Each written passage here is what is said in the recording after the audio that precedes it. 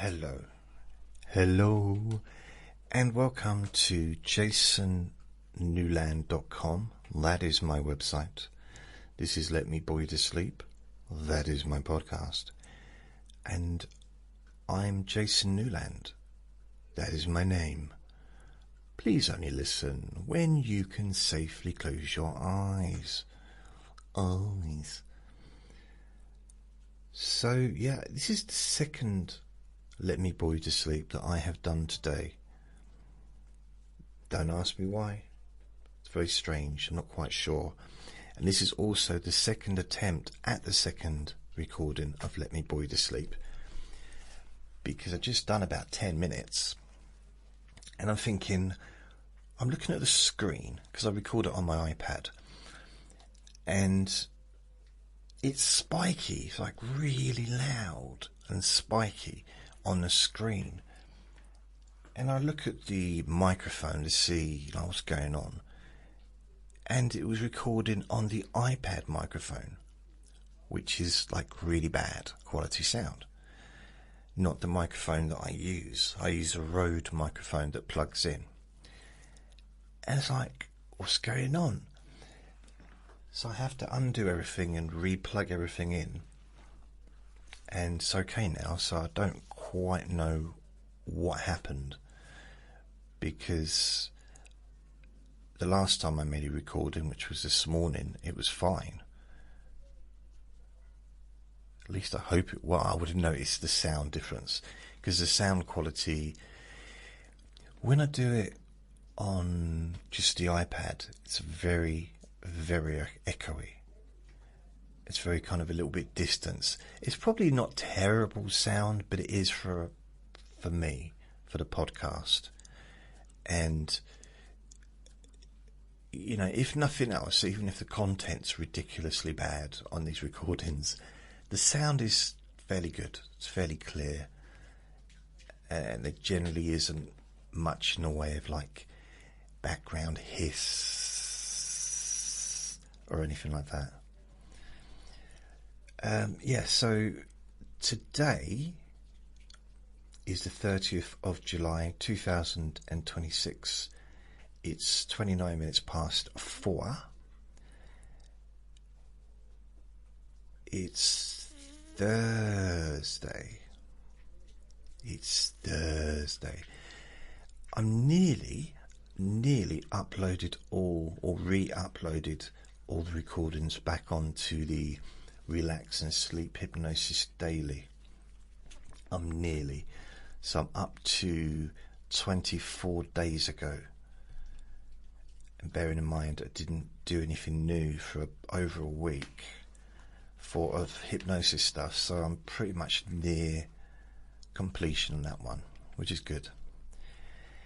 And once I've done that one, I'll be looking at doing the same with the Sleep Hypnosis podcast.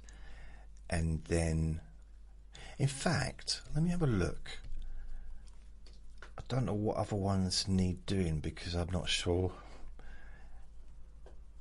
how many I did. Oh no, I didn't. That's good. So for the Sleep Hypnosis recordings, there's 496 episodes.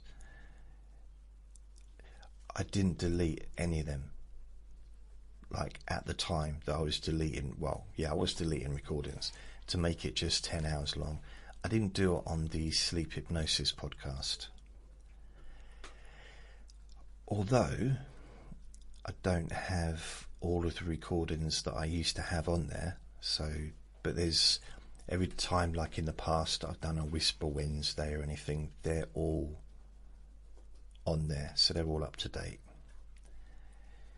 as well as the Deep Sleep Whisper. But I generally don't do that many of those when it comes to hypnosis. It's just, in a way, I know when I do the hypnosis recordings, although I've not got no plans to make any new ones just yet, it's very softly spoken anyway. So it might not be me going and all that, but That's me whispering, by the way. This is me whispering. Hello. It might not be that, but it's still very gentle. More gentler than this. It's slower as well. So, I mean, if I had a sentence, if I just said like, okay, right, let me just make up a sentence. If I read something off the internet, Richard Madeley. Why is he on there? I already talked about him earlier. Okay. So, okay, look at the fans base. Let's read this out. Richard Madeley is one of the most recognisable faces in British television, known for his long career as a presenter, journalist and author. For decades he has been a constant presence on UK daytime television, often described as a broadcaster who blends traditional journalism with an approachable, conversational style. To many viewers, Richard Madeley is best remembered as one half of the iconic TV duo Richard and Judy, alongside his wife Judy Finnegan. So that's me talking. He's 69 years old. He looks so good. Seriously, he looks the same as he just doesn't seem to have aged at all. So that's me reading it normally, like, you know, when I do these podcasts. If I was reading it out in a kind of hypnotic-y voice, this kind of voice that I do for hypnosis, it'd be different. It'd be like, Richard Madeley. Okay. Richard Madeley is one of the most recognisable faces in British television, known for his long career as a presenter, journalist and author. For decades, he has been a constant presence on UK daytime television, often described as a broadcaster who blends traditional journalism with an approachable, conversational style. To many viewers, Richard Madeley is best remembered as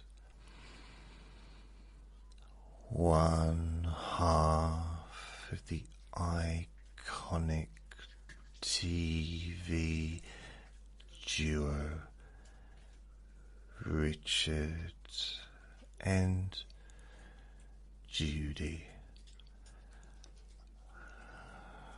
alongside his wife Judy Finnegan. You see what I mean? It's just a different. It's quieter. I'm just looking at the difference in levels. It's a quieter speaking, slower, softer. But at the same time, I would say I'm speaking softly in this recording as well. But that's just on a different kind of level. But it's, at the same time, it's not fake.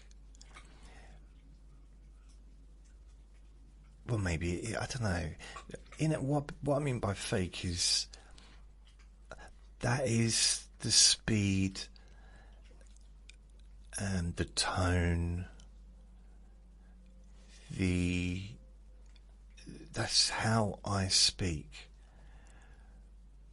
when I'm in that mental state of hypnosis, when I'm relaxed and my mind is slowing down and my body is relaxing, and I'm opening myself up more to positive suggestions, open to healing, and more available to accept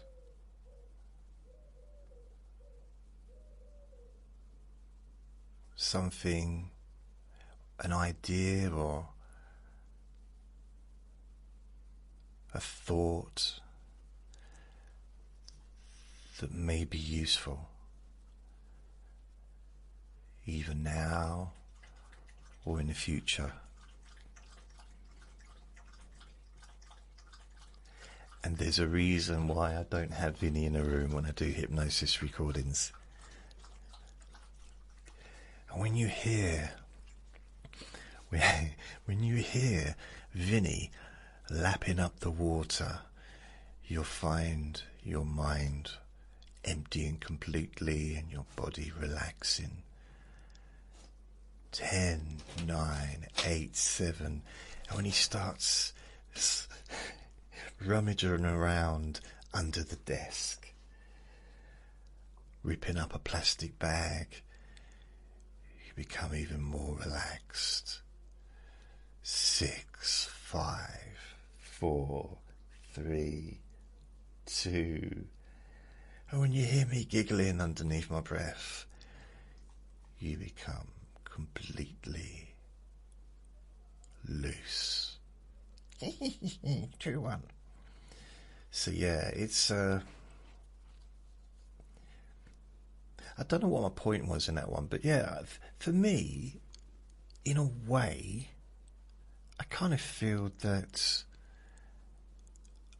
my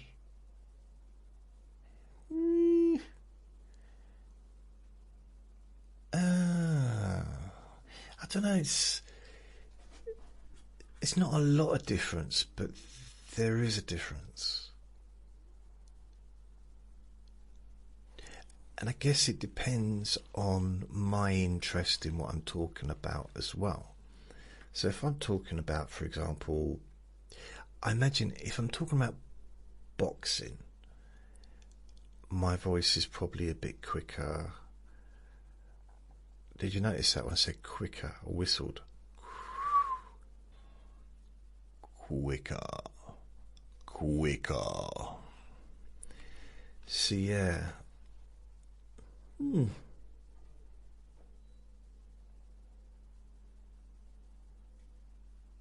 I feel quite relaxed today. The dog over the fence hasn't really barked since 10 o'clock this morning, and it still hasn't barked since they've been back either, so it's really been a nice break from hearing it barking. I mean, it's not non-stop, you know, it's not like bark, bark, bark, you know, for the whole day, but it's on and off the whole day. And it seems any little thing can trigger him off, and you know, the cats, which is normal. It's normal for a dog to be like, to get excited when they see a cat on the fence and stuff like that. Vinny's the same. He doesn't bark, but he does definitely gets excited. Vinny's more, if he hears someone coming into the building, especially upstairs, if he hears them going into their flats, he'll bark. And I don't know if he thinks that they're at my door, or our front door. Maybe he can't tell the difference, he just hears a sound. I'm not sure. But he does bark whenever he hears the neighbours on my floor. Doesn't take a huge amount of notice to the neighbours downstairs, even the ones that let their doors slam. That used to make him bark, but it doesn't anymore. He doesn't bark at the other dog barking. Usually. Unless that dog sounds... Well, there's certain times when he does. I mean, even to me, the dog sometimes sounds distressed. It probably isn't. Well, it might be, but there's occasional when he will bark. Or if the other dog is barking at another neighbour's dog, and there's like, I don't know, it might just be a conversation. They might be just like moaning about the weather and Vinny wants to get in on the action. I don't know. But there's a few things that disturb the dog over the fence. There's a neighbour not far away that's got chickens in the garden, and those chickens are tormenting the dog. Really, like proper, you can hear them like calling them names and stuff. Then there's the cats, because he's in the garden a lot. He can come and go. He's not stuck in the garden, but he likes to play in the garden, and we've got a massive tree, so it's hardly ever in the sun anyway, because there's a shade there. It's probably cooler outside than it is inside, actually, underneath that tree, especially when there's a bit of a breeze. I couldn't leave Vinny outside. Well, firstly, because we're not supposed to.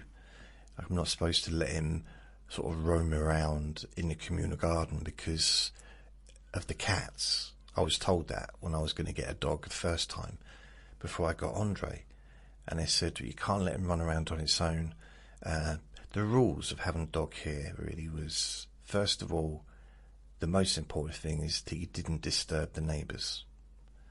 So I've been really careful with him to try and make sure that when he does bark, it doesn't last long. And the only person to really get disturbed when they're inside their home is going to be my neighbours directly below me. The other neighbours will hear him when they're in the hallway going into their house or into their home, but once they're in the home, they probably won't hear him at all.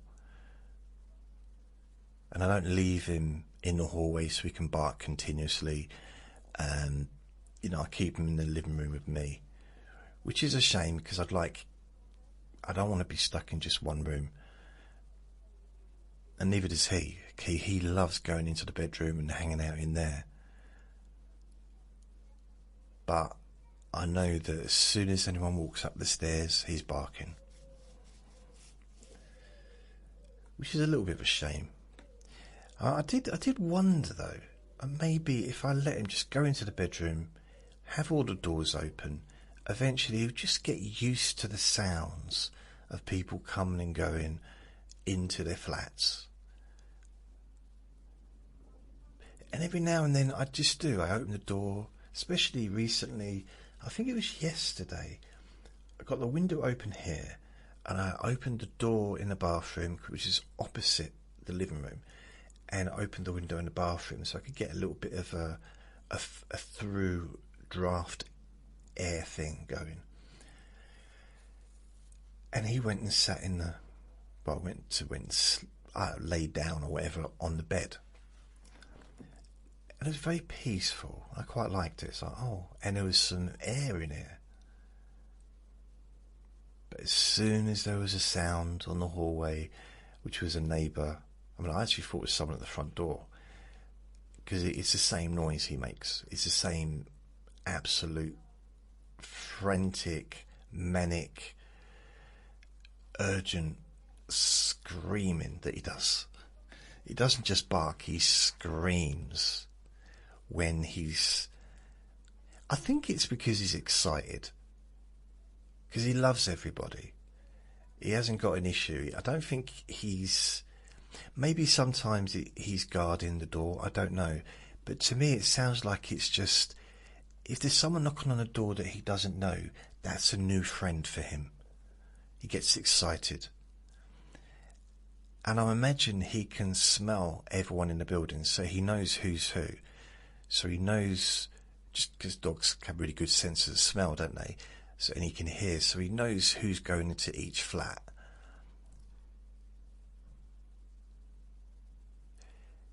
He doesn't bark at the dustmen though, which they come every 2 weeks. So that's, I don't know why he doesn't bark at them. He's probably scared actually, because they're a little bit rough, sound a bit scary, but I don't know.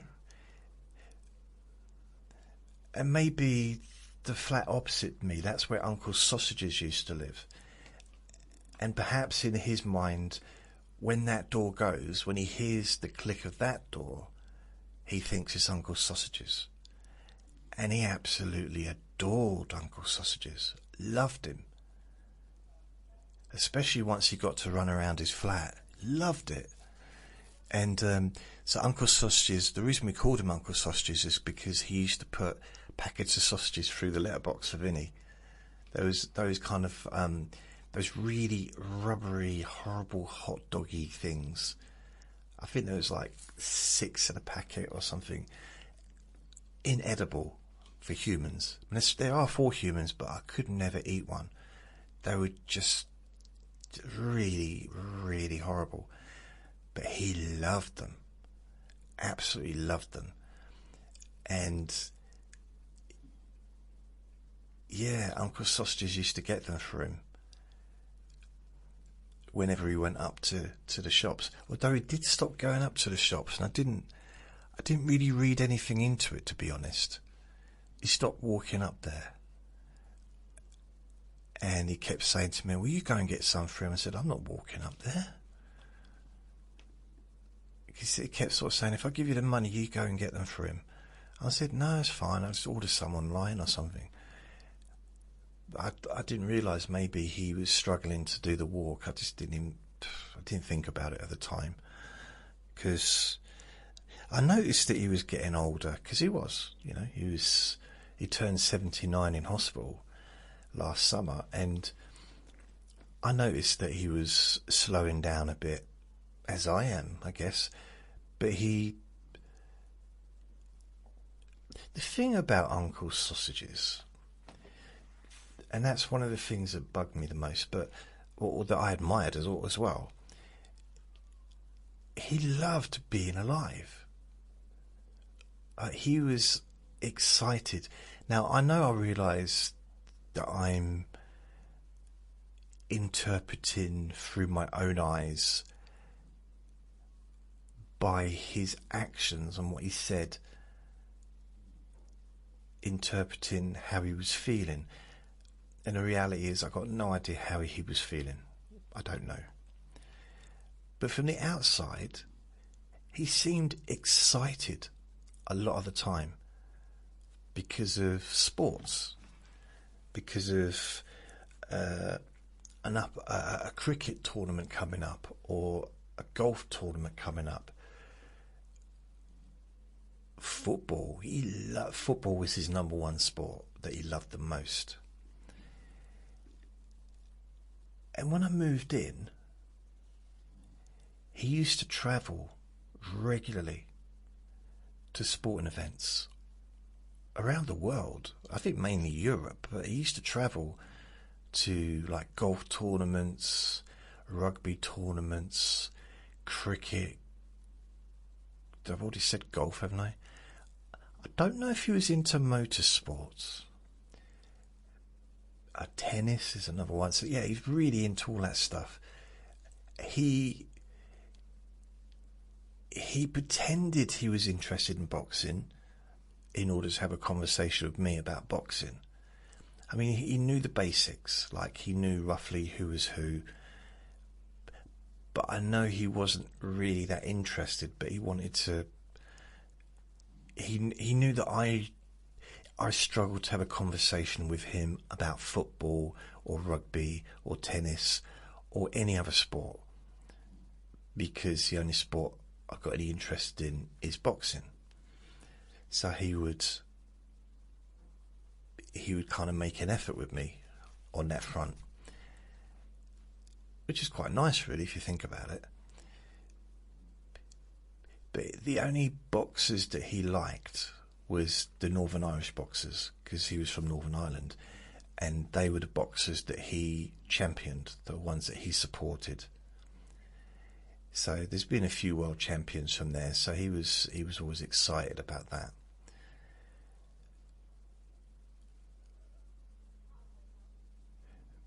But we had this disagreement. Well, it wasn't like a bad disagreement, but he used to listen to the boxing on the radio. And I can't say I've never listened to boxing on the radio, because I have. Even back in 1984, I was listening to boxing on the radio. Frank Bruno fighting Joe Bugner, I think was 84, maybe 85, because it wasn't on telly. Or if it was on telly, it was on too late. I didn't get the chance to watch it. I know it was on it. Why wasn't it on telly? I don't know. But anyway, it was at Wembley Stadium, I remember that. But I listened to it. Oh, maybe it wasn't that. Maybe it was Jerry Coetzee. Yeah, Jerry Coetzee, that wasn't on telly. I think maybe Bugner was on telly. And because I remember watching it. But then I also watched Jerry Coetzee because they showed the replay of that. Jerry Coetzee was a South African boxer. He was a former world champion. And I think Joe Bugner was he was the person that Frank Bruno fought and defeated before he fought for the world title against Tim Witherspoon in 1980. I think it was 86, 85, I think it was 86, 1986, when I was 15 years old. I'll start crying in a minute. 15. 40 years ago. Absolutely ridiculous. 40 years ago. Stop it. I'm tormenting myself. So yeah, I have listened to fights on the radio. I remember I listened to the Nassim Hamid, Prince Nassim fight on the radio when I was in a nightclub. I was in a comedy club late at night, and the fight was on. Yeah, that's my voice went weird, didn't it? The fight was on Sky, so I had no chance of watching it. So I listened to it on the radio with, one of my friends that was there as well. I think it was the Kevin Kelly fight, I think. Yeah. It was in Las Vegas, I do believe. So I have listened to fights on the radio, but my argument, it was an opinion, but I'll still stick to it, is he chose to listen on the radio rather than watch it, because he'd listen to it, but he'll be watching football at the same time, something like that, or replays of matches. And I said to him, it's not the same. In fact, it wasn't really an argument, because he didn't argue that it was the same as watching it. But I was like, it's just nowhere similar to watching it. What's the point? If you are able to watch it, why wouldn't you watch it? Why listen to it on the radio? If you have a choice, I mean. But that's just what he preferred. I couldn't really get my head around it.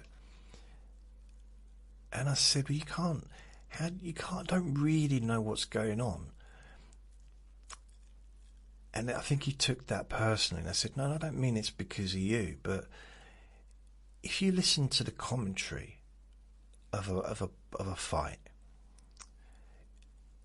sometimes it's so biased, so one-sided, that it's almost like the commentators are watching a different fight to the one that's actually going on. And they may spend the entire 12 rounds or however long it lasts blowing smoke up one of the boxers, just going on about how wonderful they are. And then at the end of it, the other person won. It's just like they weren't even watching really what was happening. They were just seeing it through their own opinions, their opinionated eyes. I think that's the baby across the road having a little cry. Must be hard for little babies in this heat. So that's why we have freezers, isn't it? I don't mean but you can open the freezer, can't you, or the fridge and stuff, and have... I haven't thought about doing it. That's not a bad idea, actually. Sitting in the freezer. Yesterday, because Vinny was like panting, just in case you don't know what panting sounds like, and we was indoors, and I thought, I need to do something about that. That's got to be uncomfortable for him. So I got a towel, and I basically just soaked it wet with cold water. And my problem I made a problem is I shouldn't have let him know that I was going to put it on him. So he ran around to get away. Eventually I caught him and I put it over him. Just so it cool him down a little bit. And he just stood there frozen. No, not because the towel wasn't that cold. It didn't freeze him physically, but he wasn't happy. And that wasn't what I intended. I wanted to cause him, I wanted to decrease his discomfort, not increase it. So I left him there about another hour. But he cooled him down. He didn't pant anymore. It seemed to do the trick. I just wanted just to cool him down a bit, but he was like, oh, what? He didn't know what to do. I mean, maybe, the towel is bigger than him, so maybe the towel was just really heavy, especially being wet. Because he's only little, isn't he? He's the size of a little rabbit. A little ginger rabbit. A little dimply ginger rabbit with frowny eyebrows. He's got a permanent frown on. It's the Jack Russell thing, isn't it? A permanent frown on, sticky up ears, sticky up tail, and every now and then he'll put his paw up when we're walking, just like, stop, stop. I don't know what we're stopping for, but it's almost like he's just like, everyone, stop. He smelt something. And I don't know, I just find it so cute. Because that's probably the only thing, well, the two things I can really understand from his behaviour. When he puts his paw up, not begging, but when we're out, he puts his paw up, and that's, as far as I'm aware, I mean, I might be completely wrong, but that's him saying wait. I don't know what we're waiting for, but that's wait. The other thing is if he wants something to eat, and it's normally not food, but sometimes it is, he licks his lips now. Like that. So when he's staring at me and going onto two legs, or his two back legs, and just like with his he's just standing up like a little meerkat, it means he wants something or he needs something. Now I have to try and figure out if he needs a toilet, if he, and the water never runs out anyway, but I refill it freshly a few times a day. If he's hungry, or if there's something else going on there. It's normally one of those. Now, if he's hungry, this is quite a new thing actually, he started licking his lips. So he's probably realised that when he licks his lips, I go and get him something to eat. So he's kind of trained me, really. So many flies around. So I've got 2 flies in the kitchen. I don't know where they've come from. I mean, obviously they've come from a maggot somewhere, haven't they? They come from a fly. But I don't know where. I don't mean it's hereditary. It's genealogy. It's ancestral tree. I don't mean that. But just generally, the window's closed. Where have these 2 flies come from? There's no food on the counter. I never leave any food out, ever. Anything that is kind of, even tea bags or food that he's not eating, goes into a sealed plastic bag before I can get rid of it. So everything's sealed. There's not anything that it can kind of land on, and it's not like there's no half a sausage left on the counter that a fly can come and make love to and produce more flies. I guess that's how they do it. So where are they coming from? That's what just it throws me off a little bit. Here's something I've been doing today. Oh, I shouldn't really say this. It is a story about Uncle Sausages. I watched a fight and he listened to the same fight. And he was talking about it. And he listened to the whole thing and it went the distance. And he was really happy for the result. It turned out that he got the people wrong. So he was listening to he didn't realise which boxer was who during the fight, which you're not going to get confused about that when you're watching it, generally. And he because of the commentating was probably so unclear that maybe he wasn't concentrating, because he had a thing where he'd have the TV on watching sports, he'd have the laptop on, or like the iPad or whatever, watching sports, he'd have his phone watching or listening to sports, and he'd have a radio listening to sports. He'd have all these things going on at the same time sometimes. I couldn't believe it. I went in there once. It was like he literally had 3 things going on. He had the radio, the TV, and the tablet.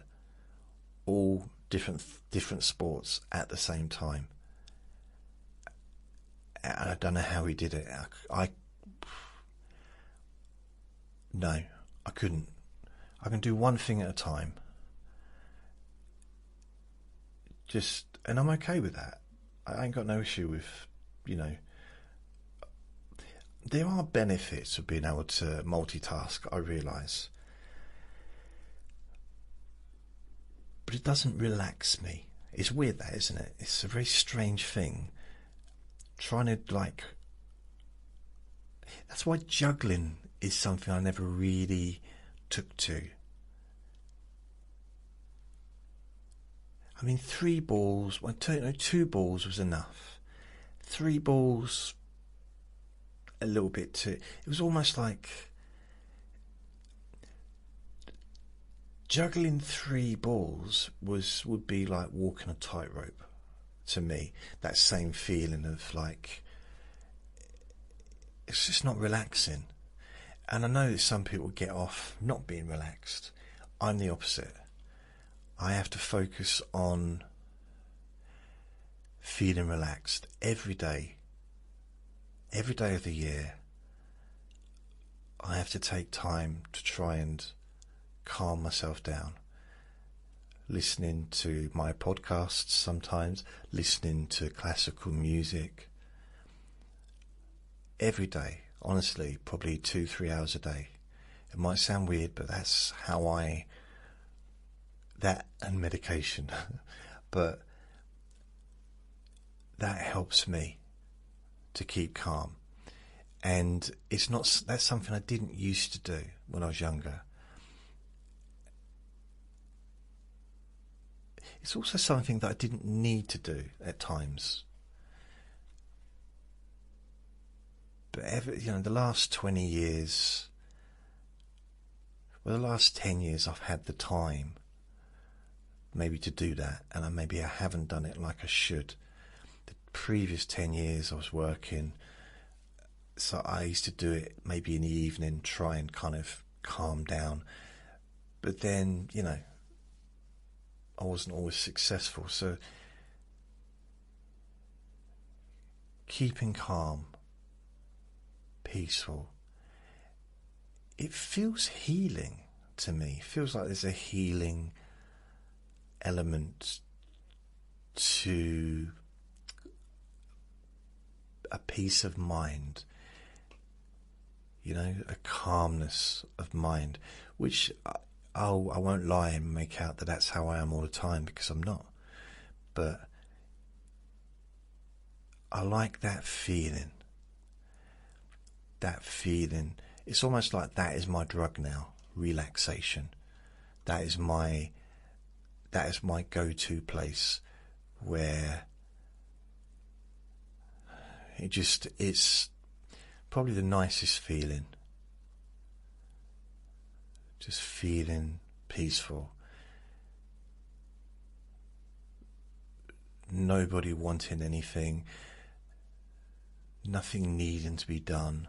And I just mean it in that moment, not in life, because there's always things that needs to be done, and people might need stuff off you, and I don't mean like all the time, just in that period, in that moment, being able to just let go. And the more you do it, the quicker you can do it, and the easier you can do it, I find.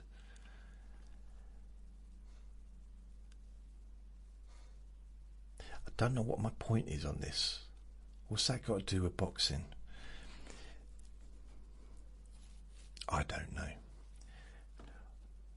I've nearly uploaded, I don't know if I mentioned this, I've nearly uploaded all the recordings on the Relax and Sleep Hypnosis Daily podcast.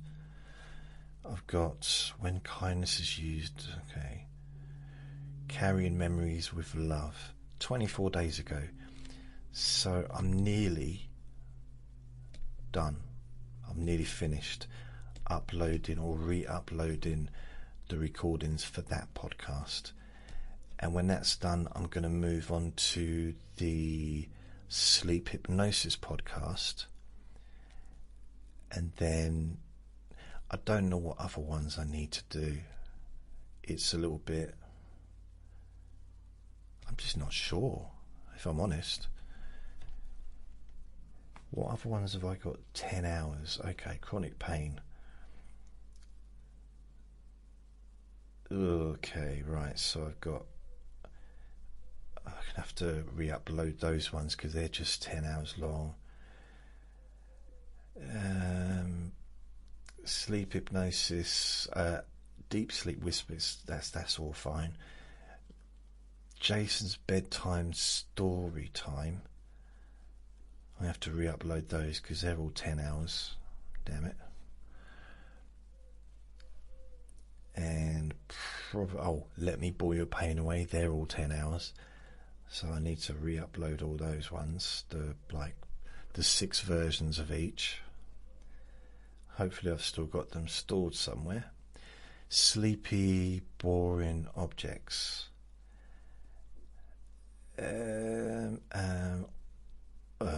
Blimey. They're all 10 hours as well. what on earth? And there's a lot of them as well. So yeah, I'm going to have to go back. Oh no, they're not all. There's a few, yeah, most of them are all 10 hours. So I'm going to have to go back and sort of try and sort those out as well. So it's probably going to take another week or two before they're all done.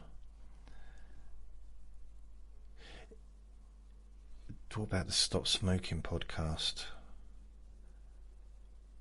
No, I kept that as it was. Good. That's good. And what other ones? These are almost like hidden. It's almost like no one knows about these podcasts anymore, which is weird considering how many recordings I've got. So that's weird. Okay, so relaxation hypnosis for stress and panic attacks. So I haven't created a new recording for that since September 24th, 2025. But there are 1, 2, 3, 4, 5, 6, 7, 8, 9, 10, 11, 12, 13, 14, 15. So 15 plus 231. So 15, 231, 41, 50, 41, 46, 47. So 246 or 47. So that's quite a few recordings. Bearing in mind that I started doing these. The very first recording I did for this podcast was, I don't have a date. Brilliant. What do I have a date for? What one do I have a date for? I think it was about 2. Okay, yeah. So number 53 was the 8th of September 2019. So I started this either 2000. Is that December? Was it September? So I reckon I probably started that in 2019. I might have even started it in 2018. Some of those recordings, like the early ones, they're pretty good actually, if I remember rightly. And some of them are pretty long, like an hour long. Quite a few of them are quite long, nearly an hour, half an hour, 27 minutes, 26 minutes. There's some shorter ones, like 17 minutes. But there was a time when I was doing them every day, especially during like 2020 time, I think.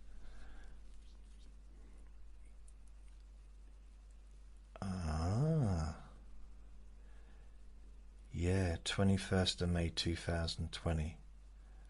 That was 100 and... So I'm just looking at the beginning, what number was I up to when I started? January, 8th of January. Look. So I went from the 14th of December 2019, it was 68, and number 69 was the 8th of January. So I did quite a few in 2019, but then I did the rest from 69 all the way up to...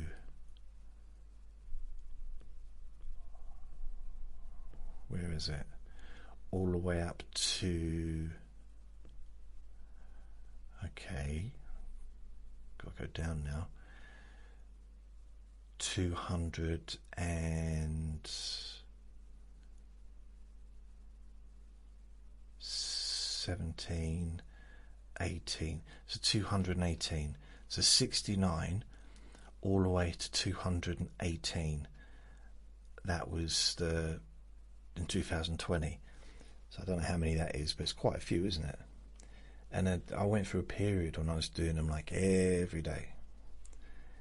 But a lot of it's very conversational. But there's also techniques. So I kind of miss doing them now. I should get back to doing more of these. Because they're very creative. I kind of have an idea in my head what I want to do, and then I just talk about it. And I go through an exercise or a technique that I've either thought up, or it's maybe it's one that I remember, or maybe it's an amalgamation of a mixture of different things. I've got one here: pouring, healing, relaxation and safety into your brain. 21st, that sounds a bit weird, doesn't it? 21st of December 2020. Tapping scalp to relax brain. Wow. Hot water bottle stress relief technique.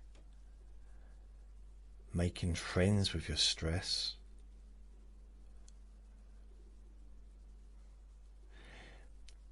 I got one here. Oh. Relaxing sleepy rooms. Blimey. I've got some where I don't know. But I've got one about victim mentality. Basically caring for carers. And the words never again. So that was 22nd of November 2020.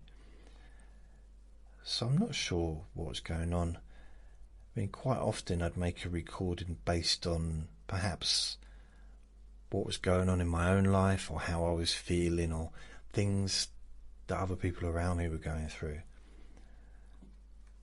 I'm still a little bit like that, you know. If I know someone that's going through a thing, I might do a recording on that subject, even if I know that the person that I'm doing it for is never going to listen to it, or that I'm aiming it for won't ever listen. Because ultimately, what I've noticed in life, in like in my real life experience, is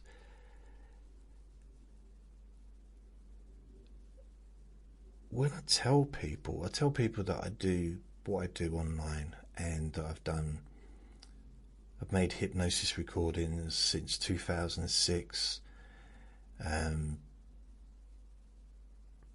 lots of different things, you know. Ultimately, sleep, relaxation and sleep, probably the main things, and not probably, definitely the main things, sleep being at the top. But then there's no sleep without relaxation. And then chronic pain relief. But then there's no chronic pain relief without relaxation. So relaxation is the core of everything that I do. It's the splint, as it were. It's what makes it hard. It's almost like, in a sense, you could think of relaxation as being like Viagra.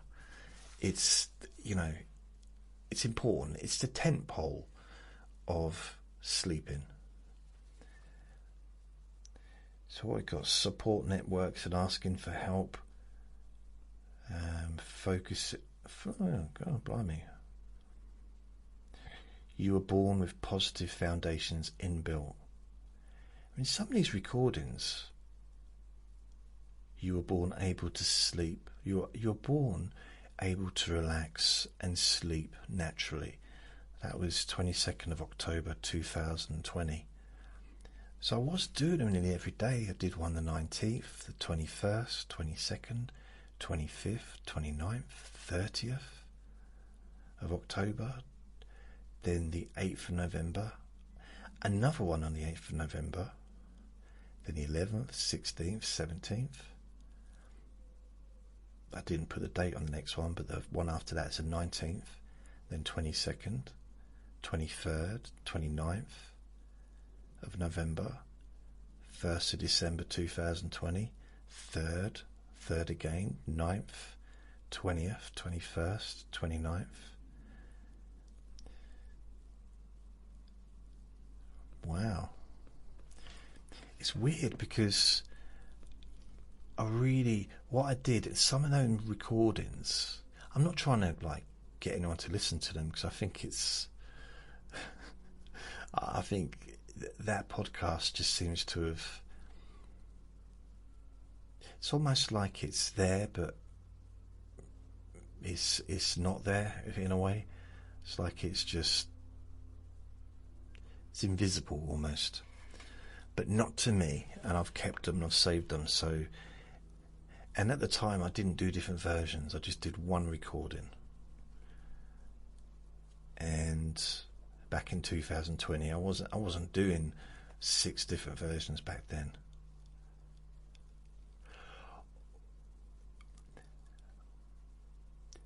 There's some funny ones as well. There's the silly song, number 84. If I remember rightly, that was quite funny. I think I laughed in that one. And there's another one called Ball or Sock.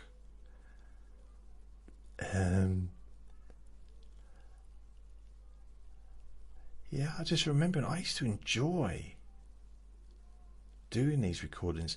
And I had a lapel microphone. The sound quality isn't great, I'll be honest. But I had a lapel microphone. I don't even know what it was plugged into. Maybe it's plugged into my phone. And I was wandering around the room. Sometimes wandering around the flat talking. So I was kind of getting pumped up in a sense. Not like, I guess just energizing the creativity of the subject matter, maybe. Sort of focusing more, but then expanding upon what I'm saying and not having any limitations, perhaps. And the walking around felt quite nice because I was just talking things through. So instead of just like, here's an idea, but here's an idea, this is how I've come up with this idea. And maybe this is how this might work. And perhaps we can add something else to this idea. And, so it was very free form. I mean, number 99 is called Be Kind, hashtag Be Kind. And that's an hour and 13 minutes.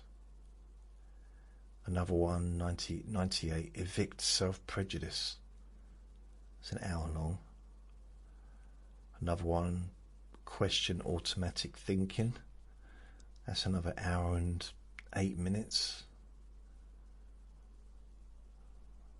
You're Not Broken. That's number 92, an hour and 2 minutes.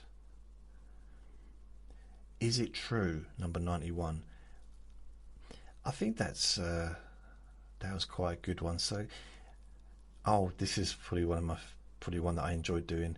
Number 88. It's called Bath Floater.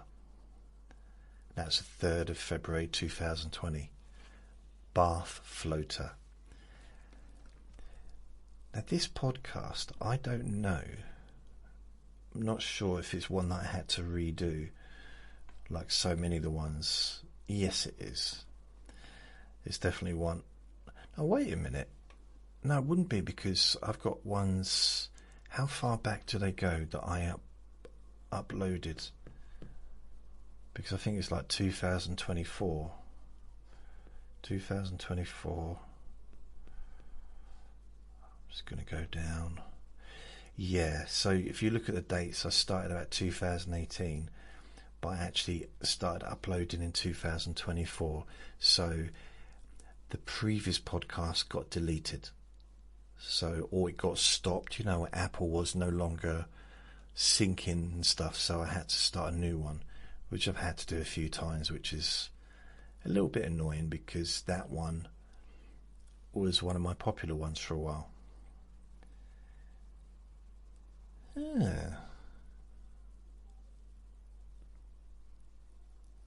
Lifting the fog. But yeah, definitely the whatever in the bath. I think that was quite a good one. Blowing bubbles, that's another one. Flamethrower, that was number 242, and that was last year, 19th of June.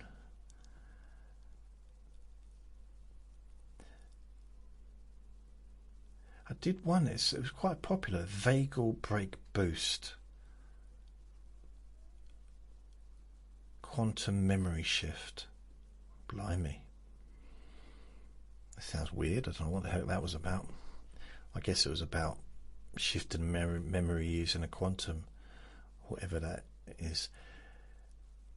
Imagine a relaxed person. Oh, this is when so I did start doing, after I did number 232 onwards, I started doing 6 versions. But there had been a long gap. So I don't know what day I did 231, but number 230 was the 7th of May 2021. And 232 was the 22nd of January 2025. So that's a fairly big gap there. That's why I like to have the date on my recordings, so I can actually get more of a sense of when things were. But I've recently been getting advice from, to looking into what I'm doing and sort of trying to get, not professional advice, but just ways to improve the service and to maybe reach a larger audience. And one of those things was to make the title less long, not to have the date in. But the problem with that is I don't know what dates they are anymore. It sounds like an obvious statement, but I like knowing. I like it. I like being able to look back and saying, oh, that was the 5th of March. And then I kind of going back in the year, or maybe the previous year or the year before that, like, oh, because it helps me map out the years, especially if the title is valid to what happened in that recording. For example,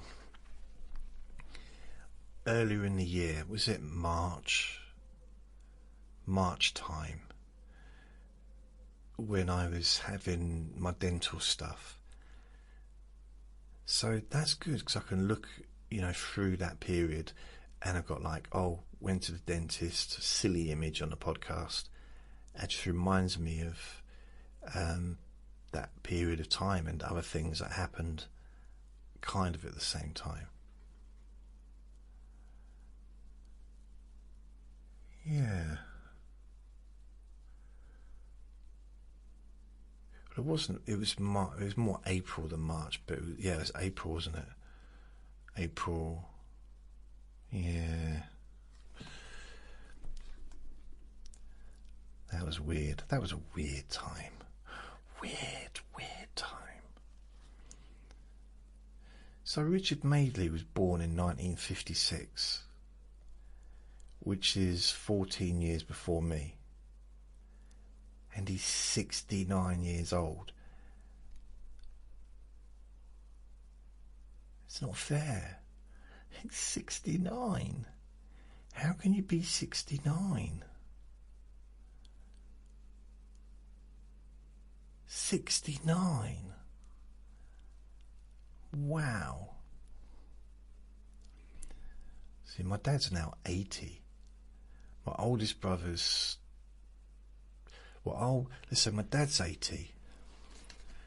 My youngest brother's 8 years younger than me. I'm 55, coming up to 56. My other two brothers, one's 2 years and the other one's 4 years older. So one will be 60, what am I, 56, I'll be 56 the end of August, 26th of August. So one will be 58 and the other one will be 60 in a month or so. 60. Wow, 60. I've got a brother that's nearly 60. That's crazy. In fact, 56. In 2 years' time, my little brother will be 50. Now that's funny. That's cheered me up now. It's really childish of me, but he's always been the good-looking one. He's always been successful. And I'm not comparing him to my other brothers, just to me.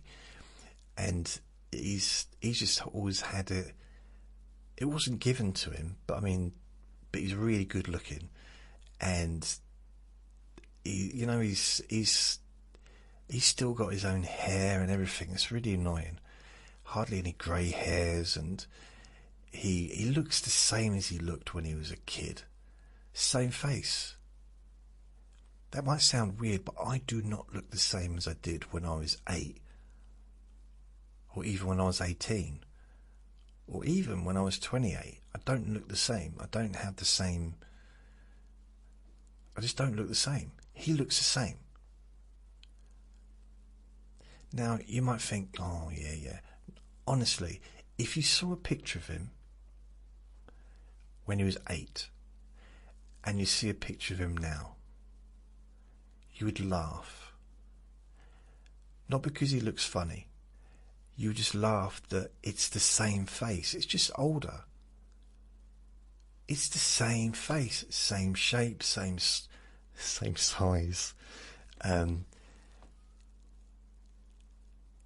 Some people have that. They just seem to look the same forever. I don't. I've just grown. I used to be super, super skinny. And now I've got like 17 chins. Yeah, that's part of the reason I have a beard, just I can cover up all the chins. Plus shaving takes ages. It's like I literally need a lawnmower, one of those ones you sit on. I thought about getting the council, because they come around and do the lawn probably every month or two. I thought, like, if I laid down in front of it and maybe I could just put my head back and he can shave my chin. But not literally. Don't do that. It's be a silly thing to do. But you know what I mean? Because those things are quite good at going up and down hills. That was the point I was making. I've got so many hills on my chin that I'd need a park lawnmower to shave. That was it was an exaggeration of how big, not just how big my neck and my, all the different chins I've got. I like a really hilly valley. That was, and if it was covered in grass, I guess comparing my beard or whiskers or whatever to grass, because you wouldn't use a razor, would you, on grass? You'd use a lawnmower. You see what I mean? And if you were doing that, you'd be using one that you can sit on, because walking up and down, especially if it's like a petrol one, because you couldn't use a lead because it'd be too far, unless you had like multiple extensions or something. So you need to be one of the ones you can sit on, providing it's safe. It depends how steep the hills are, doesn't it? I guess I'm not really talking about huge hills, because some hills are almost like mountain-like, aren't they? But I'm talking like more bumpy than like really straight up. Not the kind of hills that you see motorbikes riding up, and doing acrobatics in the sky, or maybe they'll go down one and go up the other, and they'll literally have a parachute go off so they can land safely. Not that kind, because I don't think a lawnmower, even one that you sit on, would be able to handle that, because it might tip back over, and that would be unsafe. I'm not comparing my chin to like a really, really steep motorbike cross motorbike off-road competition dirt bike thing where they go so high that they need a parachute. But yeah, I'm just saying that, like, I've probably got a bit more. It takes a bit longer. It's more like pulling of skin and kind of to this. Yeah, it's hard to know where the chin is, where the real chin is, and where the other ones, the fake ones, are. Which one's the real one? Yeah. By the way, I am on the lookout for a life partner, if anyone's interested. If anyone's getting turned on by my description, my physical description. Oh dear. So, what was I going to say? So I'm still doing the podcast, still working on that.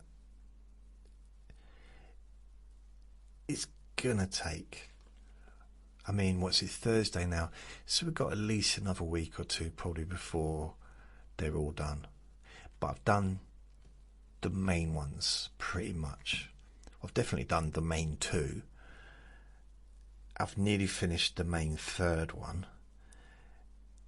And then I'll, look at the others. But unlike last week, when I focused all my attention of uploading the recordings and nothing else, which was not very pleasant, I'll be honest, this week I'm also making new recordings, which is much more pleasurable, because this is why I'm in. It's what I'm supposed to be doing. All the editing and all that side of stuff it just comes with it. But it's not really what I want to be spending my time doing, or too much time doing. So yeah, I'd much rather be creating something, however pointless this might be. There's a degree of creativity involved. Maybe not, I don't know. I'm just chatting, and I'm just having a little chat and a little giggle. A giggle, come a bit of a rascal, just have a little giggle. Carrying memories with love. Okay, I wonder how many left. So if I go 1, this is how many I've got to add to the Sleep Hypnosis Daily, or Relax and Sleep Hypnosis Daily. So I've got 1, 2, 3, 4, 5, 6, 7, 8, 9, 10. Did you hear that? That was my ankle. I just moved my ankle, clicked. Oh, I've lost it now. What was the number? I have to start again.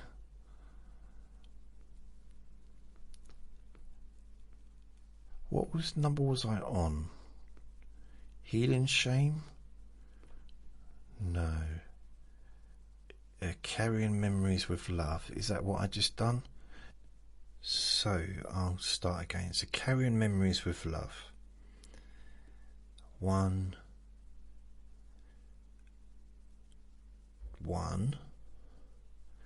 2, 3, 4, 5, 6, 7, 8, 9, 10, 11, 12,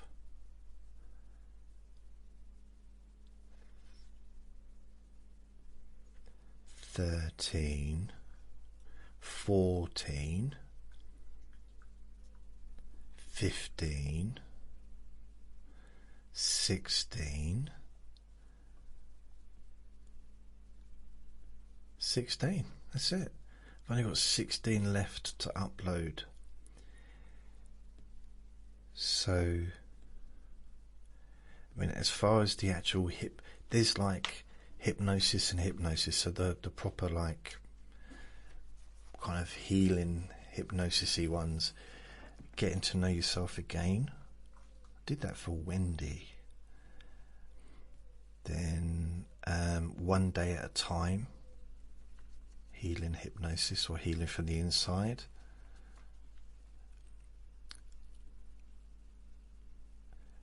Peaceful after a stressful day, sleep hypnosis.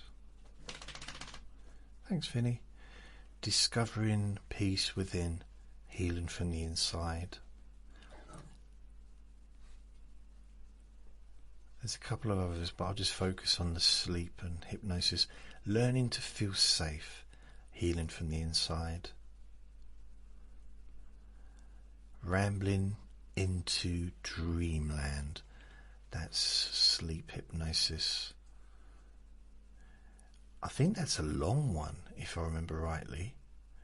Short, overnight, long, short, voice. No, it's not. I did do a long one recently. Overcoming self-doubt was healing from the inside. Finding hope again. There's a couple that I did were really, really long, but I can't figure out which ones they were. Healing shame, healing from the inside. No, that's like half an hour. No, I can't find the ones that were really long for some reason. They were recent as well. They were.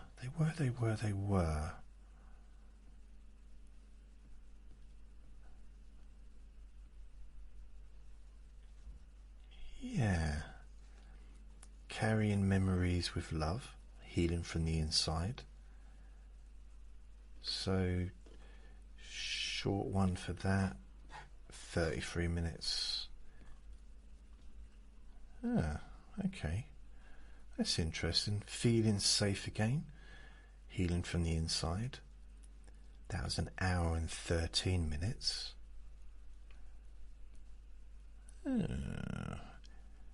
Letting go of regret. That was 38 minutes. This is the short ones. Obviously, you got the longer ones as well. Rebuilding confidence, 32 minutes. There was definitely a couple I did near the end. Not near the end, but like, you know, before I started changing things a couple of weeks ago. Healing loneliness, healing from the inside. It's 37:32. Very, very interesting. It's got me thinking. It must have been one of the really latest ones. Let's go back to the most recent. short.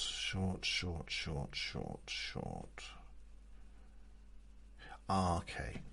So breaking free from control, living in survival mode, that was 2 hours and 36 minutes. That's a long time. That was just the short version. And one before that, getting to know yourself again, for Wendy, 2 hours and 31 minutes. That was the short version. So yeah, I did a few long recordings on purpose. It wasn't accidental. I wanted to do some longer stuff. Let's have a look. Yeah, it was just them two really. I mean, I've done other ones that are over an hour. Well, I've got hundreds and hundreds over an hour, but thousands maybe. But it's like recently. With a hypnosis recording, generally looking about half hour, roughly. Like a half hour long. You know, the short version, I mean. Sometimes 20 minutes, sometimes 40 minutes, but yeah. But then I've got short, 42 minutes. The Let Me Bore You to Sleep ones always seem to last generally for usually anywhere up to, I think the average length is about an hour and a half. And I don't set out to do that. It just seems to be what happens. Maybe, I don't know. Who knows? Who knows why? My laptop's now making a buzzing sound, so I'll close the lid so it stops. Now, last week, I think it was last week, I had the radiators put in, the new radiators put in. I think it was Tuesday. And they did say that they were going to contact me shortly to arrange for the kitchen, for them to start replacing the kitchen. And part of the reason why they were talking about that is because the radiator people have to come back and put in a new radiator into the kitchen, but they have to do it after the kitchen's been put in, or after like the planning's been sorted, because they're changing the design of the kitchen to what it is now. They could put in more cupboard space, more counter space, which is good for me. They're also putting a plug into the storage room, or a socket, so that I can put my freezer into there, which is also really good. However, I'm going to need to buy one of those high fridge freezers, or a high fridge with a little freezer bit at the bottom probably, because I'm going to need one of them to put into the kitchen, because the one I've got it's like an under counter one, and it won't be an under counter anymore. Plus it's really old, and I need the fridge to be at like eye level, because bending over is it's no longer my friend. Sounds weird, doesn't it? I used to love bending over. My favourite thing. I used to wake up in the morning looking forward to bending over. But yeah, I kind of have to try and keep straight up as much as possible. So I'm going to need to get one of them. I don't even know how much they are. I mean, when I first moved in, the kitchen, the counter goes right across. So I put the fridge underneath, and I put the fridge on top, and a little freezer underneath. And then I got a proper freezer, one that you can open the lid from the top and put stuff in and get stuff. It's much easier than crouching down trying to get stuff out of the little freezer. And there's minimum bending really, because the stuff I want is usually at the top. So that's going to be moved into the storage room, which in itself will probably be a little bit weird to have to keep going to the storage to get stuff out of the freezer. But really, I can just have that as a storage freezer and just put the stuff I need for the coming week into the part of the freezer of the fridge, you know. Yeah, I think that makes sense to me. But it would be nice to have more room of a fridge, because the little fridge I've got is just tiny. It's okay for like very basic stuff, but if I want to get like a whole week's worth of food, there's not enough room in there for that. I mean, yeah, there isn't, no. I'm not moaning, I'm just stating facts. So when I moved in, the council said, well, after you've been here for a year, you can ask permission to remove that part of the counter so you can put in like a high fridge freezer thing, one of the tall ones. I just never got around to it. And there were times in the past when I could have purchased one quite easily, but I just never thought about doing it.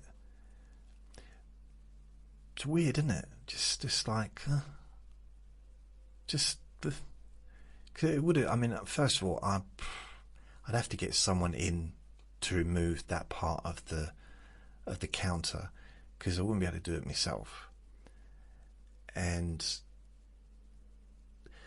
off the top of my head, I don't know anyone that can do stuff like that without making even more of a mess than I would make. So I just never got around to it.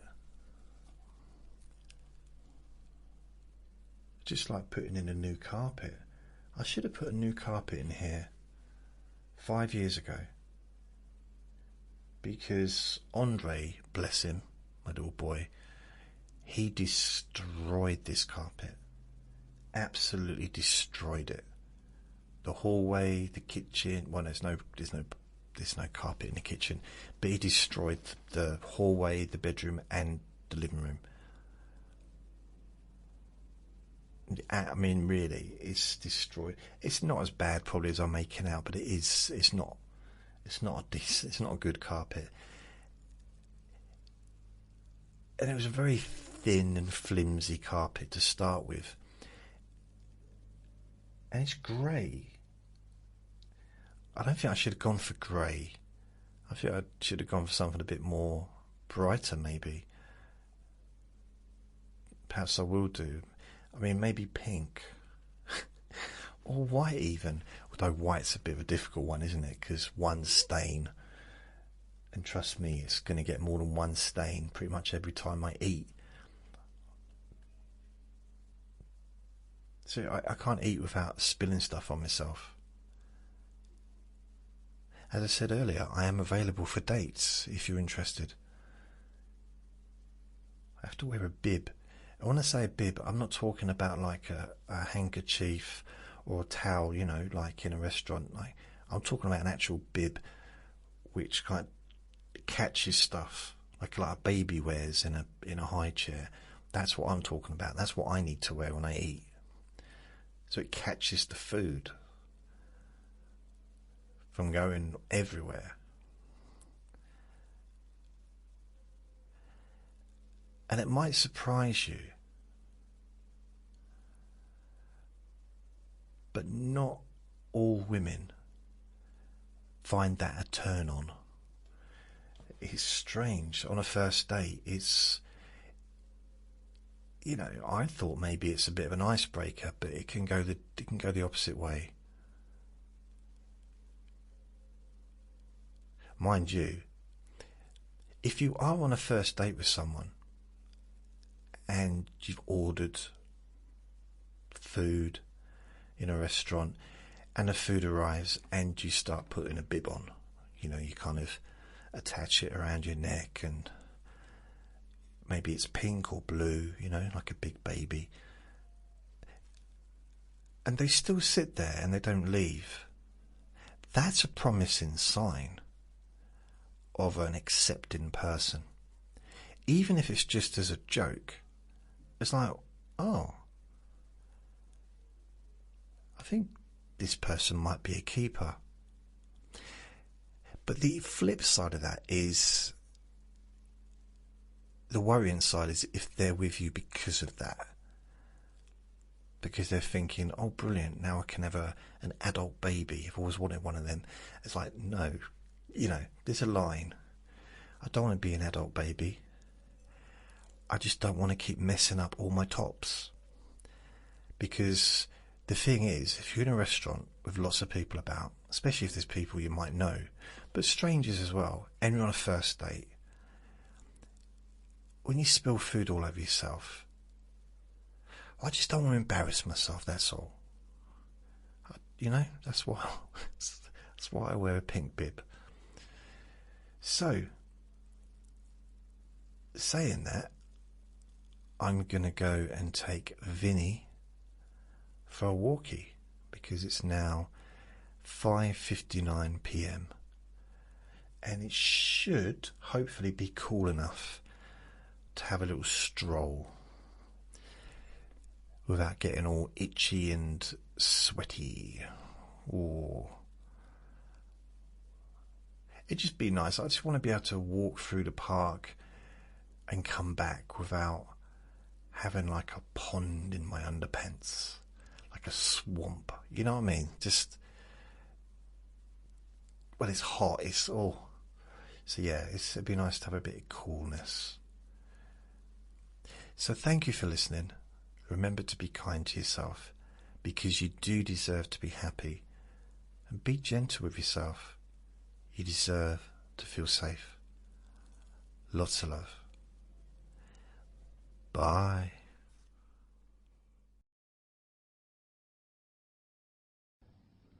Relax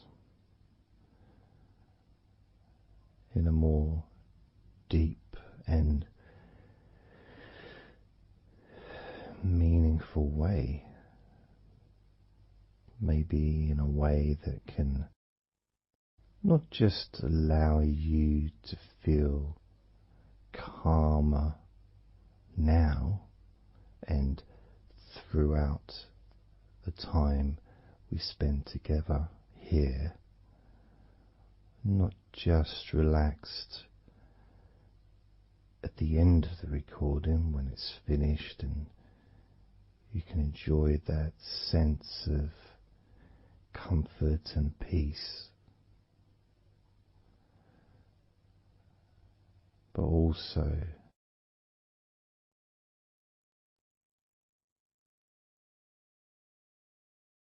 I think it would be nice to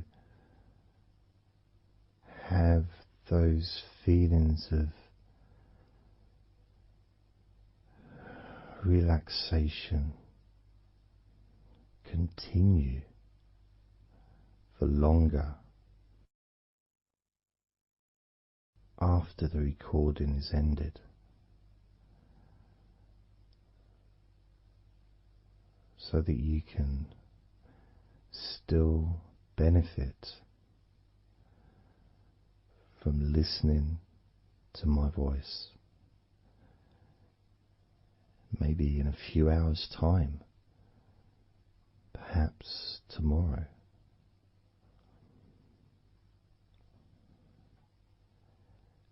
And then by listening regularly, especially if you find, like some people do, and myself as well, sometimes I find one particular recording that really resonates with me, and I just listen to it over and over again, like every morning, every evening.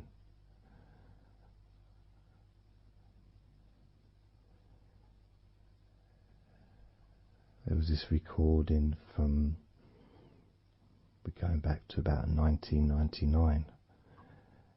It wasn't hypnosis, but it was a guided visualization, so it kind of was hypnosis really. And I managed to find it again, and it still has the same effect on me. And part of it was the person's voice relaxed me. Just felt so peaceful, and I'd look forward to listening to her in the morning and in the evening.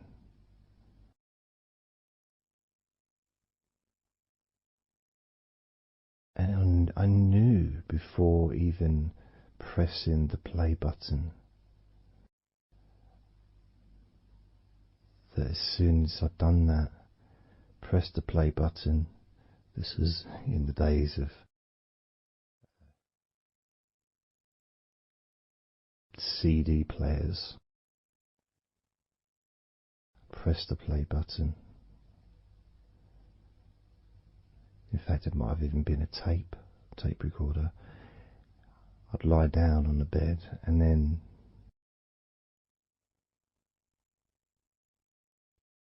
even without necessarily listening to her words, because I had them memorized, really. It was as if my body knew exactly what to do. And the muscles just almost went into automatic relaxation.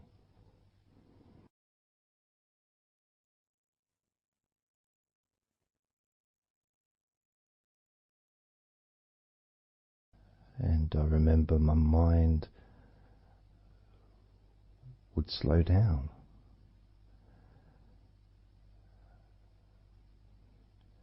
Now, I was listening to this recording in the early days of learning hypnosis, and long before I ever made any videos or audio recordings myself, because I didn't start doing that till 2006.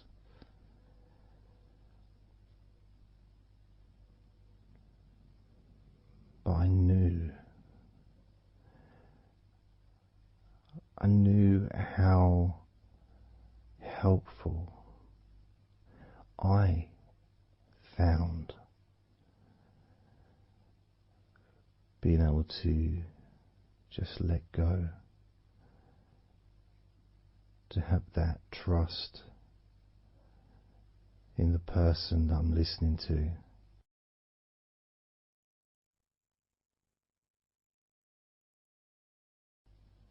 Knowing that it's going to be just as relaxing, if not more so, each time you hear my voice. You may feel the same.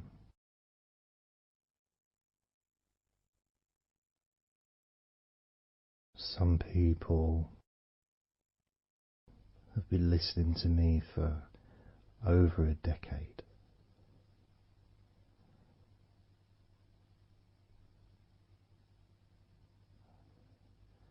Maybe not solidly, obviously not 24 hours a day, but maybe people come back. Some people maybe listen every day.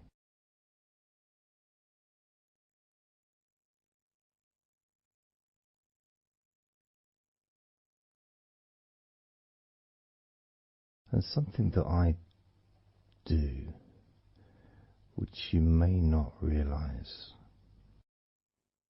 by listening, is when I record these recordings, Now, for example, I also am affected by the words that I say.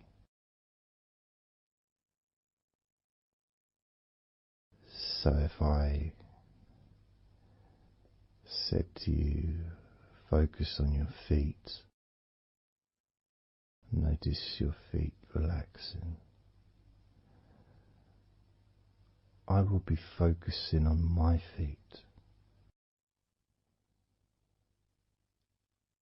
I will be noticing my feet relaxing.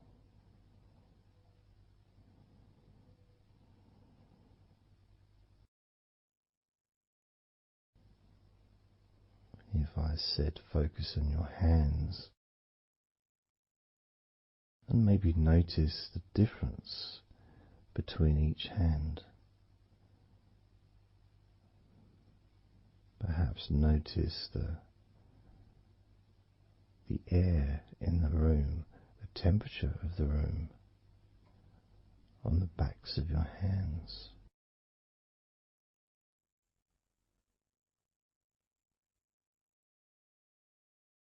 You may start to notice what almost feels like a very light breeze, even though there may not be any type of breeze at all where you are right now.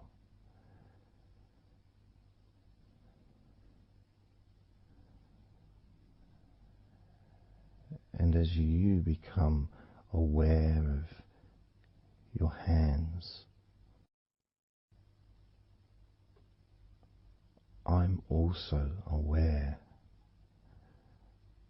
of how relaxed my hands are feeling now.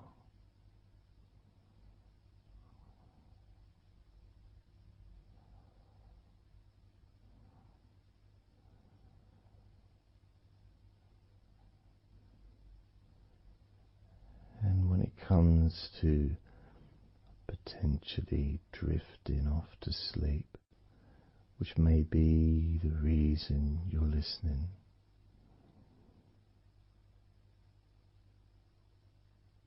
I also feel drowsy when I make these recordings. I also notice my mind drifting.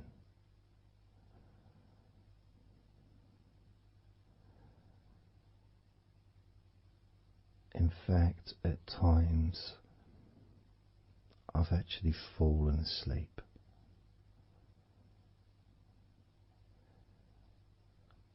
without even noticing. And then I carry on talking.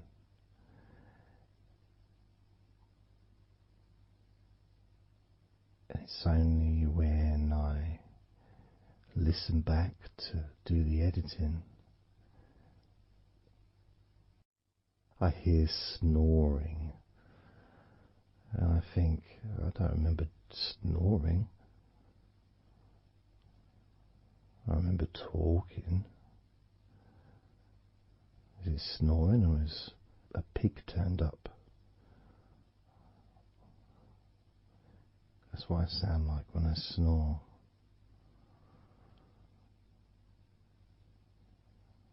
And I get really into the whole experience.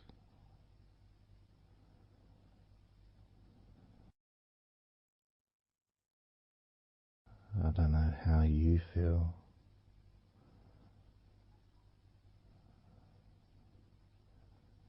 How relaxed you feel in your feet. How relaxed you feel in your hands.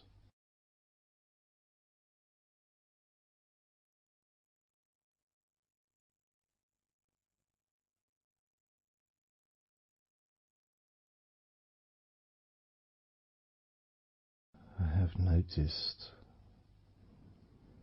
more and more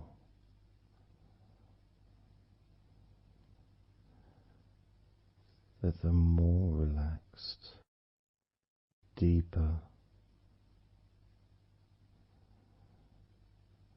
level of comfort you feel, the easier your breathing becomes.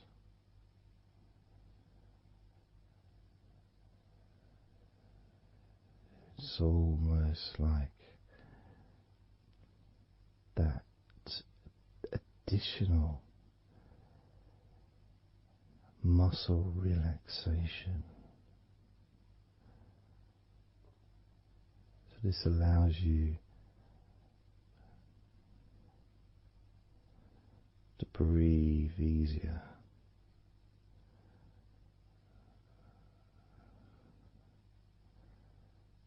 without necessarily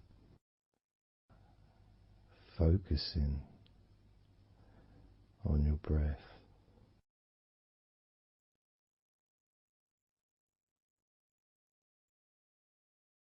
However, being able to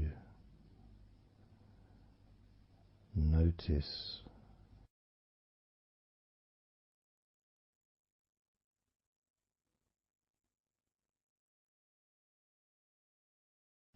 the ease in which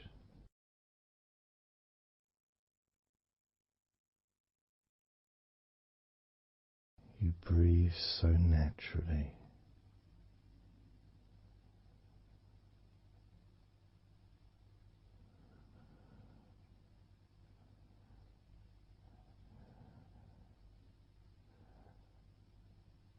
You breathe so very easily and smoothly.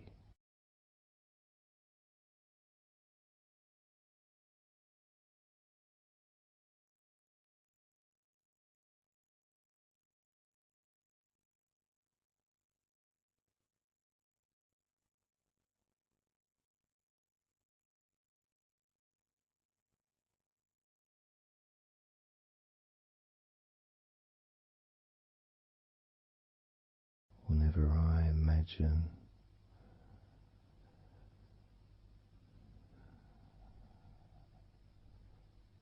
my breathing improving,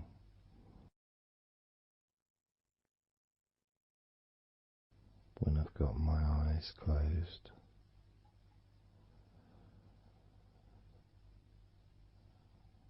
I tend to visualize a beautiful field with trees and flowers,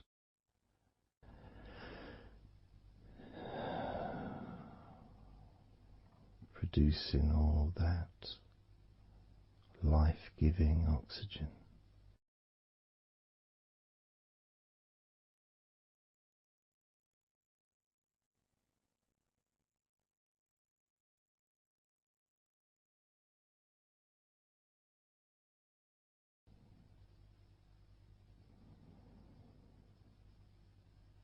It feels nice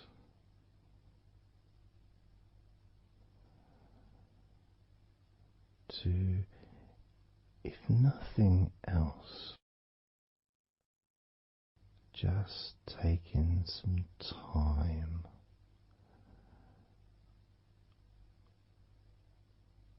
away from everything.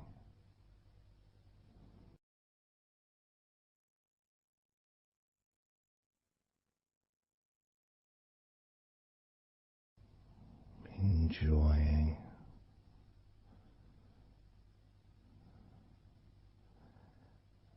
that feeling of peace, serenity,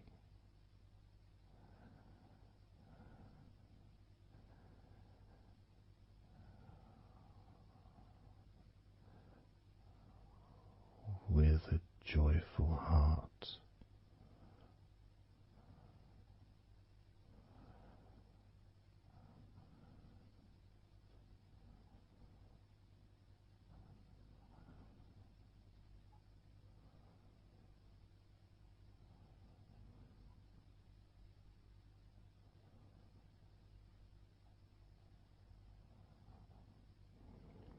Time seems to just drip by so very slowly.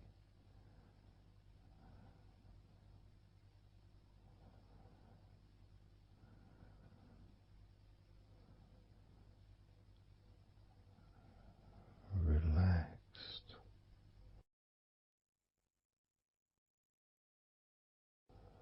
so deeply peaceful,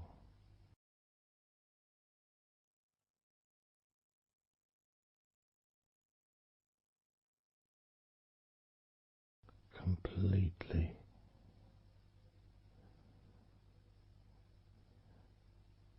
unattached to any thoughts whatsoever in this moment.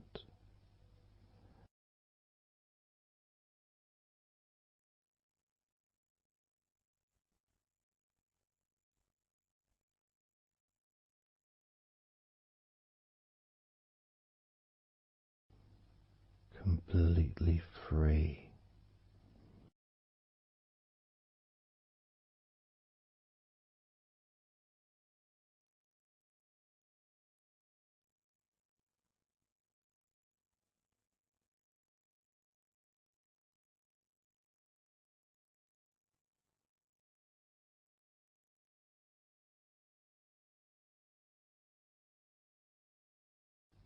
Noticing that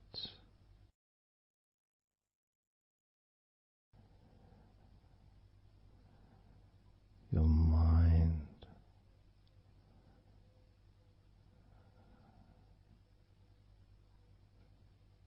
has slowed down,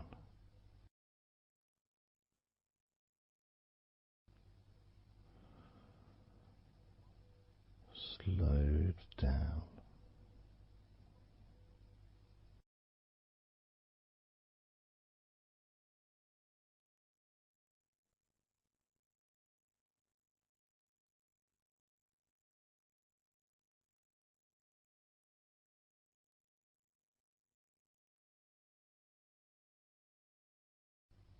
because nothing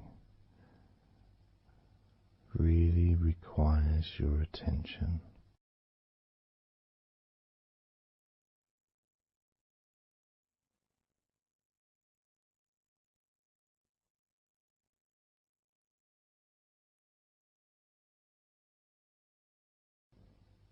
You can enjoy the physical sensations of allowing the stress to drip out of your body.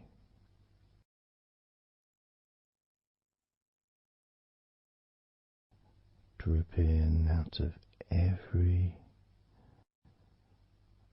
part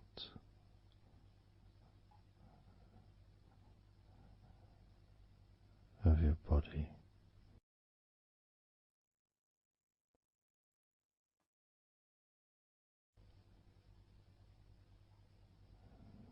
And being released from your brain and your mind.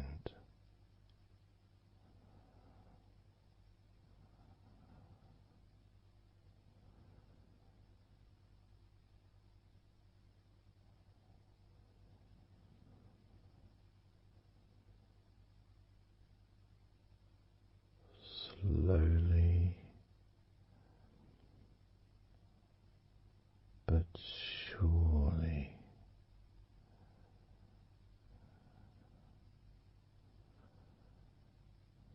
muscles in your legs.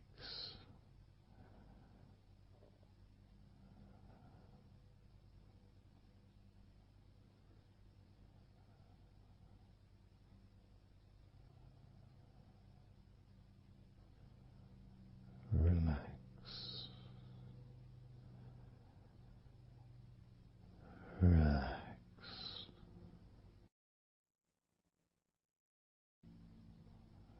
relax. So very deeply.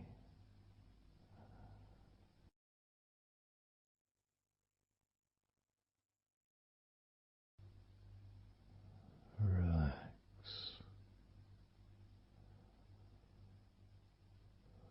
so deeply.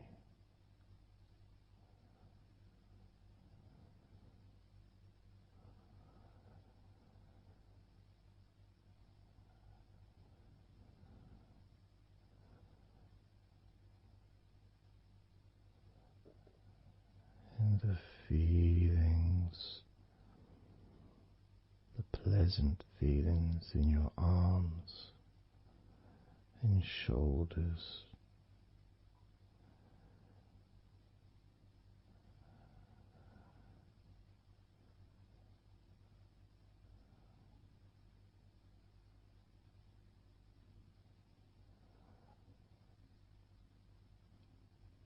deepening each part of your body further and deeper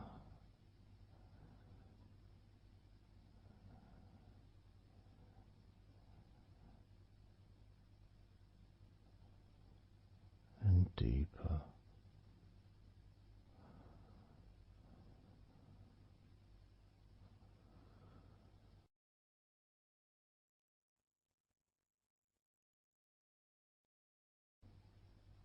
Noticing the feelings in the back of your neck,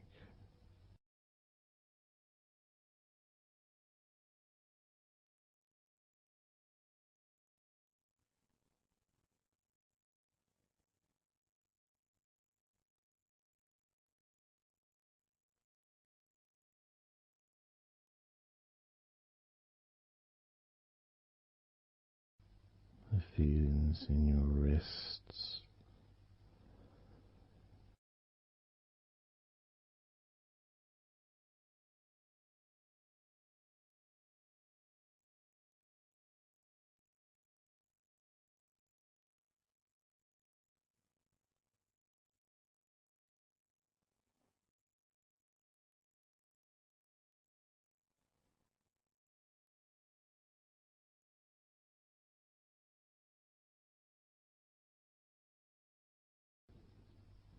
the muscles in the front of your body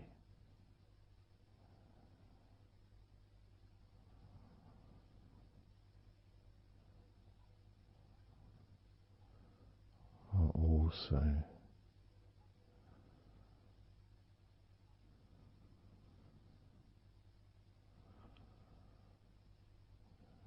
feeling peaceful,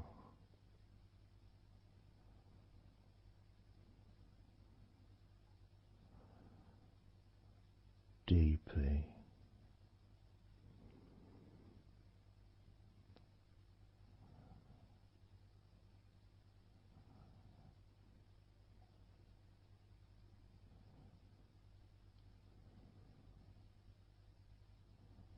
as a sense of peace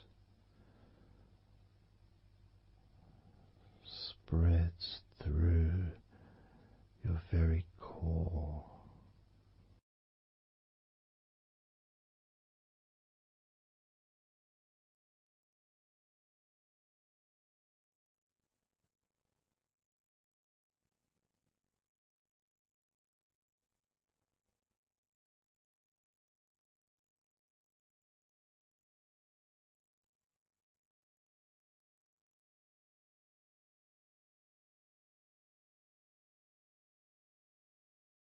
even when you focus on your mind,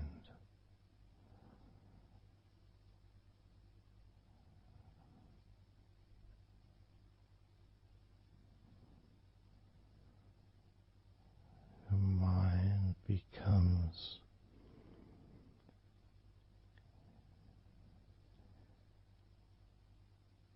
even slower.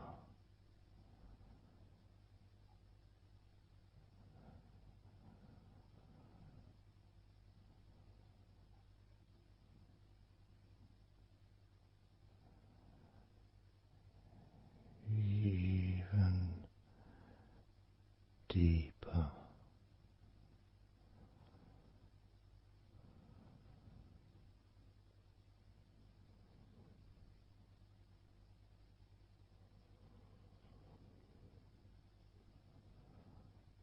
Relaxing.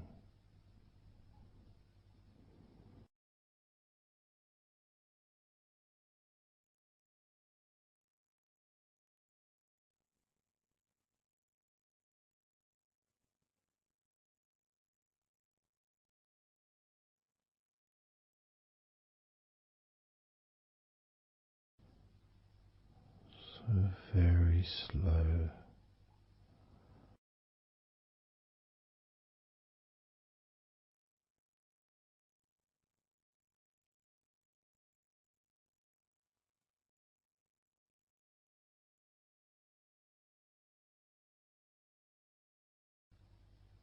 Your stomach.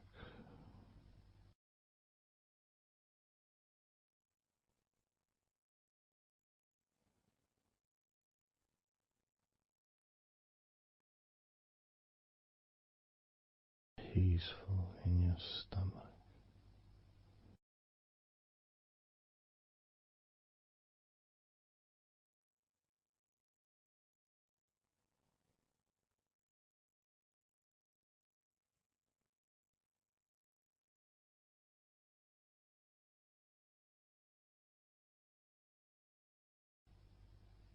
Your back.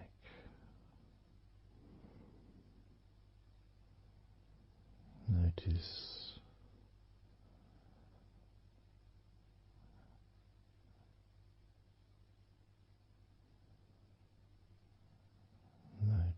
how relaxed you now feel.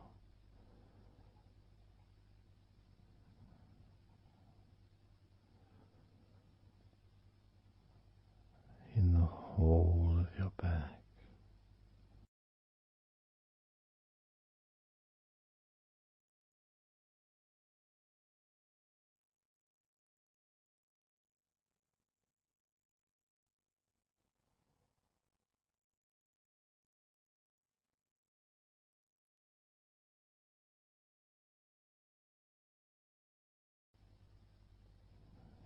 Your spine,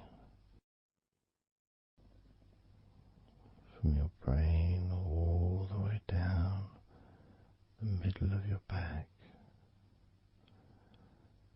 sending and receiving millions of messages every day.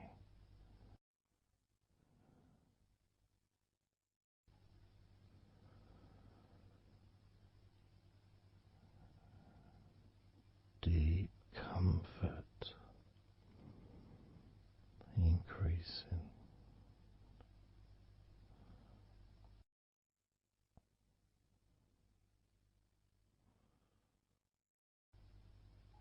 Deeply relaxed.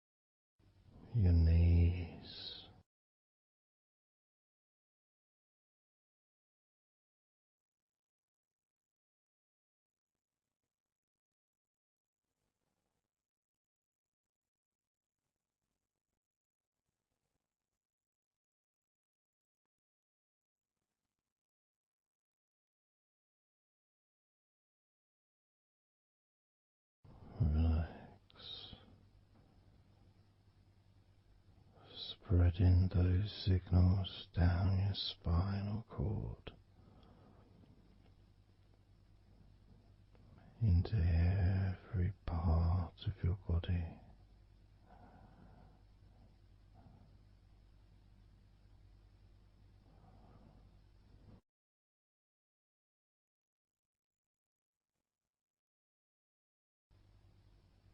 Your shins and your calf muscles.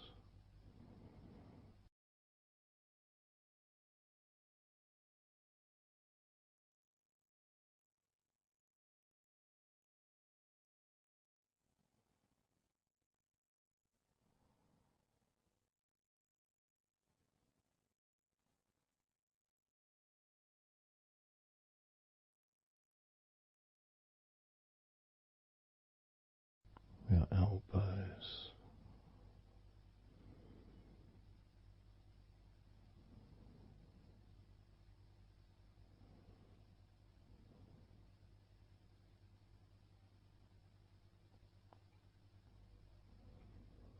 feelings of peace and tranquility spreading through your body. Tips of your toes to your eyes, your fingers all the way to your lower back.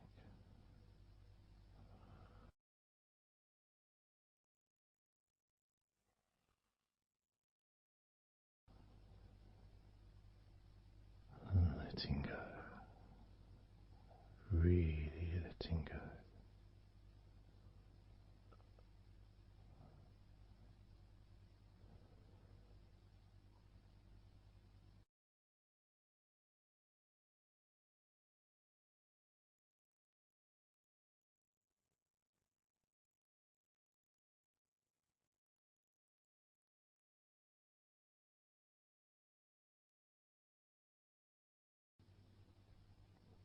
Peace.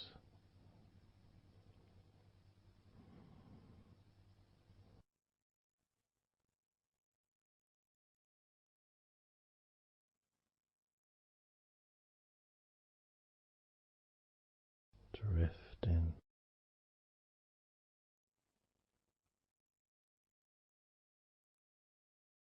Mind just wandering away.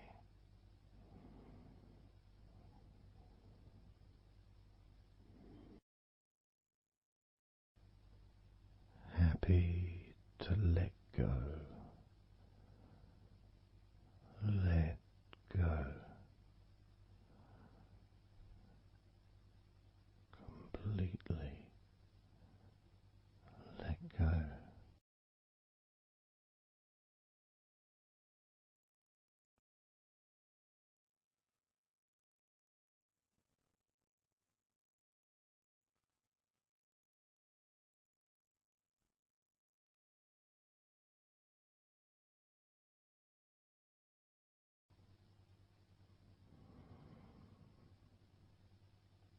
So tranquil.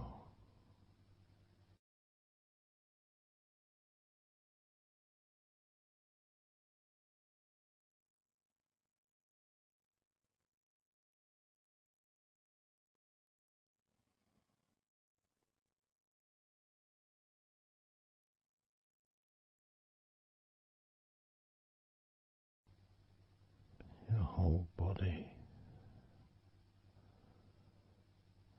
enjoying a sense of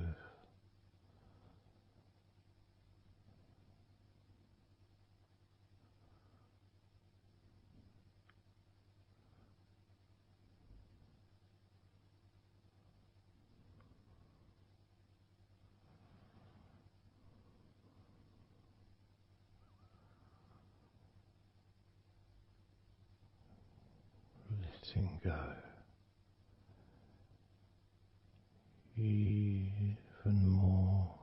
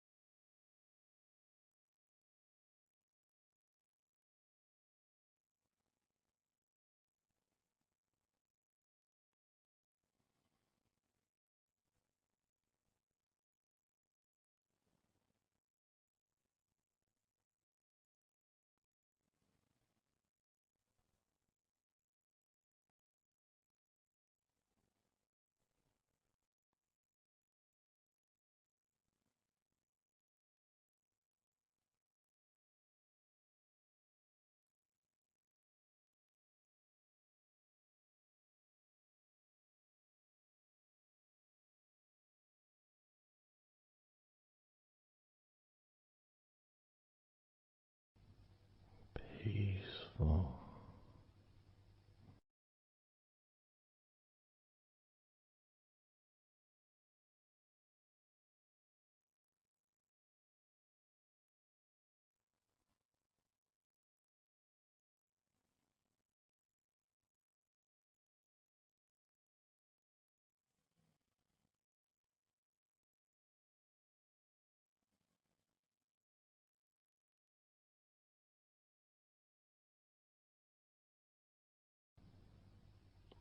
Enjoying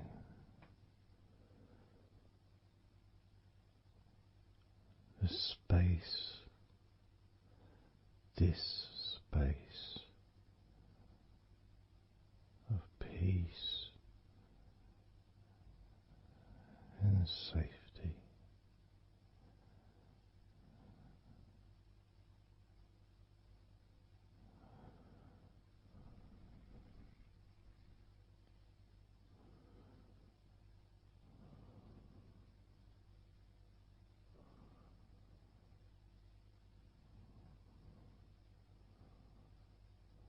So very,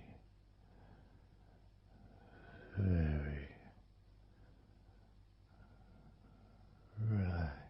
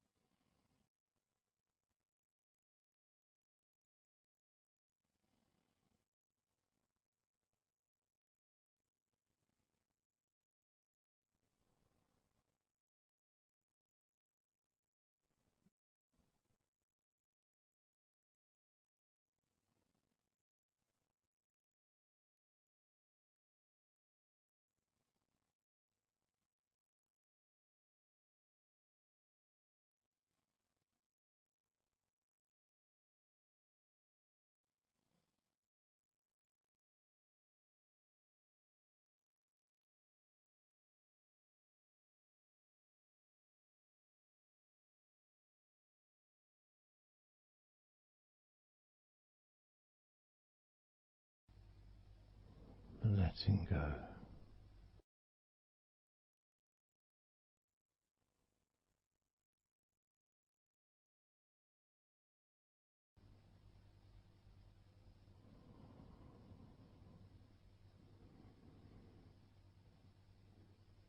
Maybe we can just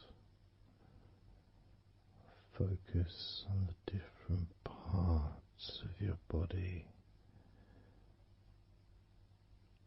just to notice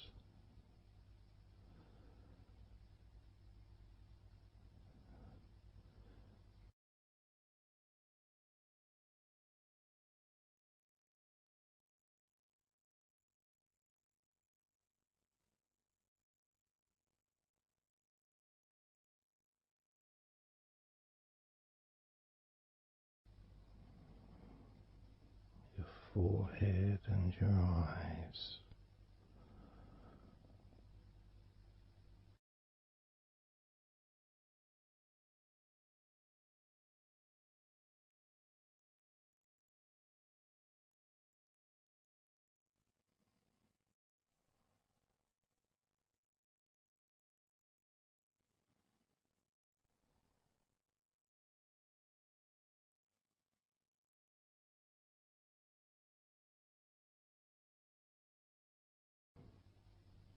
Your jaw,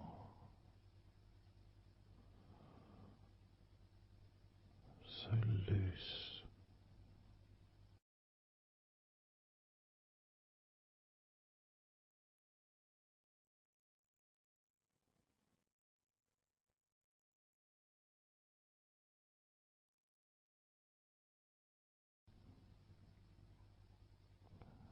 Noticing a sense of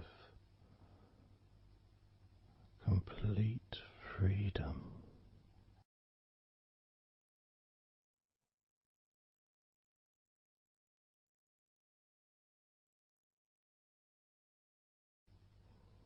Absolute freedom.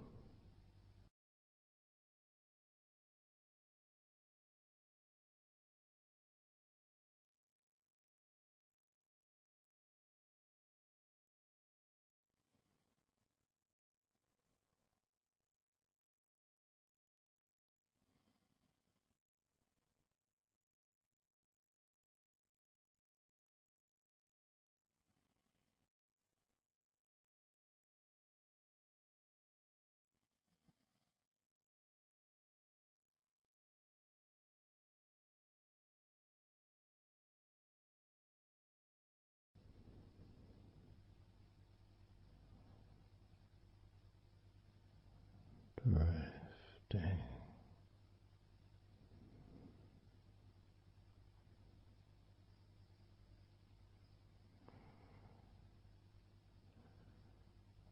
drifting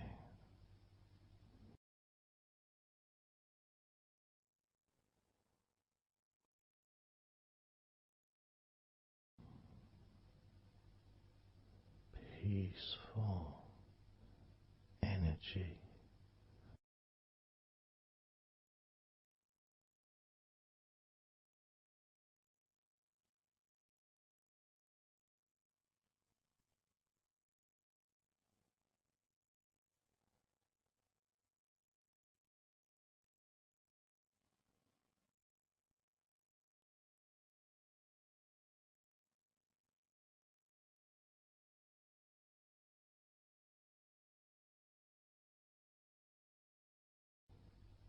Peace to breathe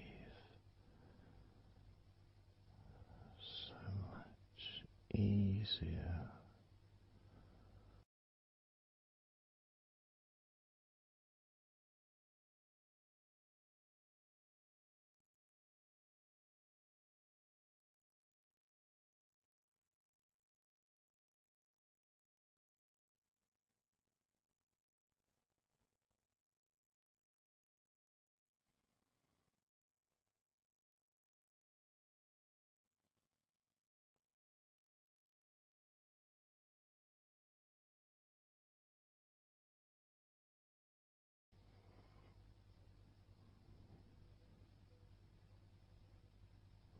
Loose.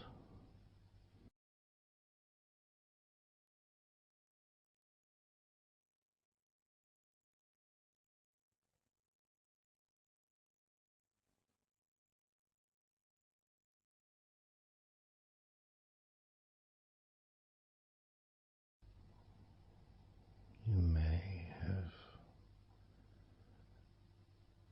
or may not have noticed your mind drifting.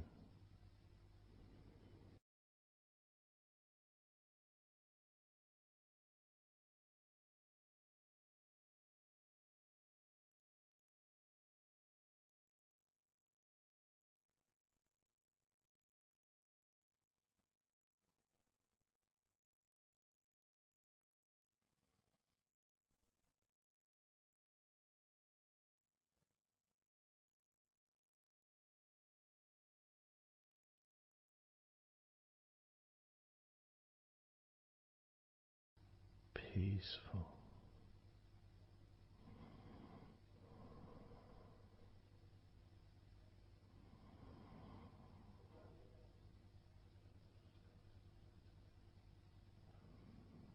Moving even more deeply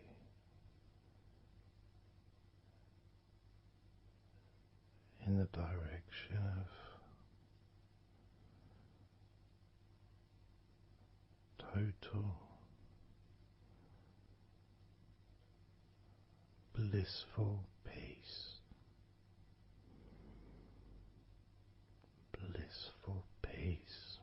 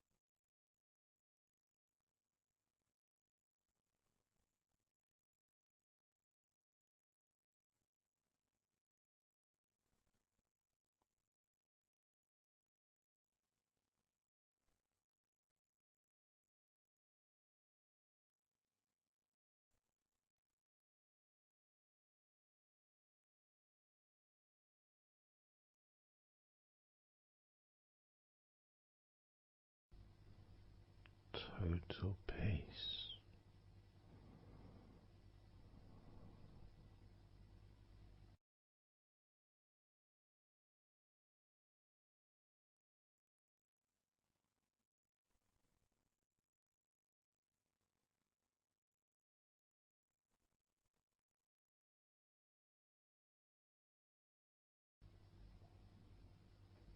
Calm, so calm,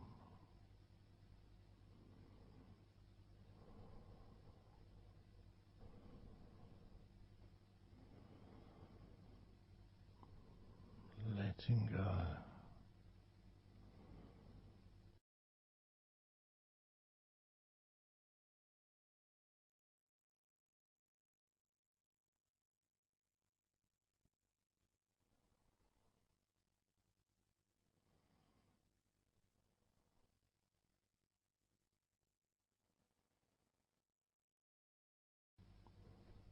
Peace of mind,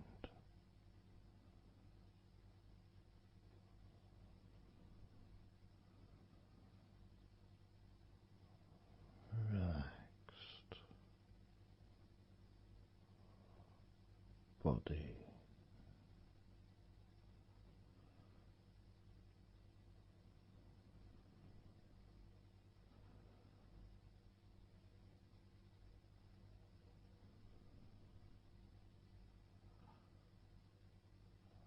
so relaxed,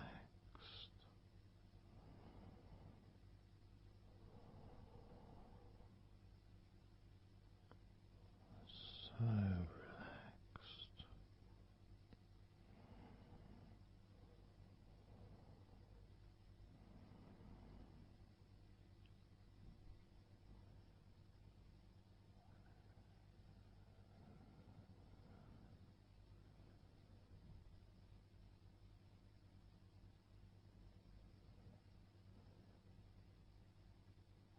Your body feels almost invisible.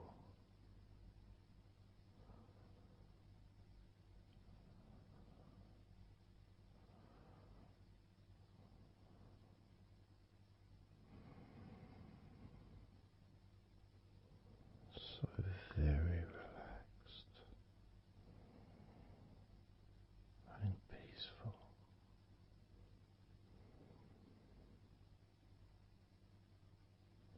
So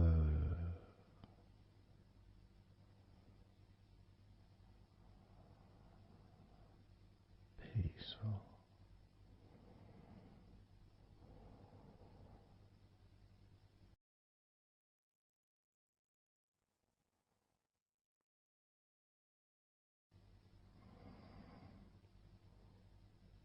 Relax.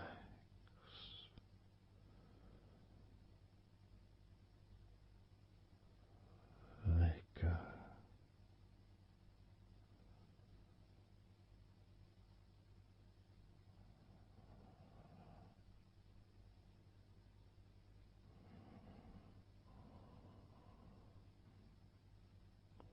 So peaceful.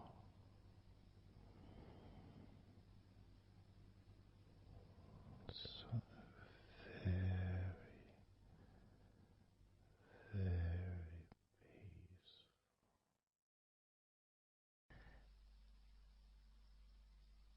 And you could start to notice that you are feeling more relaxed. Even though I've not purposely focused your mind upon that sense of physical comfort that is growing within you throughout your body,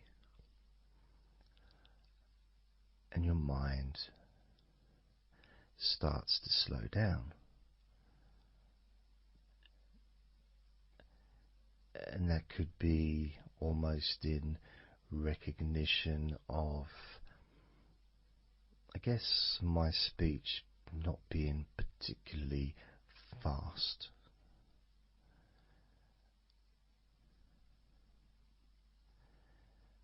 things just generally feel calmer just by listening to my voice. You give yourself an opportunity to take a break from the day, take a break from your life as it is, and to give yourself a rest, giving yourself permission to take some time off and to allow your body to relax and allow your mind to slow down, which in turn releases the tension, any stresses that you had in your body.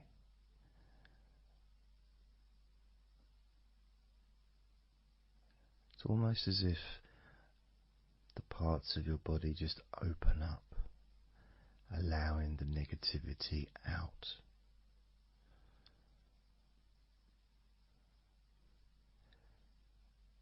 And at the same time, replacing that negativity with positive, healing energy, which then fills your body up, and your mind too also starts to appreciate those feelings of increasing confidence and an almost uplifting feeling, a positive healing, an energy that spreads through your body like a wave of comfort. And all this comes from just allowing yourself a few minutes, maybe half an hour, however long you want it to be, to just rest.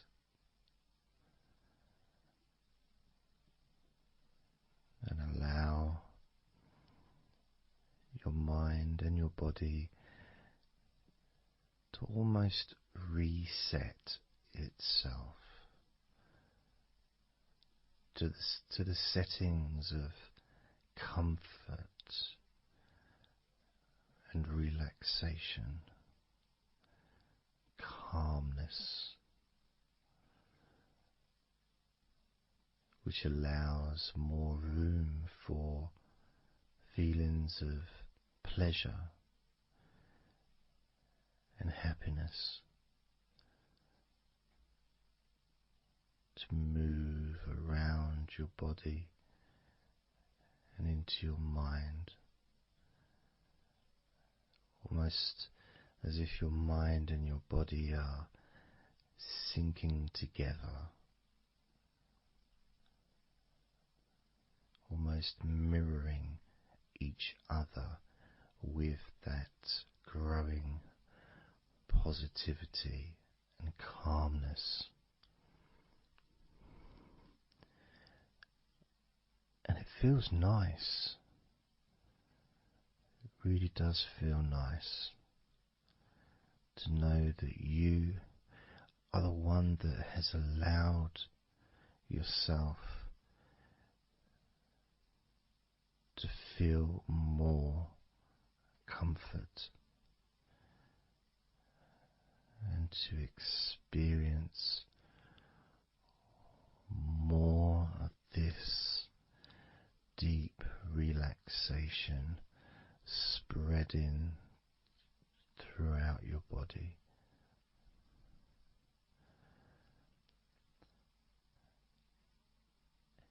And as I focus on each part of your body, you can notice that that part becomes even more relaxed just by focusing on it. It becomes even more calm and comfortable just by focusing. And as I move down your body, starting at your head, the parts that you've already focused on will continue to relax deeply. And those parts that we've not yet focused on will just automatically release any remaining tension in anticipation of even more comfort about to come.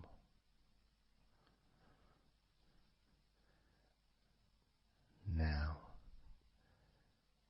I'm going to start by focusing on your forehead. Just being aware of the feelings of your forehead. And any background sounds, like Mr. Herbert the Pigeon, can just allow you to feel even more relaxed. It just means you're in the moment. This isn't a sterile environment. This is the world. I live in the countryside, so there's lots of nature sounds around.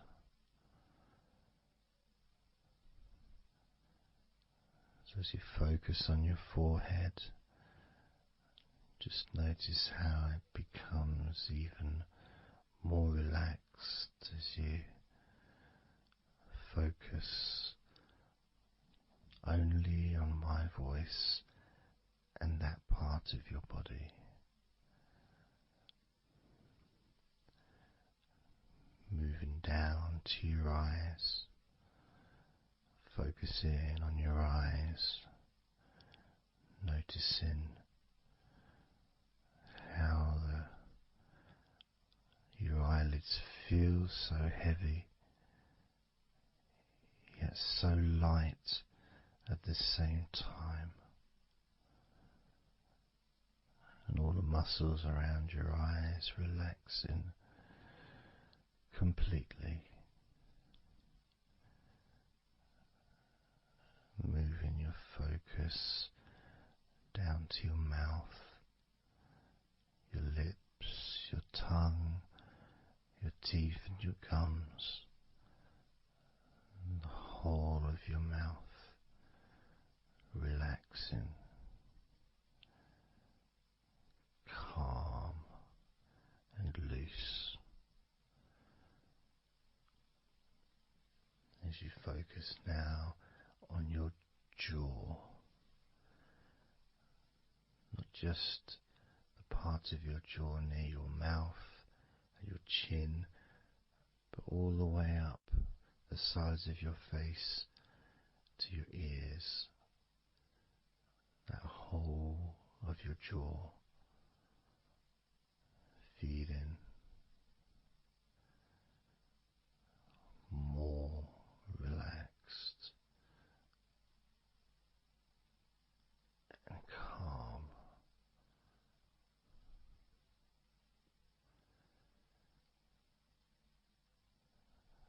Focusing on your neck, the front of your neck and your throat, relaxing and loose and calm. The sides of your neck, the right and left side of your neck, relaxed and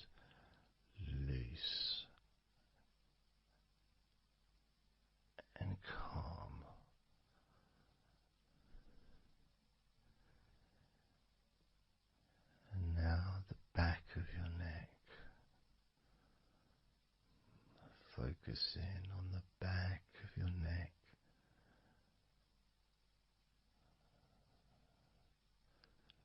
letting go of any tension that may have been there before, and enjoying that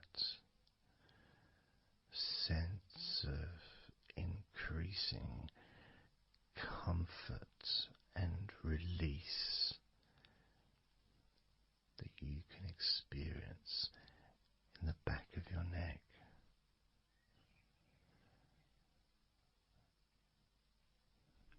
Moving down your back and moving either side of your spine, right from the top of your back all the way down to the bottom of your back.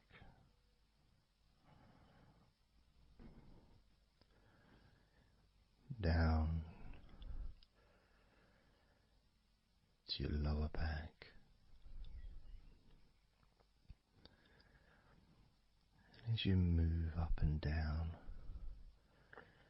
your spine, you can feel the muscles either side of your spine relaxing even more.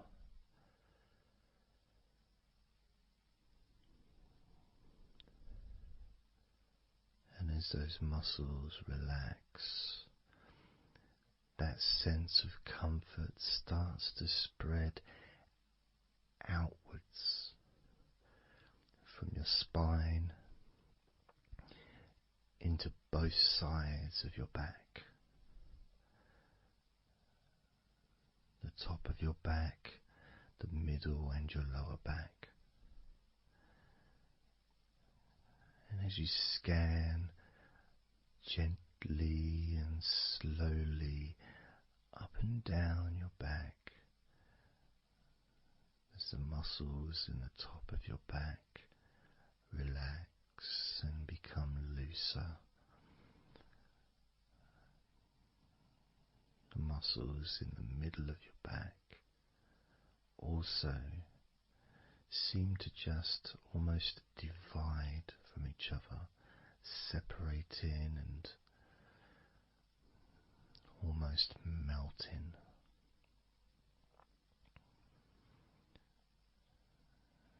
And in your lower back, there seems to be an extra special feeling of comfort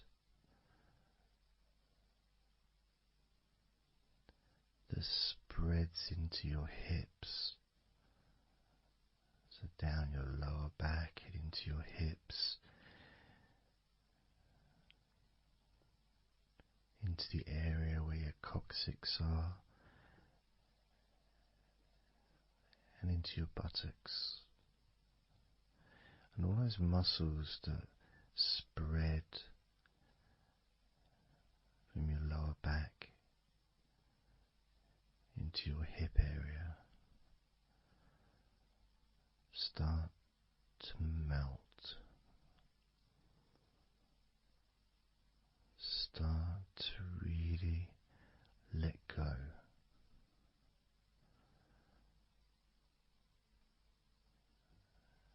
And even though we're about to focus on your shoulders, your back and your spine will continue to let go. Continue to relax so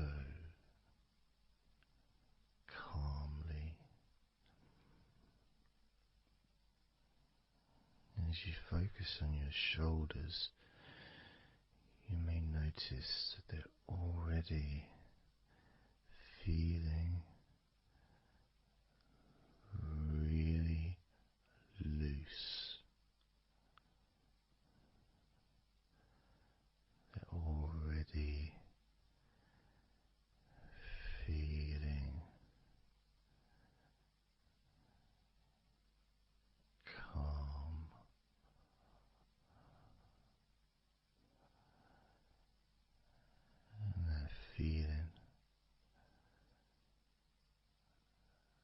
those muscles that move from your neck into your shoulders.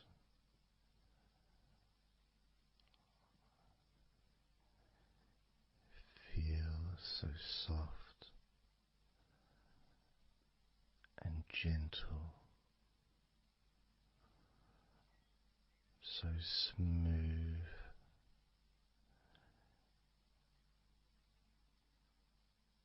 and calm.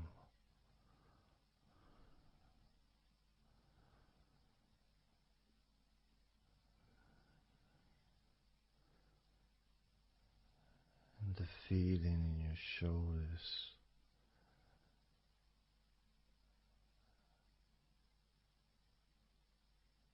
seems to spread deep into your shoulders. That sense of relaxation, not just traveling deeply into your muscles, but also relaxing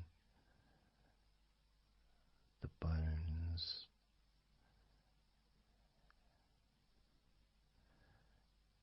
and moving all the way to underneath your arms, relaxing that whole area between the tops of your shoulders and underneath your arms, healing.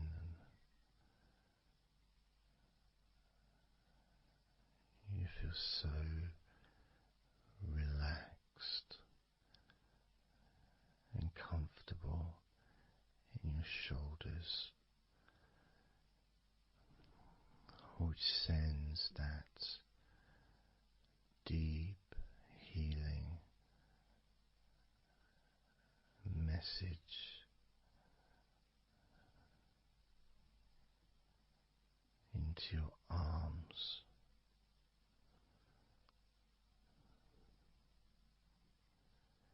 And you may feel almost as if your arms are not even there because they're so relaxed, so deeply relaxed.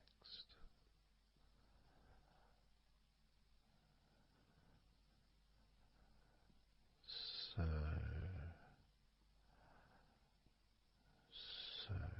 calm.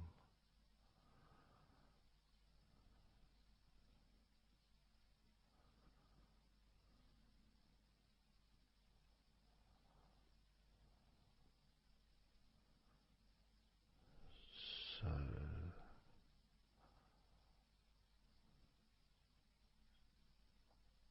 loose.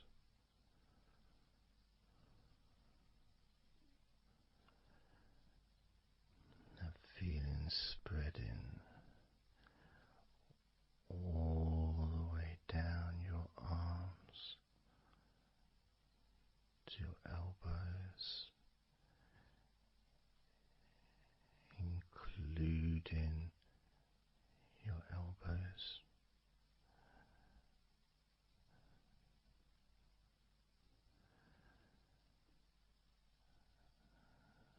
As the comfort spreads all the way into your wrists, your forearms and your wrists,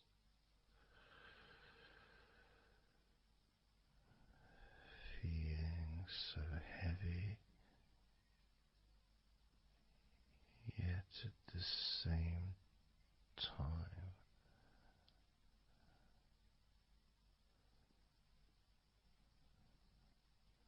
so light and gentle.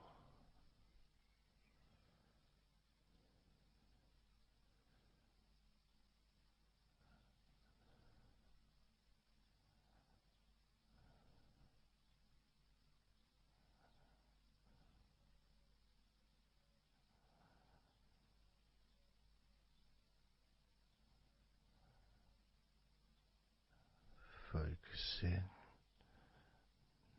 now on your hands.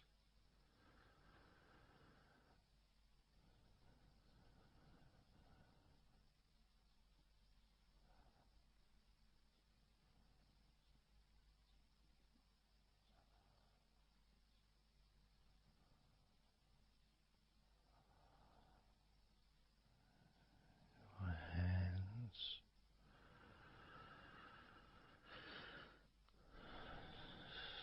so peaceful in your hands.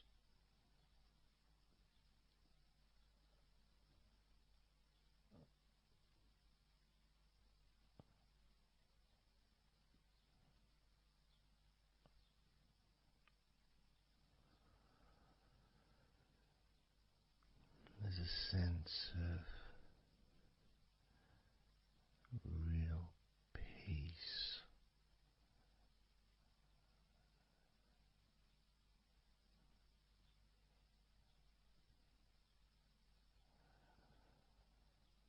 that just seems to feel so familiar when your hands relax deeply.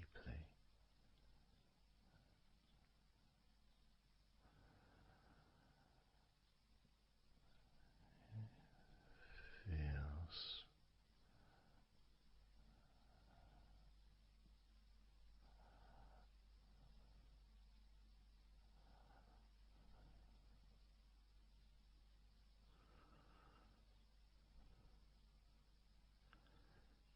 your fingers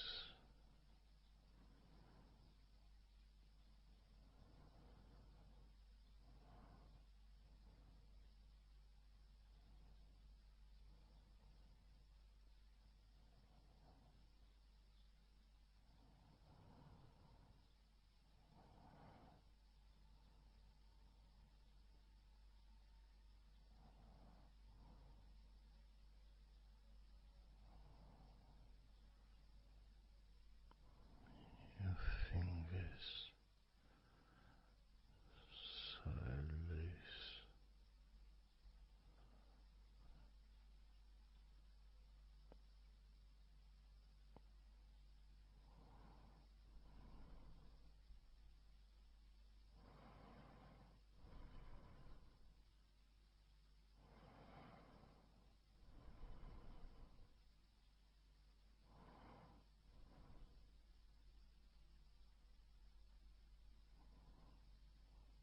your fingertips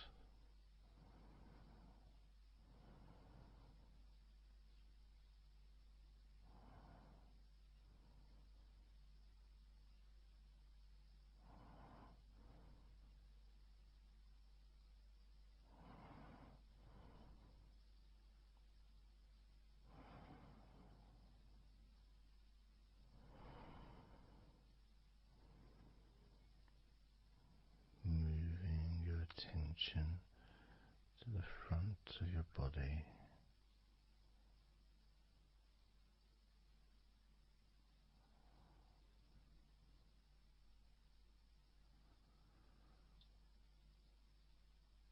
so comfortable.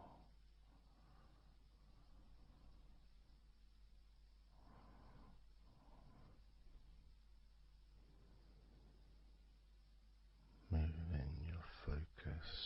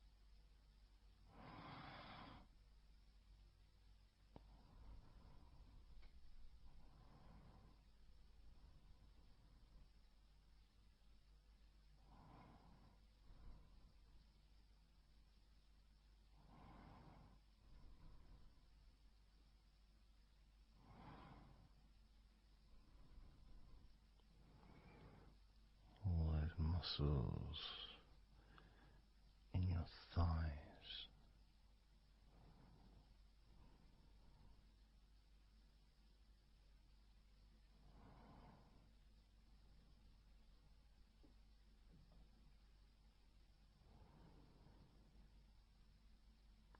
Your knees, so relaxed.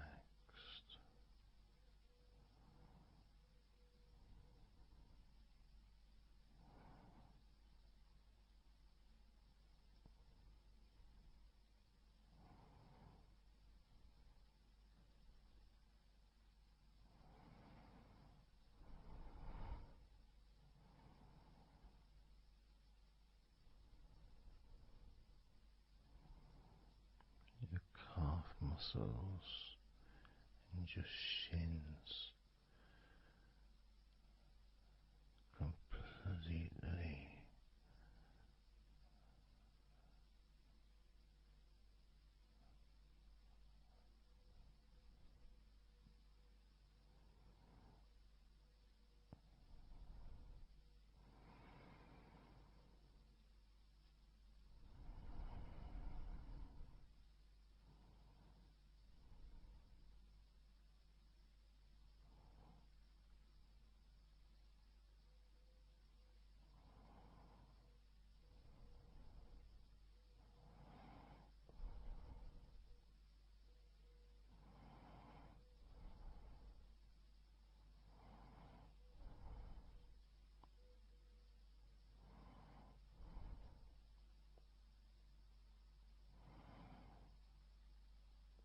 relaxed.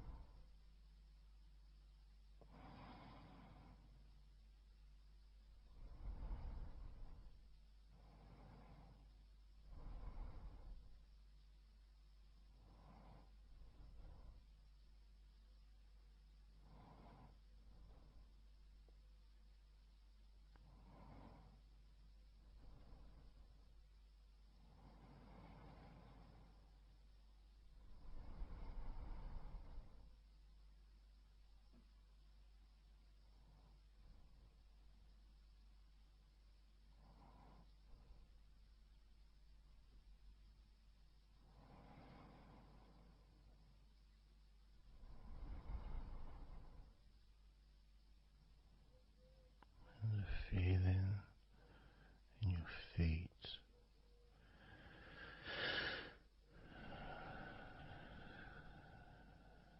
so peaceful and so calm,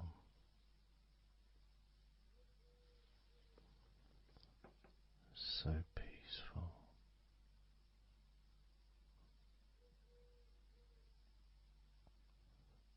so calm.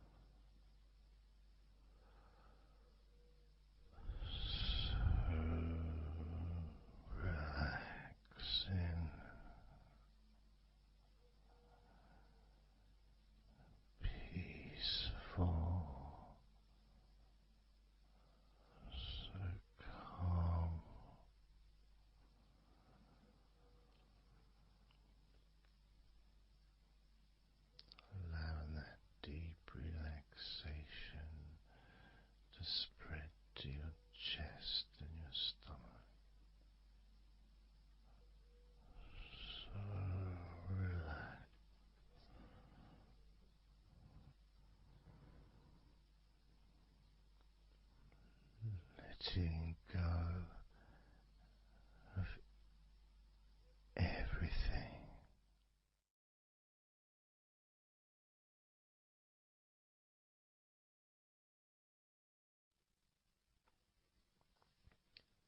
So I'm going to start counting down now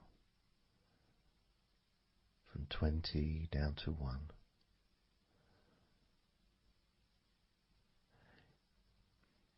You can imagine, in a way, it's like just walking down some steps. And each step, all 20 steps, and each step represents a level of comfort. Each step represents a deepening of that comfort.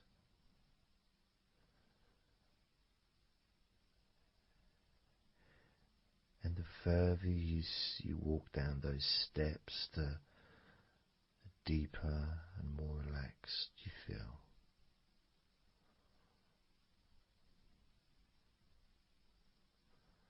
So, starting with number 20.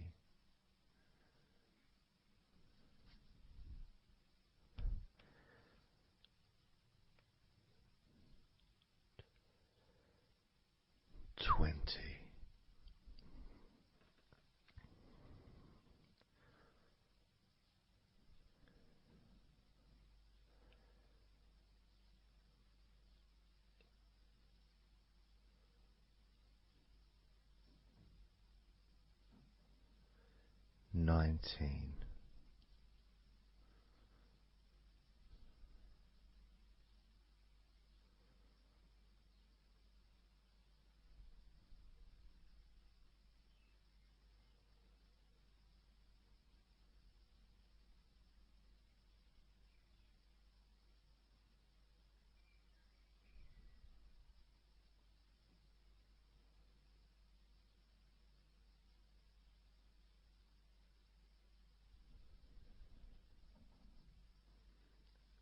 18.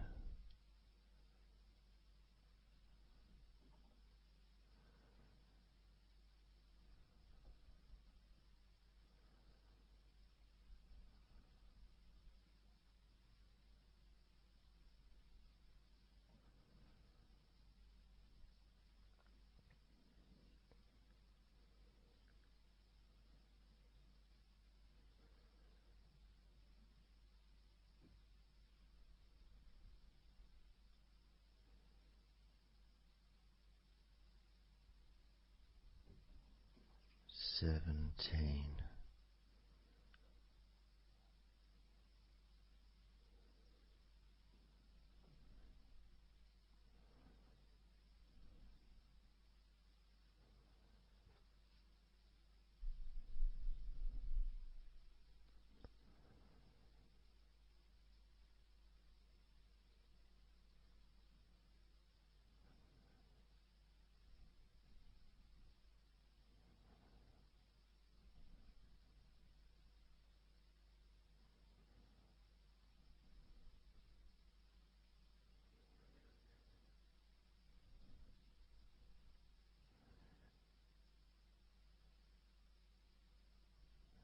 16. 15.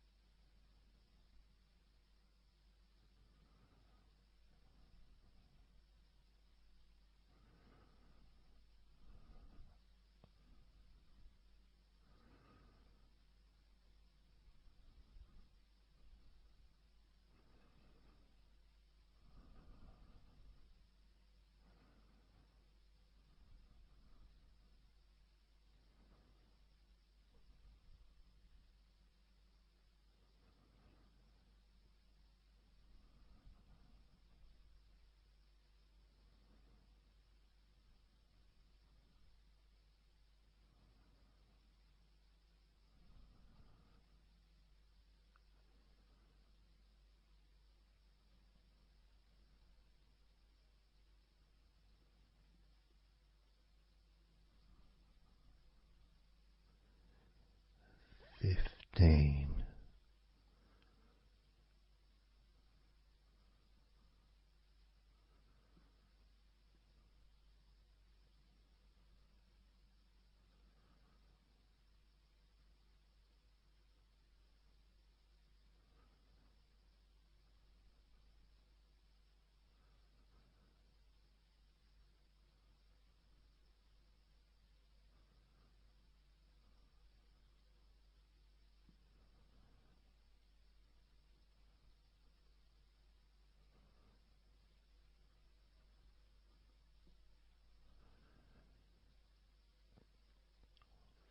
14.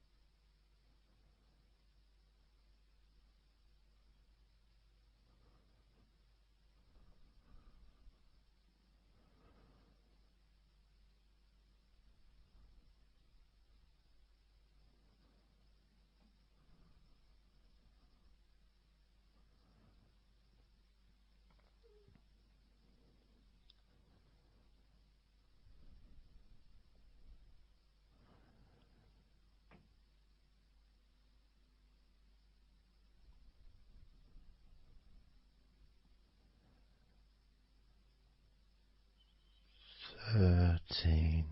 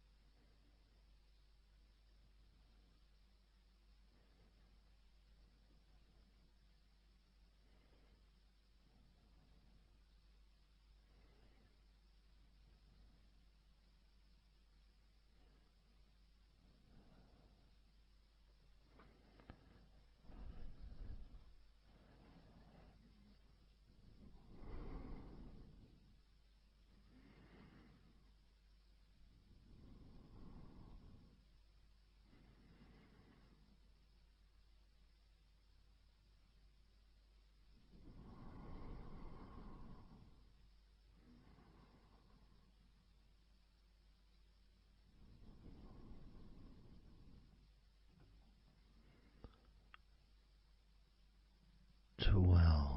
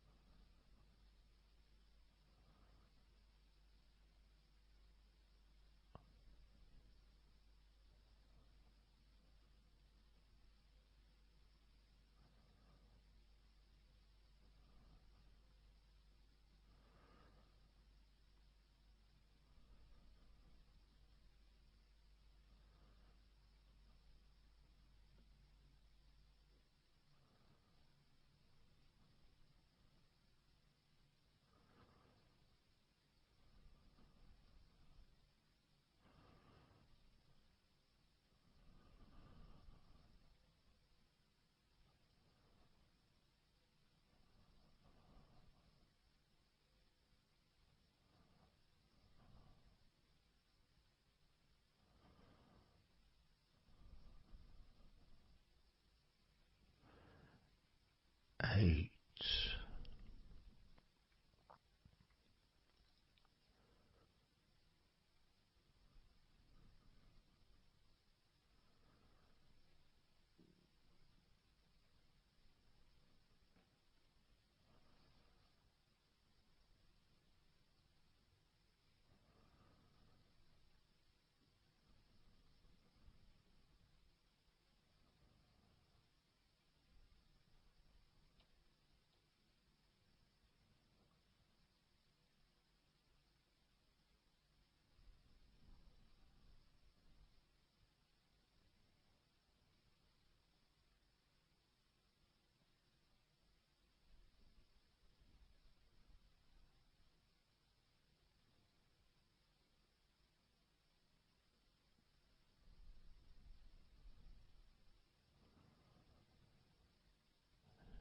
7.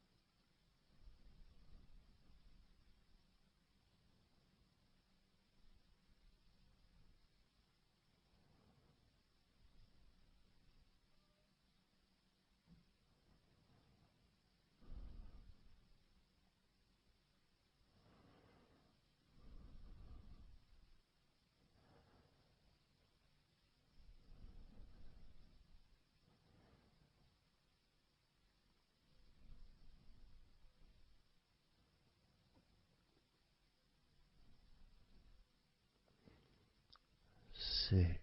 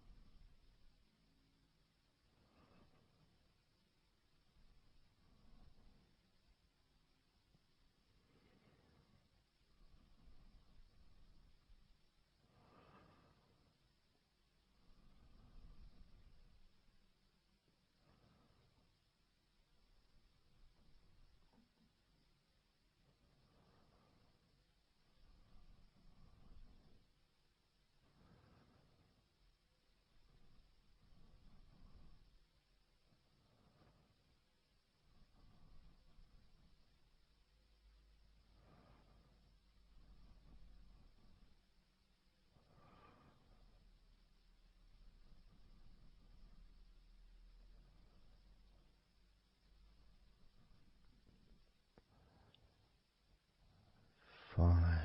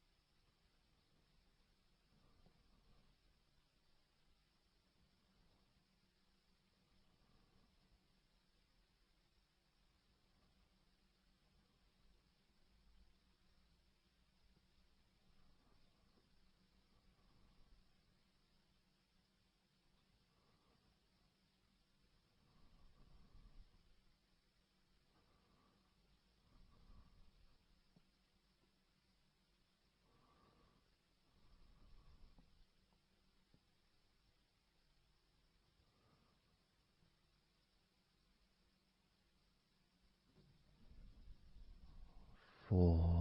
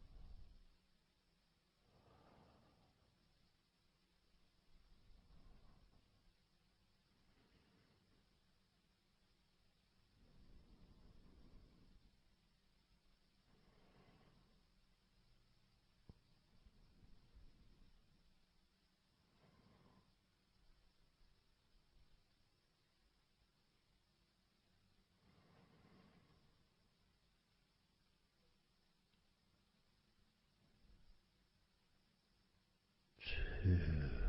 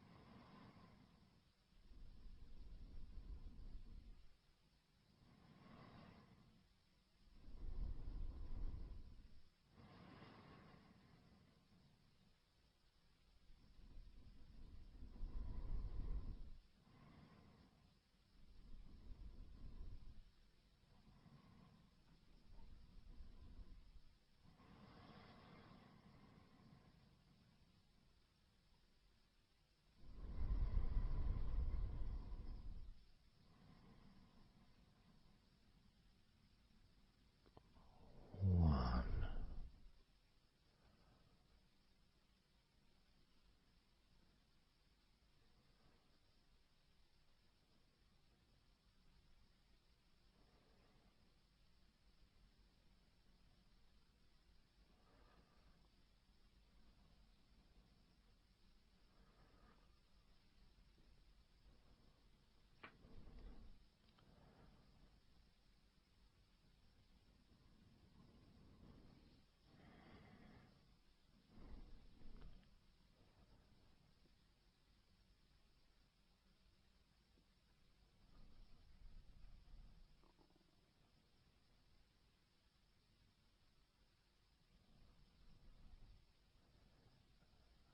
And now, as you focus on your eyes,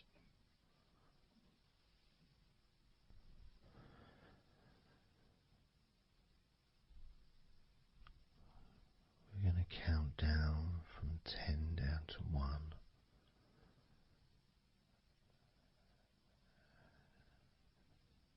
Focus in just on your eyes. your eyelids, the muscles around your eyes, your eyeballs themselves, that whole area that makes up your eye.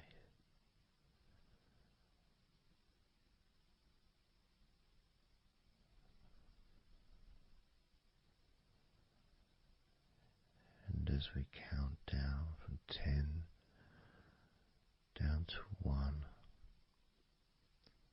whilst focusing on your eyes,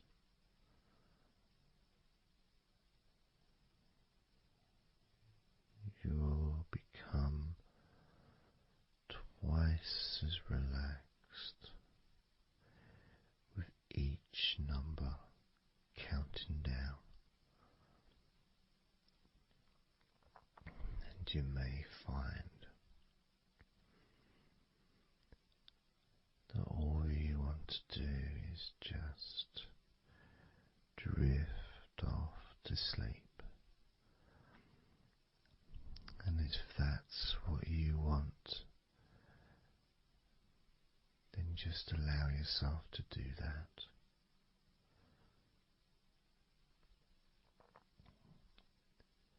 Now, focusing on your eyes, I'm going to begin counting down from 10 down to 1 right now.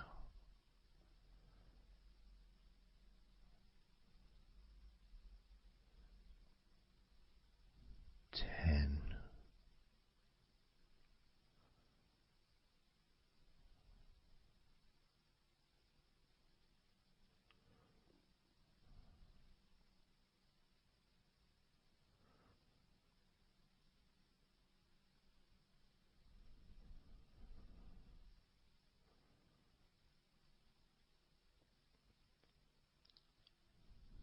9.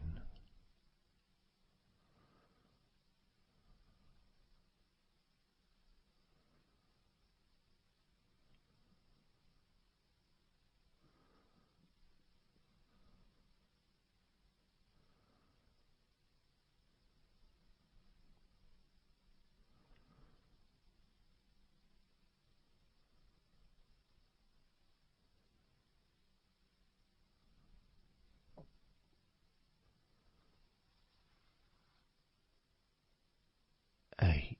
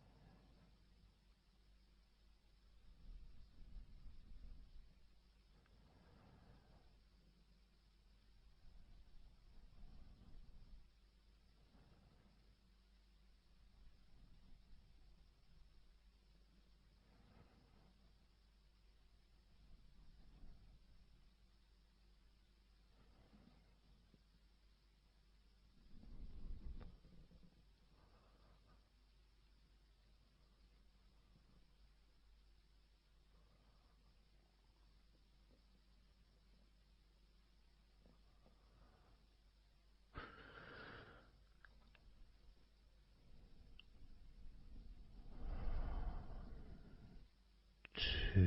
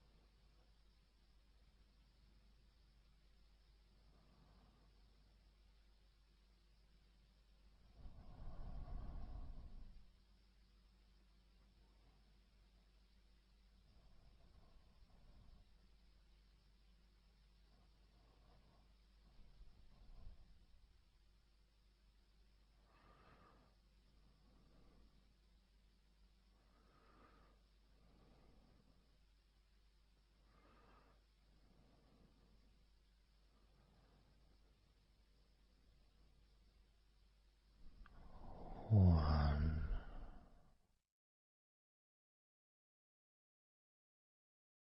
So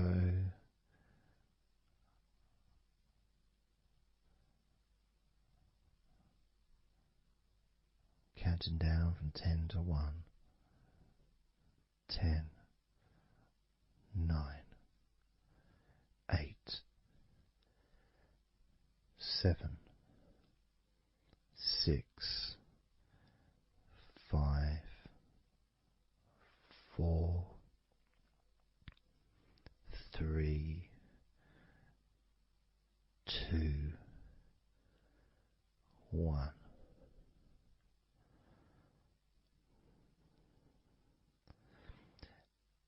And maybe that was a bit too quick in order to relax. Maybe it's a bit too fast for you to notice the calming of your body. Maybe even a little bit of pressure there, like you're counting down from 10 to 1. What do you expect me to do, man? You expect me just to go all floppy just because you're counting down?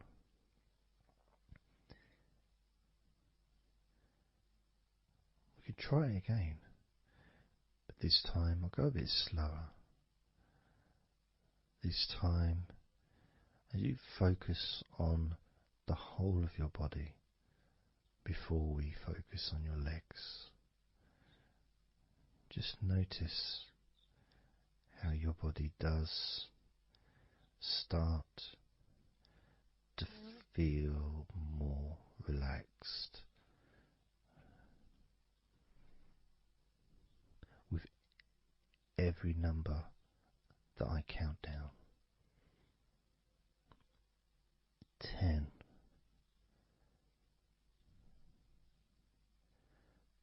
9,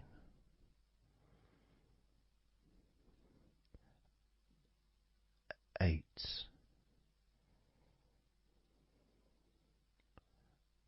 7,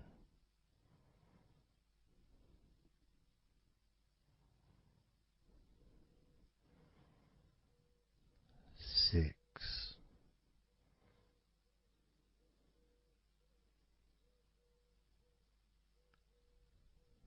5,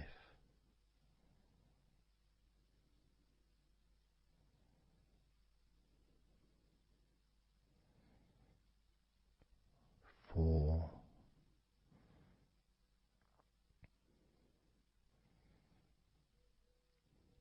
3,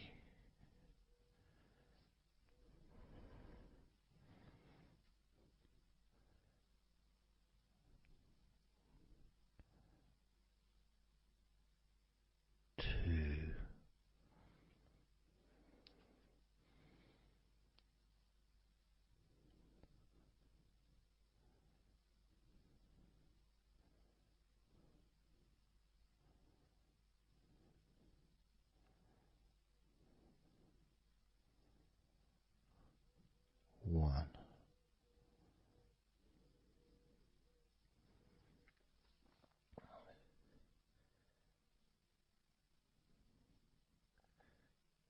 And just notice how you feel generally, how your body feels.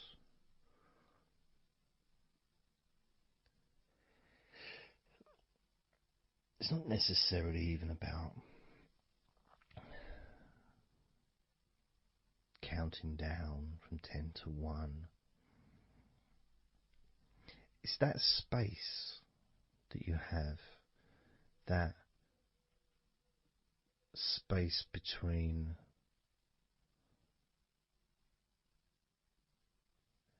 being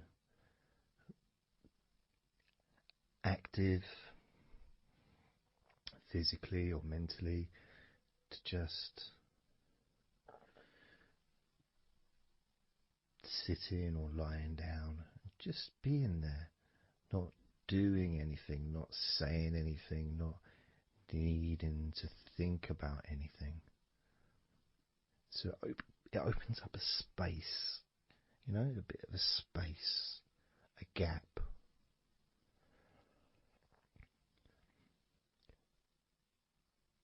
And the more I count down from 10 to 1, the bigger that gap becomes.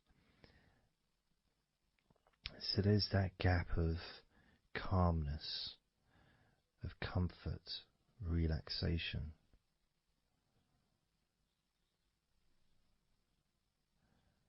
It's a nice feeling.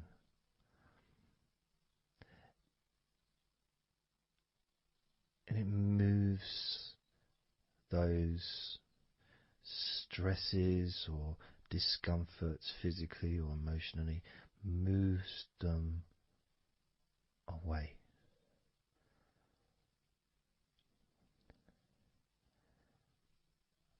Allows you to just slow down. So I'm going to count again from 10 down to 1 and notice that gap widening. The gap. And as it widens, it's almost like the stress and attention falls into the gap.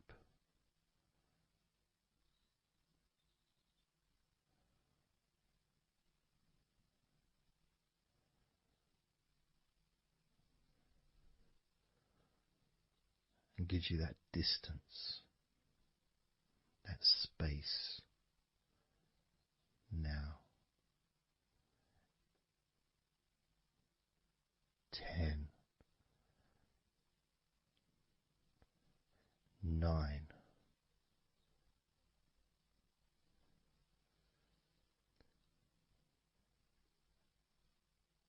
8,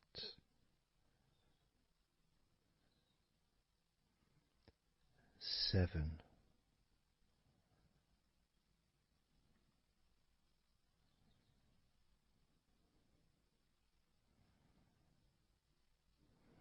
6,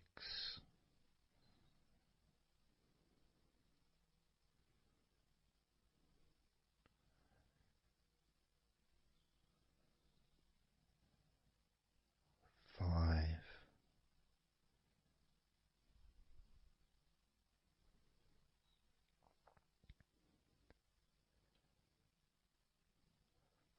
4,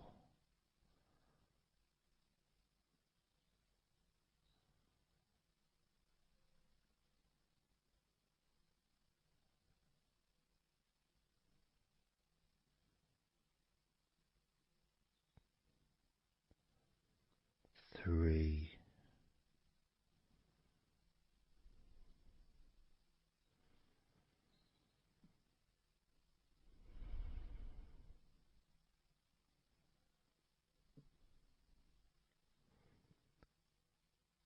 2, 1.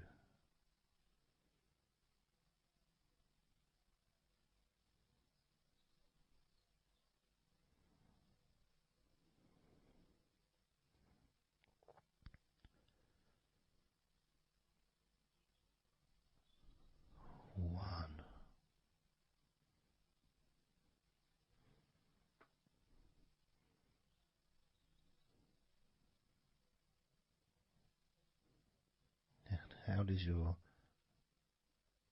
body feel now?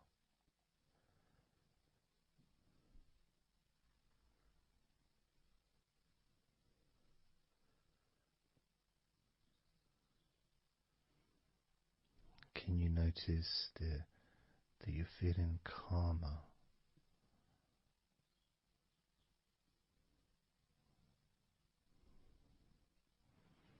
That you're feeling more relaxed?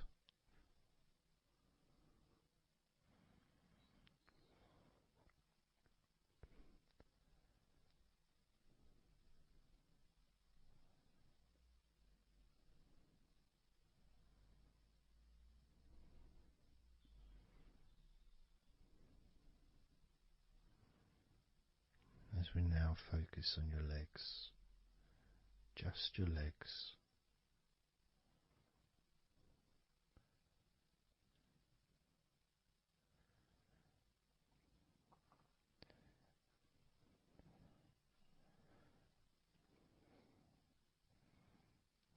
We're just going to start with focusing on your thighs.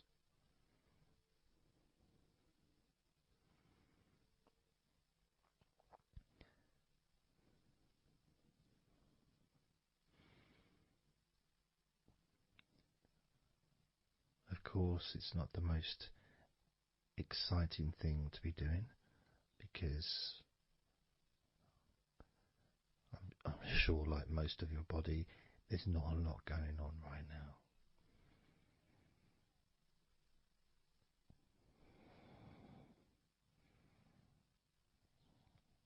Just focusing on the whole of your thighs, the tops of your thighs, the sides of your thighs, the bottoms of your thighs, your outer thighs and your inner thighs. Basically the whole of your thigh that leads into your hip and then goes down to your knee joint.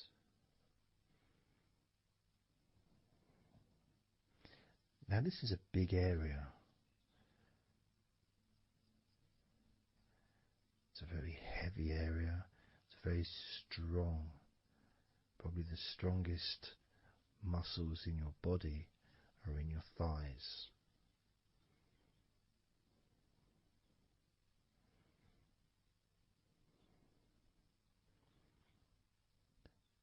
But I don't think we perhaps give enough attention to our thighs.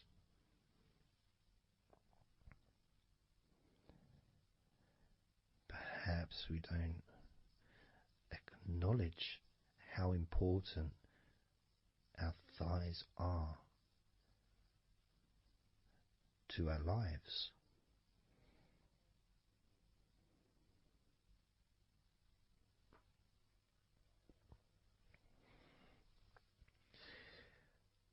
How much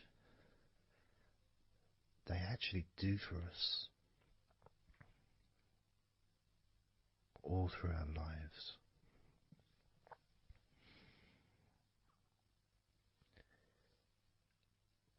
And it may sound really weird, but I think that all of our body parts, especially our thighs, need some TLC. A bit of love shown, a bit of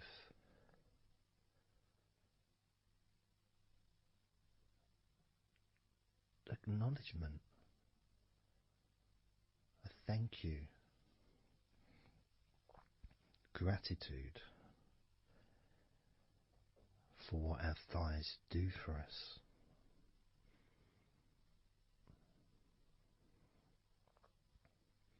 And I know this may sound a bit strange. Maybe you think, why am I? Surely I should be out in the garden hugging a tree or something. Well, hard to set a microphone up on a tree. That's why I'm doing this indoors, otherwise I would be outside hugging a tree. No, I can't see the television from the tree.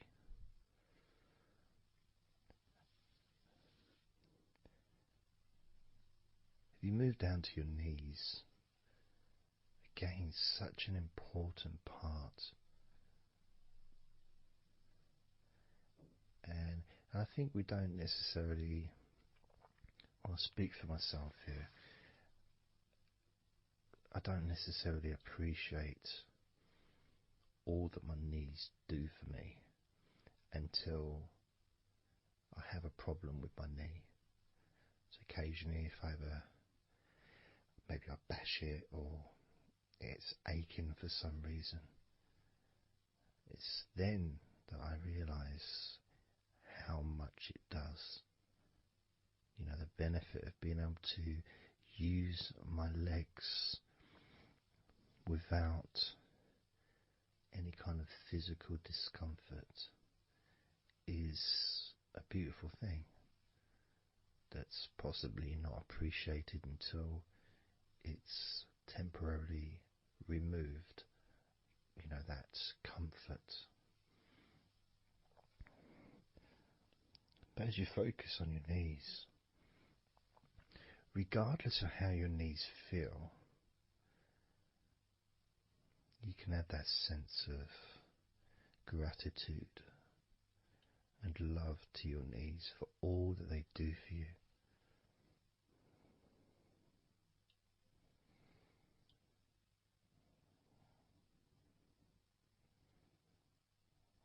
And you can still have that attention on your thighs and maybe notice how your thighs feel.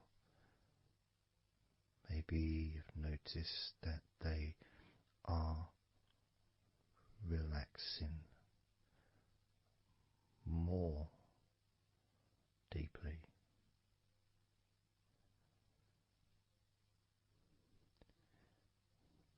As you focus now on the bottoms of your legs, your shins and your calf muscles, and the bones between your knees and your feet, incorporating of course your ankles. So important.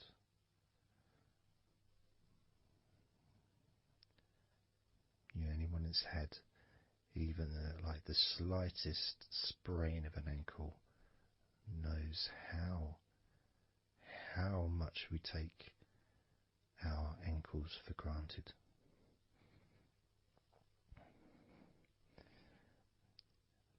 And it's kind of strange in a way when you think that,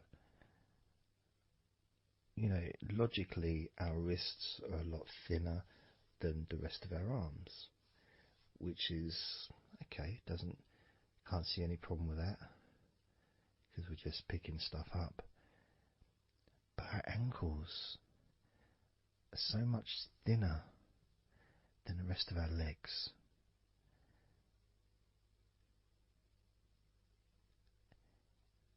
And from a physics perspective, or logical even, it doesn't really make sense that all this weight would ultimately be resting on your ankles, then leading to your feet. That thin area, thin bone, yet it does so much great work. Supports us, supports our body for a lifetime. Helps us to balance, helps you to get around and be mobile.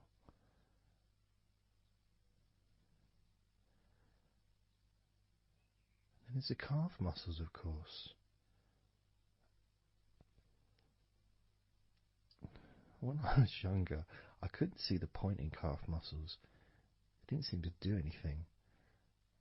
Okay, if I walked around on tiptoes, then my calf muscles get some work. But of course that's not true. The calf muscles are being used whenever we use our legs.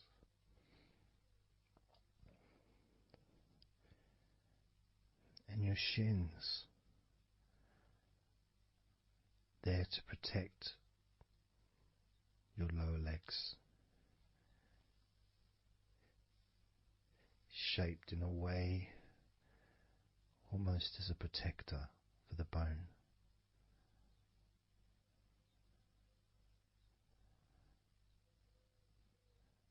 Leading, of course, to your ankles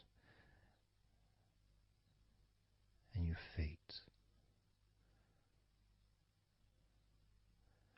But we're not going to focus on your feet, we're just going to focus on the legs.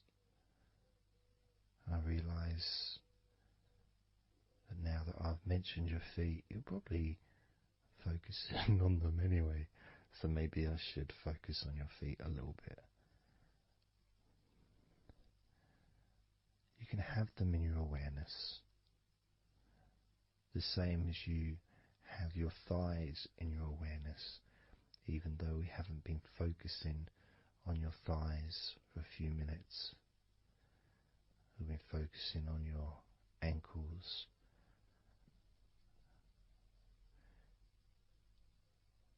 there's still that sensation of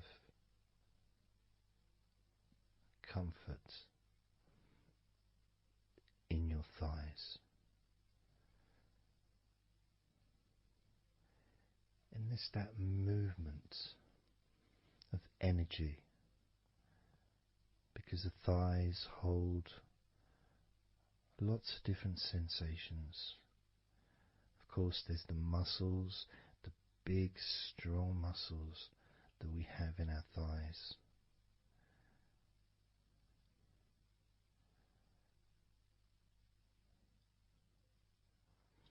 But the skin on the outside of the thighs, as in the outside of all of our body, can be very sensitive. Sensitive to the touch, sensitive to temperature.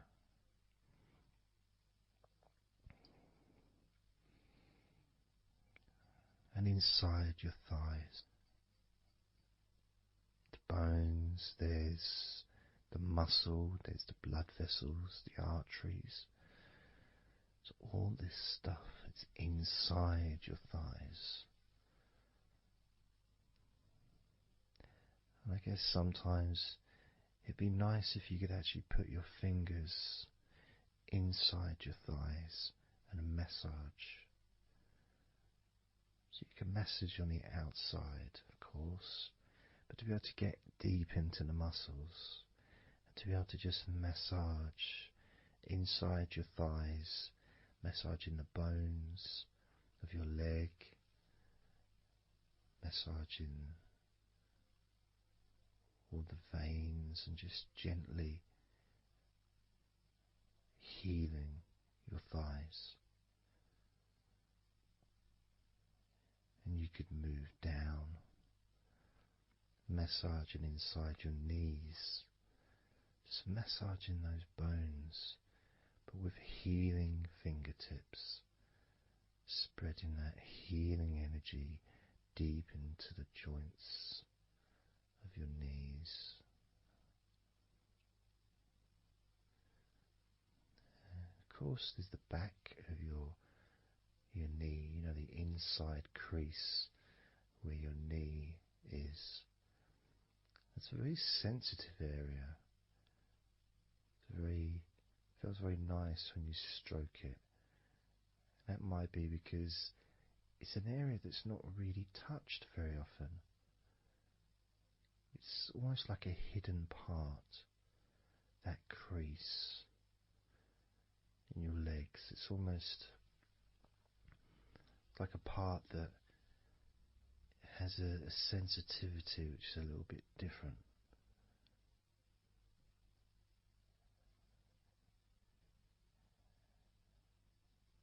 Of course, it's protected by your legs,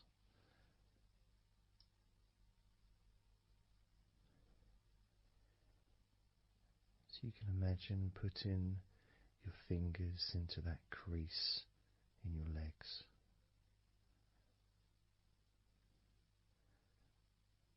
That fold in between your legs, you can just massage with your fingertips. Imagine your fingertips going inside, massaging the muscle tissue. You can of course feel the bones of your knees healing through your fingertips.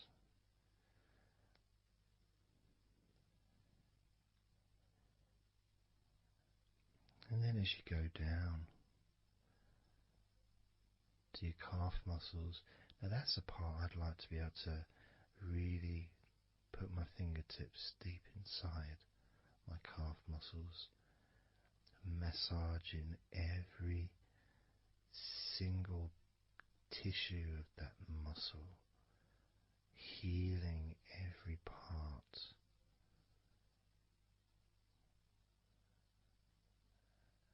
And then doing the same for my shins, massaging and gently stroking the bones, gently stroking them, healing in a loving way, because they deserve to be treated as the precious bones that they are, because our legs are so precious, as in all the other parts of our body. They're more precious than any jewel on the planet.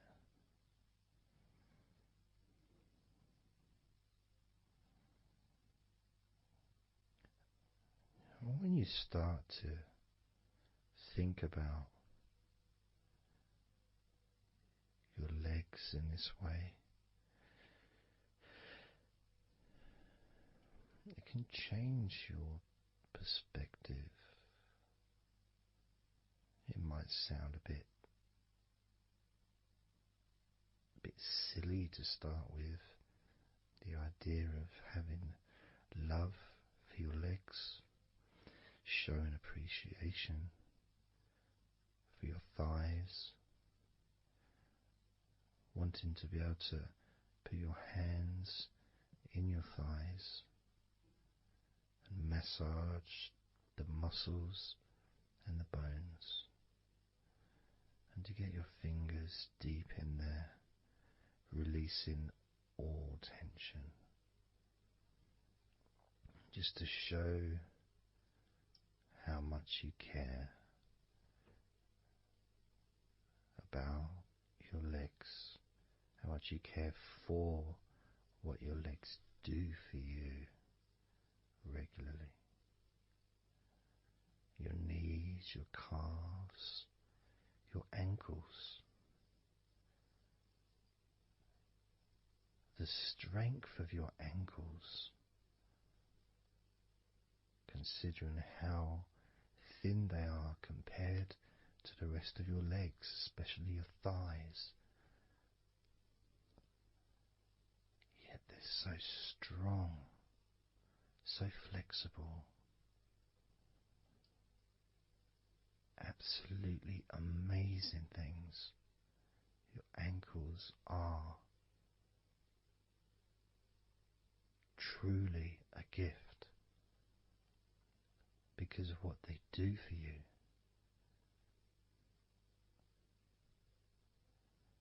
Supporting all that weight, regardless of what weight you are, even if you're only 8 stone, it's still a lot of weight for these little ankles. Now I'm a lot heavier than 8 stone, double that. Yet my ankles support my body all the time. Although they do give off a sigh of relief when I sit down. In fact, my whole legs do. My feet also go whew, and my toes clap They're so happy.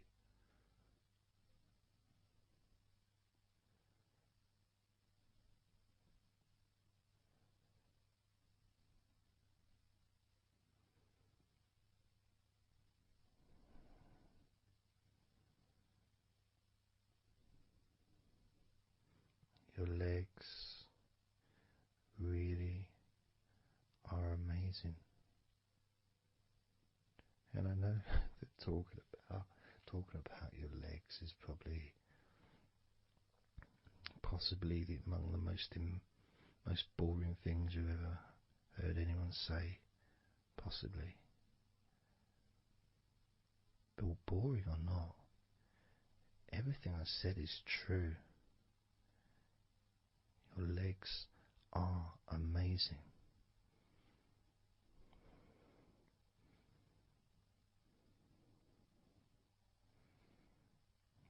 Your legs deserve not just respect,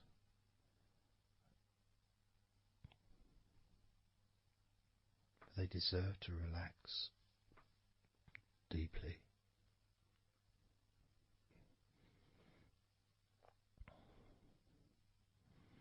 They deserve to take some time out of the day to just let go completely.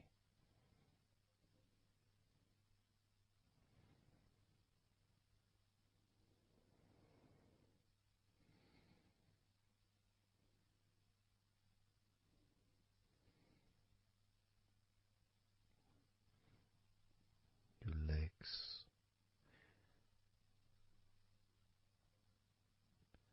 really can relax.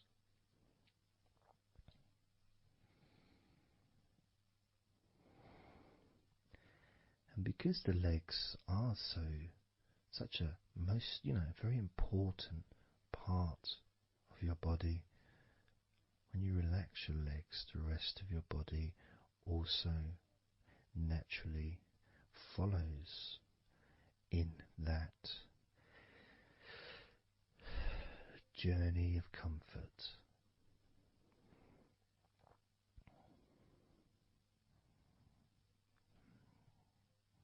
I can feel it in my hips. My hips feel really loose. And also in my lower back as well. My lower back really feels stretched, even though I'm just sitting in a chair and there's no stretching as far as I'm aware that I'm doing. But it's almost as if the muscles are just relaxed so much that there is a natural stretch as the tension has reduced a lot.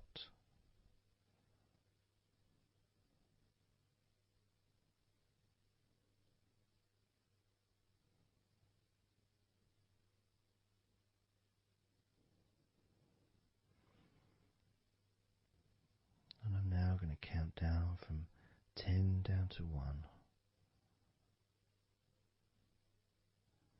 And you can continue to feel wonderfully relaxed. 10, 9, 8, 7, 6,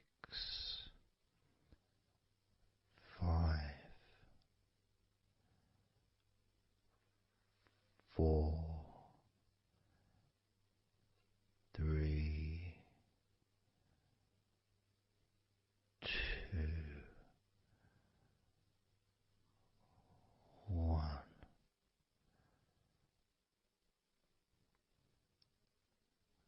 Relax.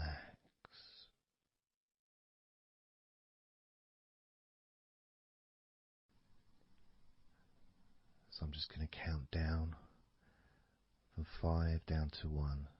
And as I count down, if you just focus on the numbers, just the numbers, counting down, and notice how you feel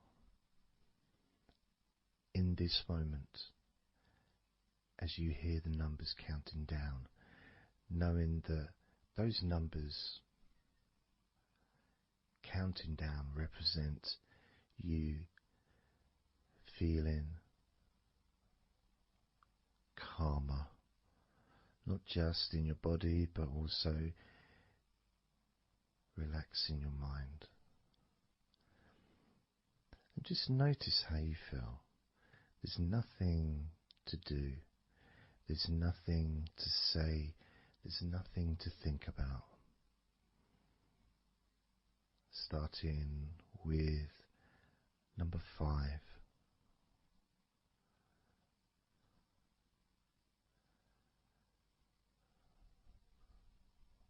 4.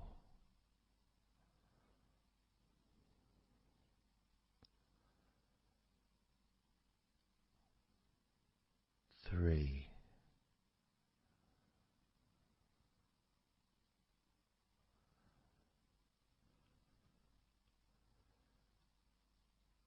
2.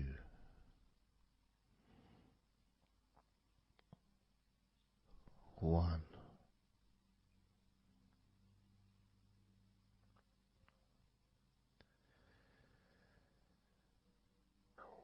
As you notice the gradual letting go of the tension in your body, you may also begin to notice and be aware of how your mind is starting to slow down. This is just a natural thing that happens. It's not really a special procedure. It's just natural because as your body relaxes, your mind also starts to relax. And the more your mind relaxes, the more your body relaxes. It's just a continuous circle of relaxation.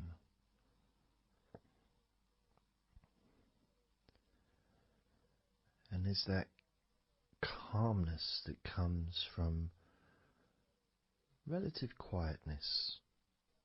You know, even if there's background sounds, either your side or mine, it's still going to be quite calm. You know, you haven't got the television on, there's no music in the background unless you're listening to the recording with music, of course. You're very likely not going to be sitting in a room with other people. Of course you might be, but generally it's more ideal if you can do this on your own. So no distractions.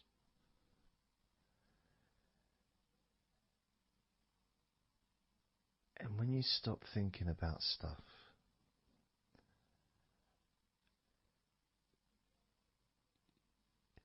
relaxation automatically rises. A sense of comfort starts to grow. And without trying to build it up into something fantastical or something magical, this is just a natural process, something that's easy to accomplish. In fact, it's almost, the sense of relaxing completely happens really when you put no effort into it. It's not something that you can really force. It's something that happens naturally. And part of the process of this recording and others is simply to allow you to take advantage of this space, this time, to just let go, to just be here, to be in tune with how you feel.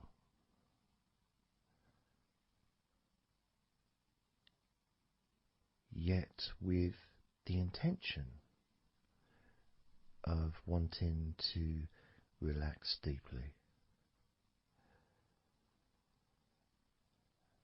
and maybe even to fall asleep, depending on what it is that you wish for yourself in this moment.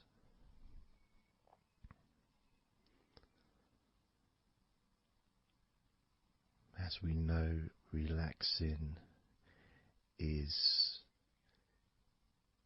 the majority of the process of falling asleep. The actual falling asleep part is the tiny bit at the end. The deeper relaxed you become, the easier you find yourself drifting.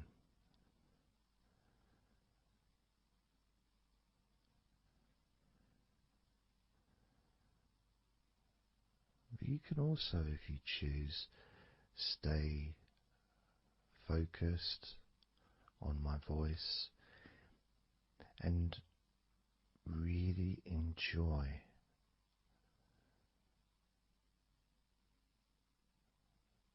the process of gradually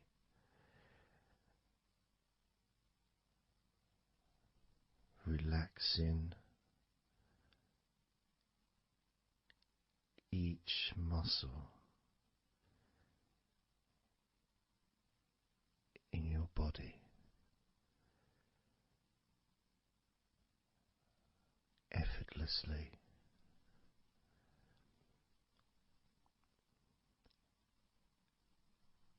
and just observing the sensation of letting go.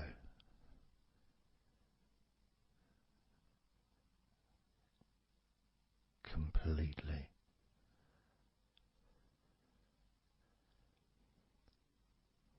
This time I'm going to count from 6 down to 1. And you can notice your mind calming down more with each number that you hear me say. Naturally feeling calm and slow and peaceful.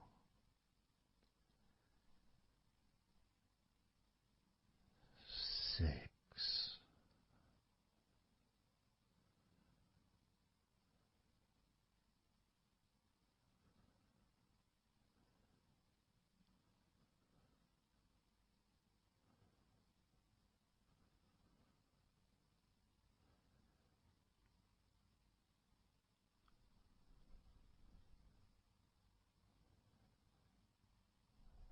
5.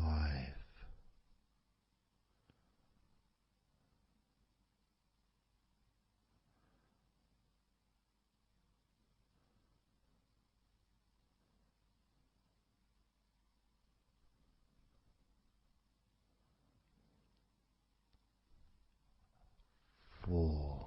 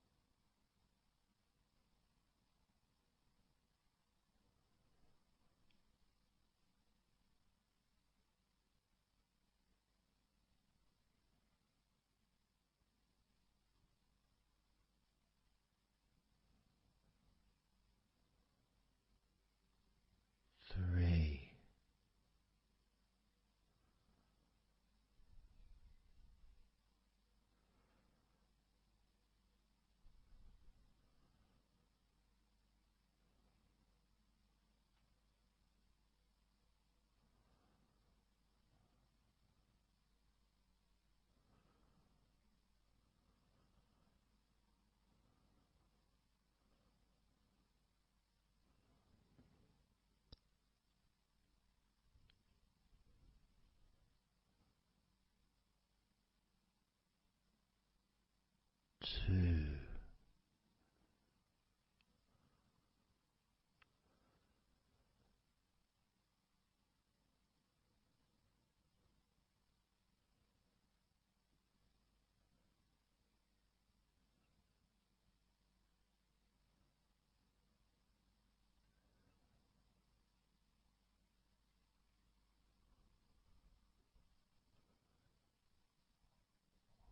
One.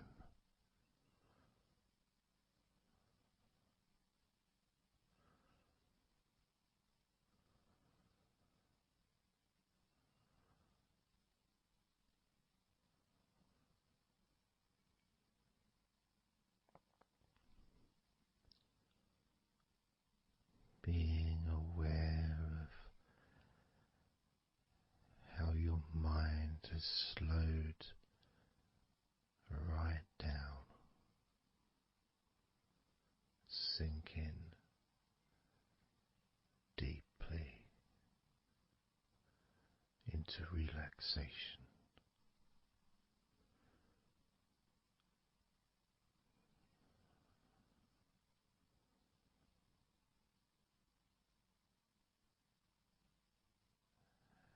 And as you focus on your mind, you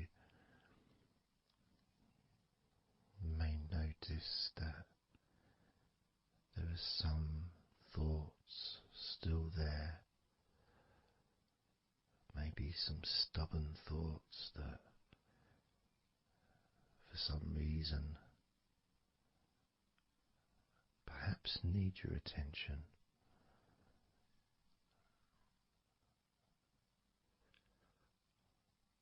So what you can do is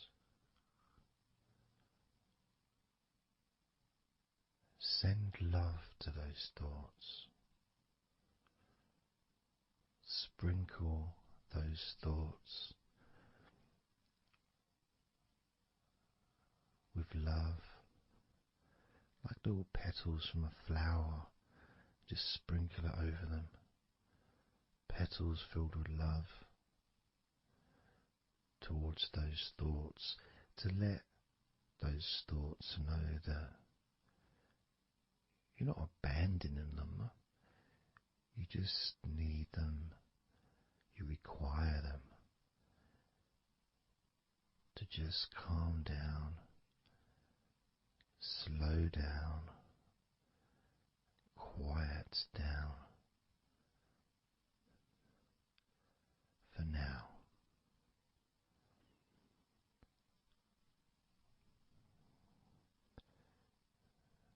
So as you focus on those remaining thoughts, as we count down this time from 7 down to 1, with each number, just imagine sprinkling those flower petals of love, kindness, gratitude over those thoughts, which will allow them to just melt away and relax deeply. With every number,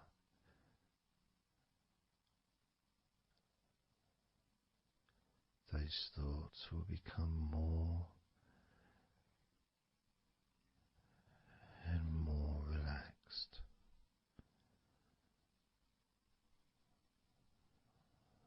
Starting with number 7.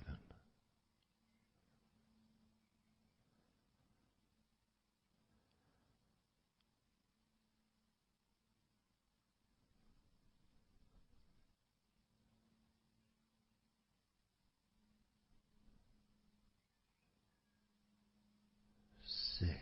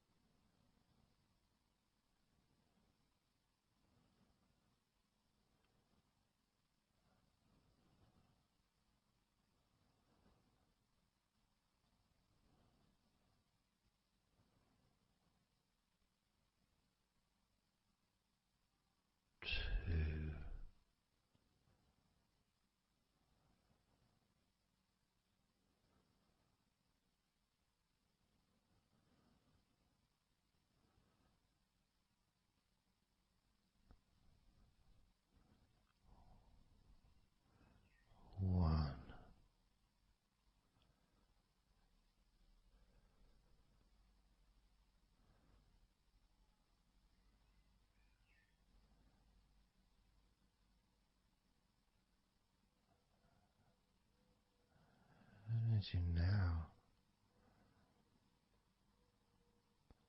notice how relaxed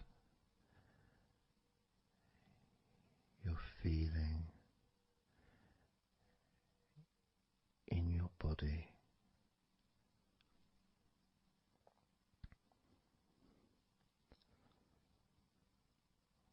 We're going to focus on your hands.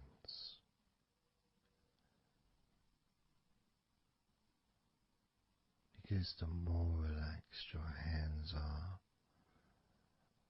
the more relaxed your body and mind are.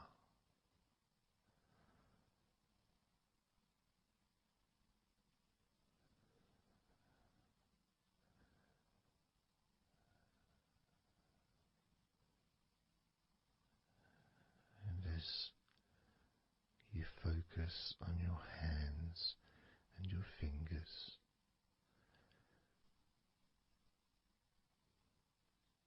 there's nothing needed to be done.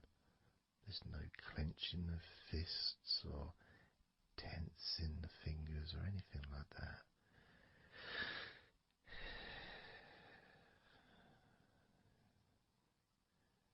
It's just noticing and focusing on your hands.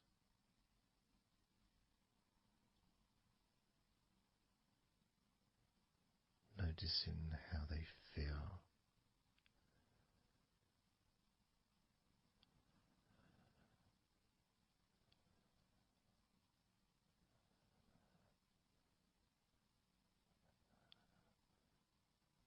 Because the more relaxed your hands feel,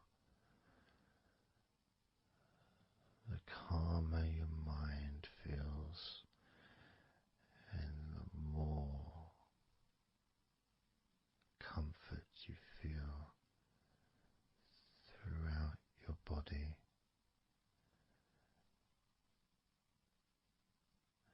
And you may have already noticed that your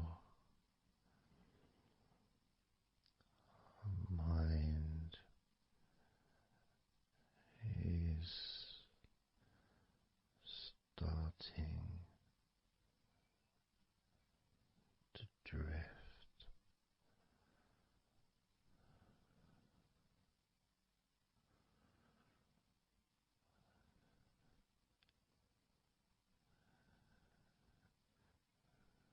Focusing just on your hands and fingers, allowing them to experience a real deepening of that relaxation in your hands and fingers.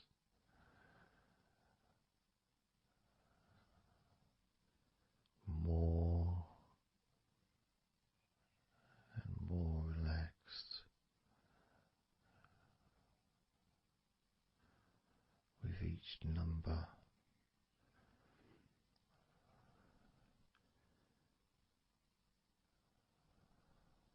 From 8 down to 1.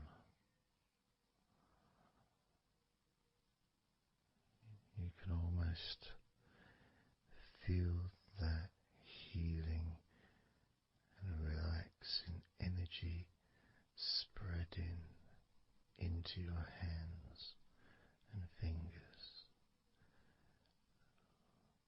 becoming even more relaxing with each number you hear, going down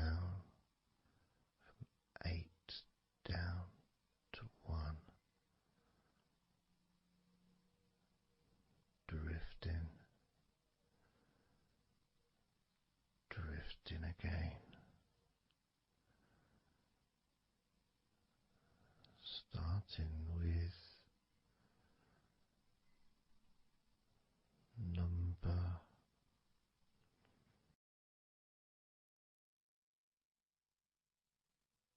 8.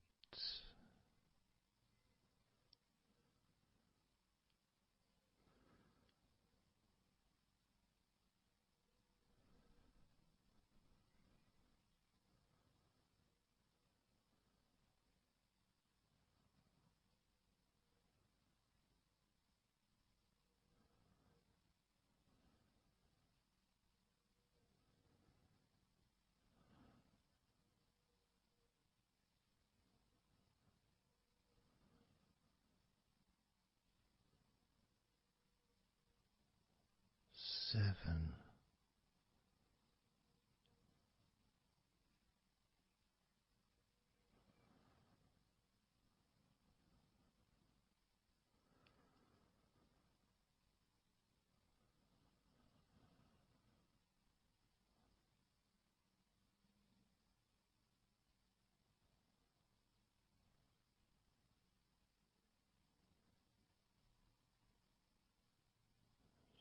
6.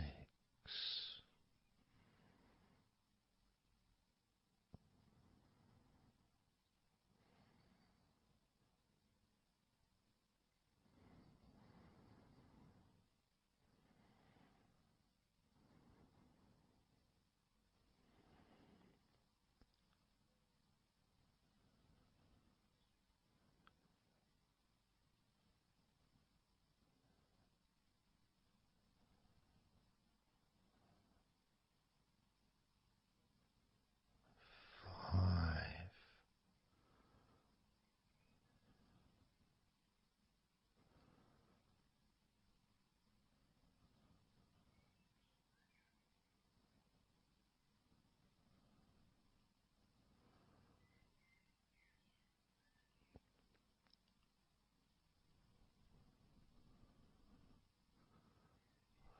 4.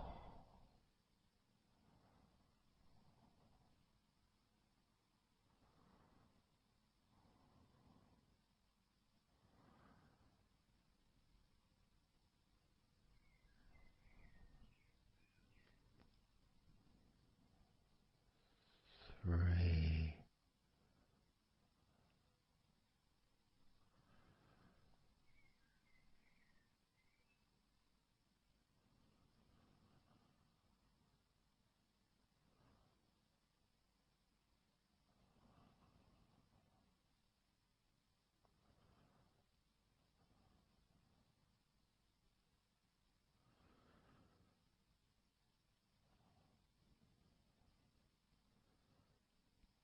2. 1.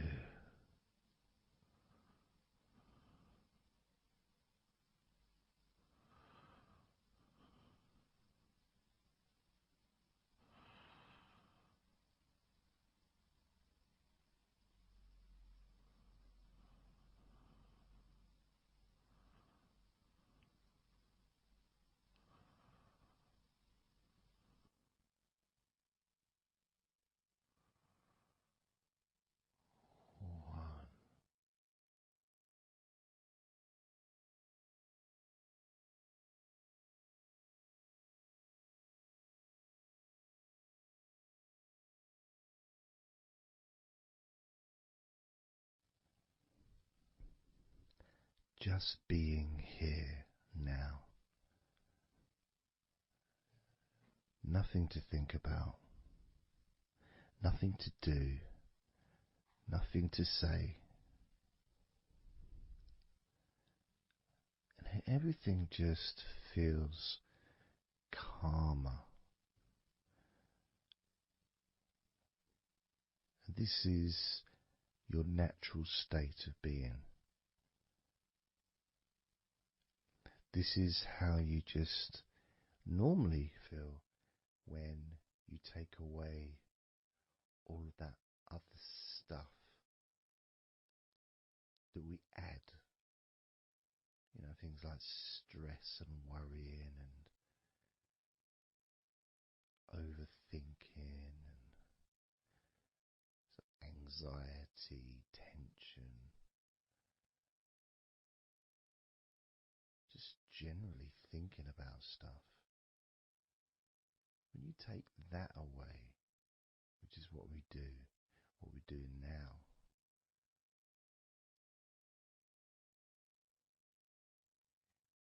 you're left with a real sense of peacefulness, which comes to you very quickly. Because ultimately, it's just a feeling. A feeling of comfort.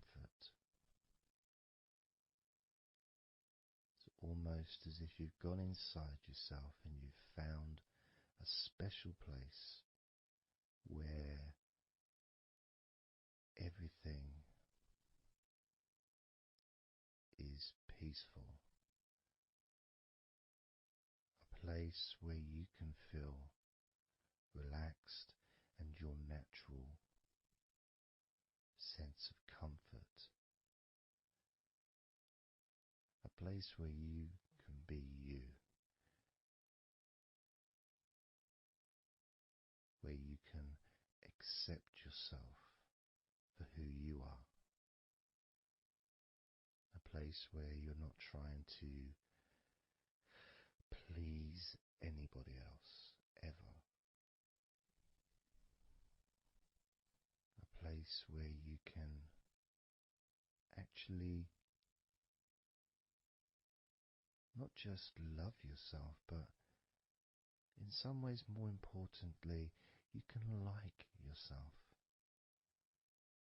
Appreciate who you are.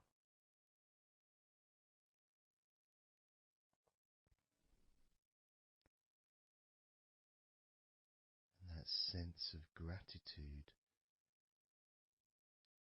is in the air all around you.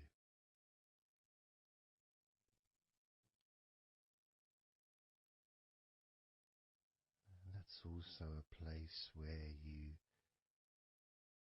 can actually feel the healing energy soaking into your body.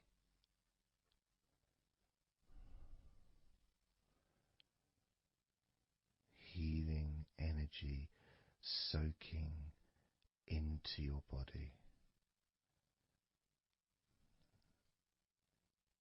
And that healing energy spreads through your veins, traveling to each and every single part of your body.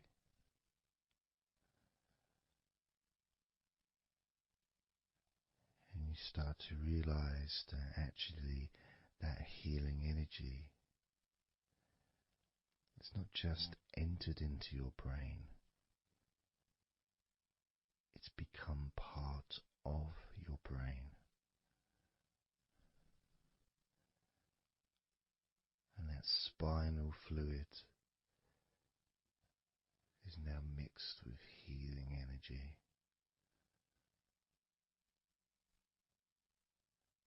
Not just allowing you to feel so much more relaxed and healthy in this moment, but also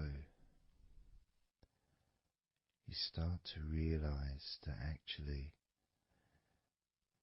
what's happening now with that healing, relaxing energy spreading through your body is actually changing your life.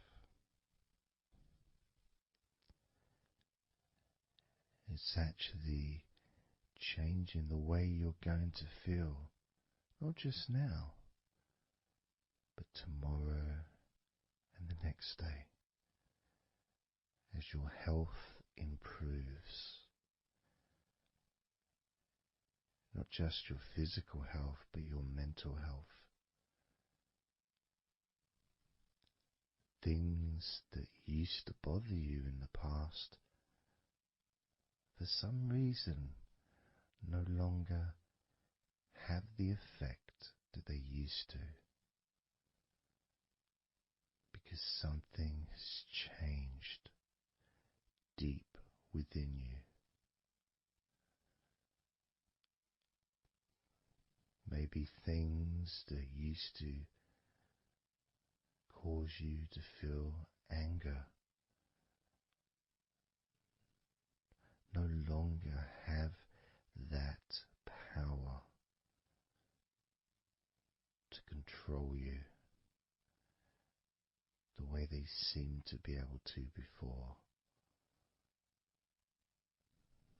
As you realize that you're the one who decides what affects you. You're the one who decides to feel relaxed and calm when you choose to enjoy noticing these natural developments of healing continuing to grow and improve your life day by day.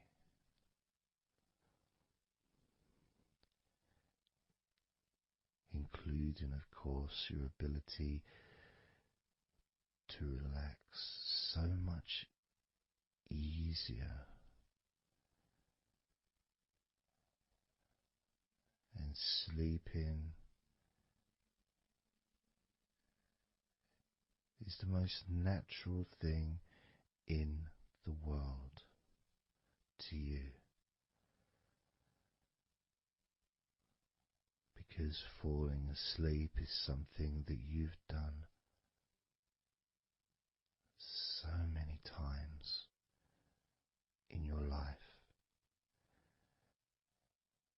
and you know that you were born, as we all were, with the ability to fall asleep naturally. We were born with that ability to just drift off into a deep, healing sleep.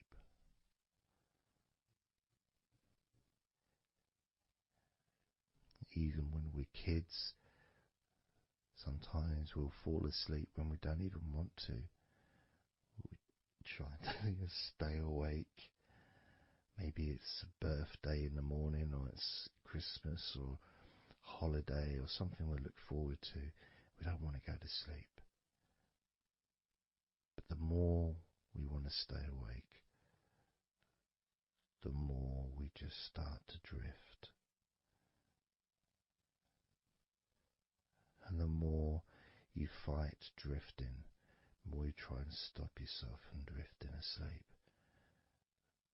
the deeper and stronger that drifting becomes.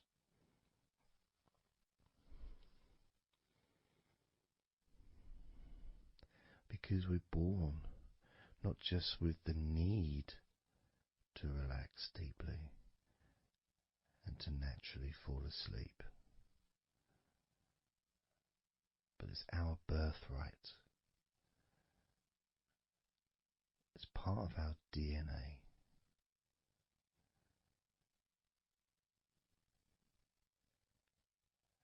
And sometimes as we get older in life, perhaps at times we have forgotten that relaxing completely is not only a wonderfully pleasant experience,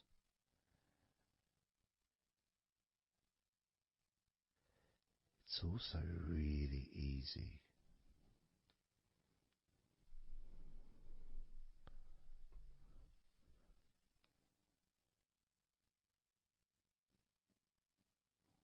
very, very easy to let go, because that's all it is. It's just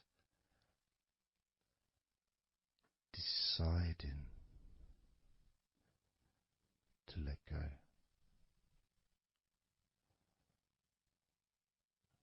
And when you press the play button on my recordings, you have given permission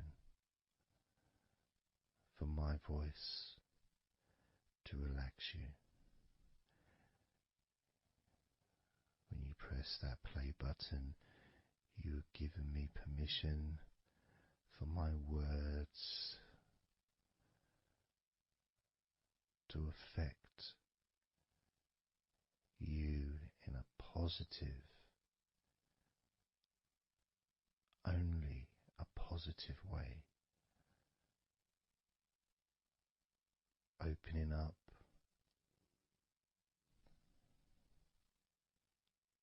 your mind to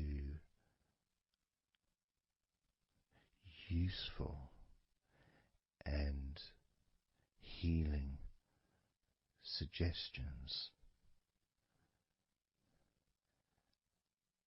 that can have such an amazing effect on how you feel right now, as well as those changes that continue long after the recording ends, those changes within you that continue to flourish and grow, transforming your life in a positive, beautiful way, allowing you to move forward in your life in the direction that you choose for yourself.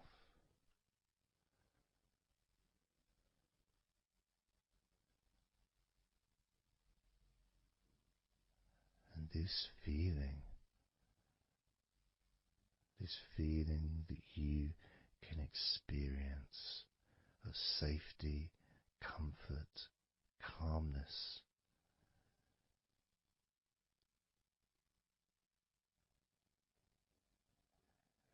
just feels so nice.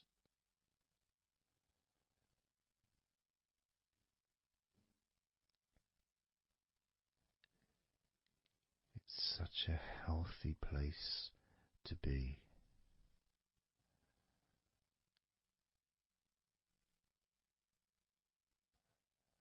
And that positivity grows within you.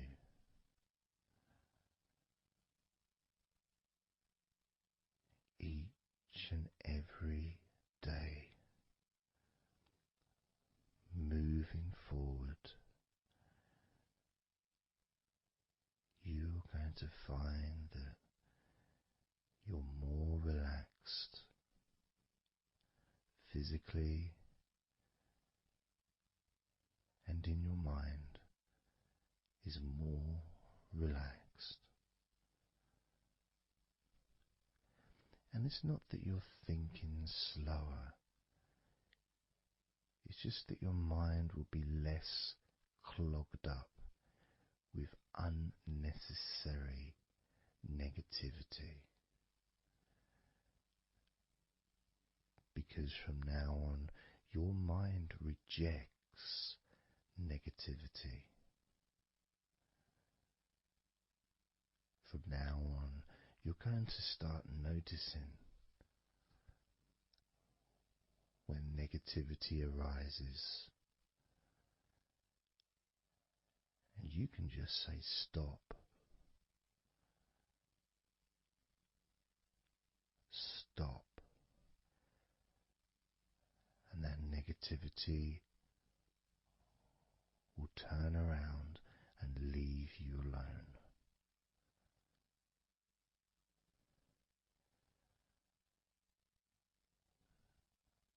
Stop, and that negativity would disappear.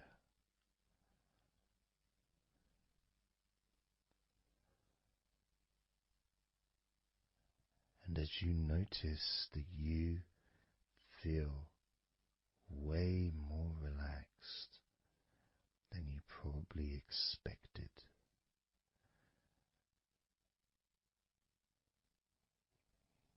you can now congratulate yourself because you're the person that has done this. You are the one that has opened your mind up to the simple facts that you can feel more relaxed in your body and in your mind.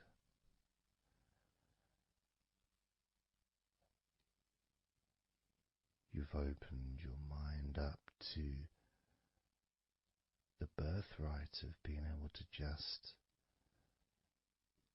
fall asleep easily when you choose.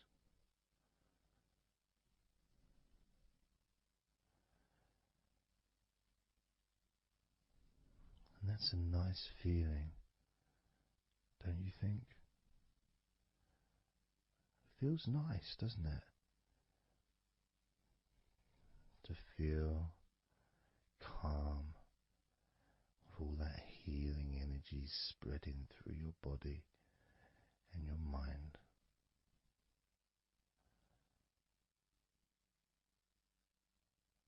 To spend time in that special place where negativity can no longer enter.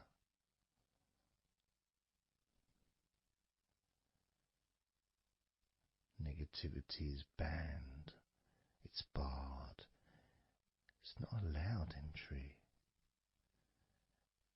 It doesn't deserve to be here, it doesn't belong here. Negativity has no place in your life.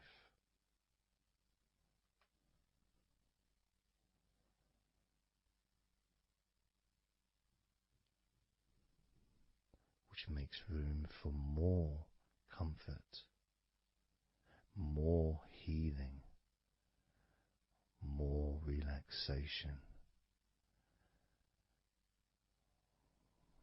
more peace.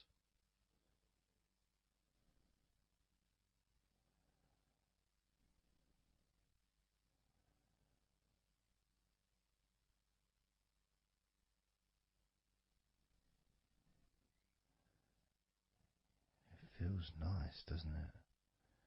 To just let go of everything.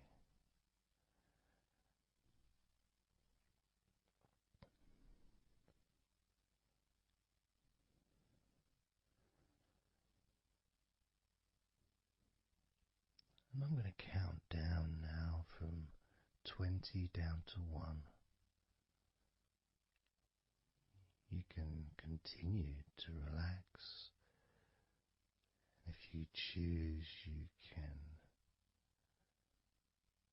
drift to sleep. With every number you hear me say, you can feel twice as relaxed. Or if you choose, you can feel twice as sleepy.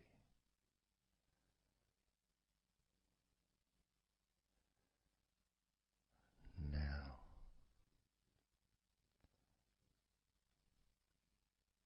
20.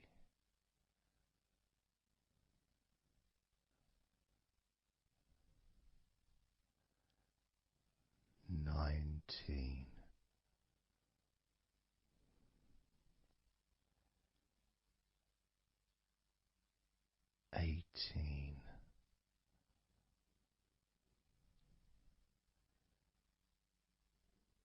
17,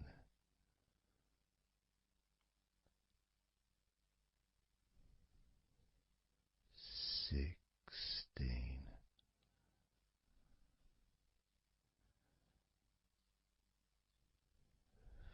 15,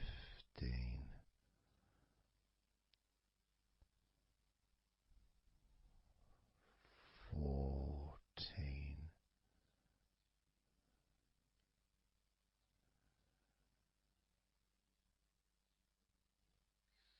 13,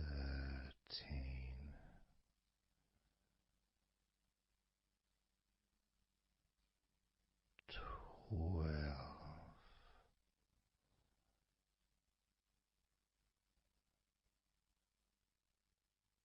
11,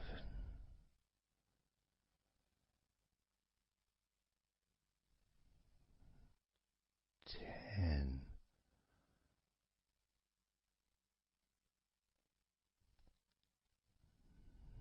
9,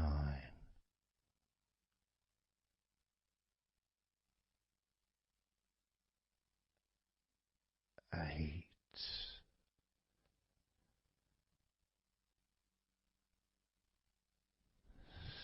7,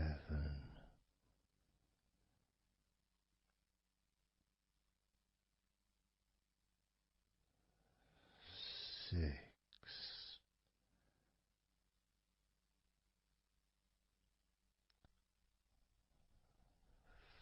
5,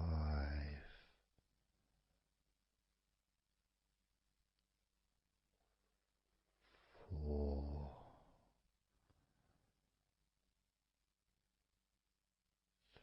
3,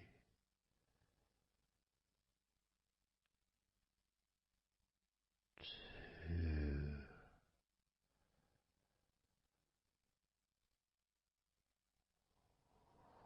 1.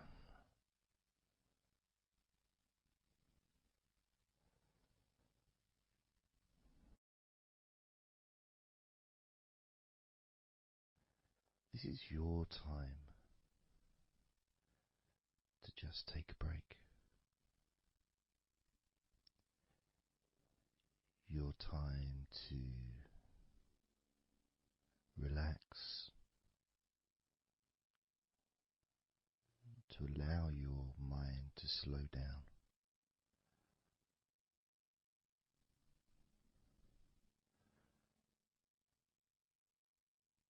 To give yourself permission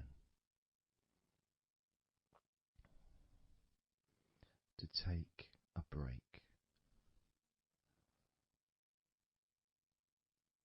from everything. And you're the only person that can make that decision. You're the only person that can actually tell your mind to just relax.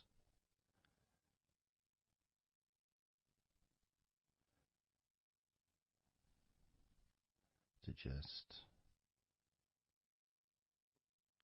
take some time off.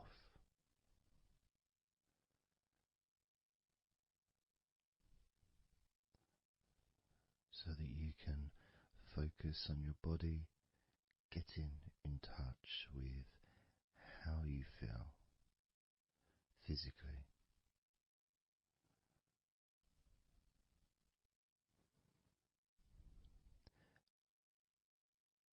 And in the process of this body scan, where you focus on different parts of your body,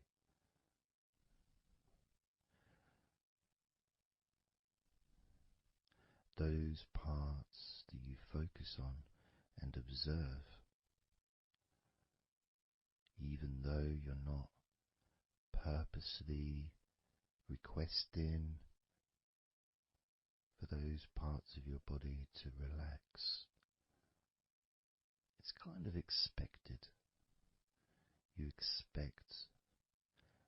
listen to my voice to feel more relaxed naturally.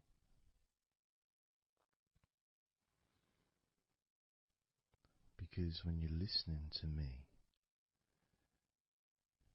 your attention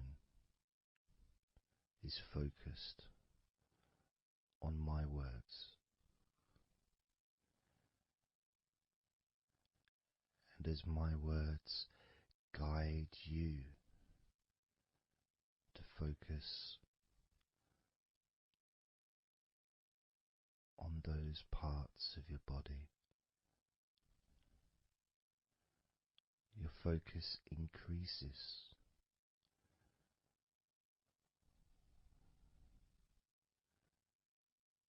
which actually calms your mind.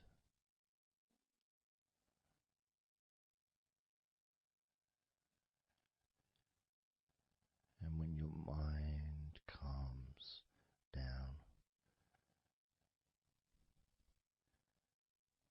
your body relaxes.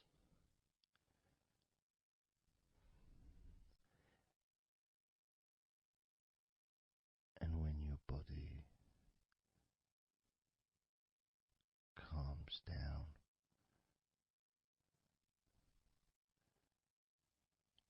your mind relaxes.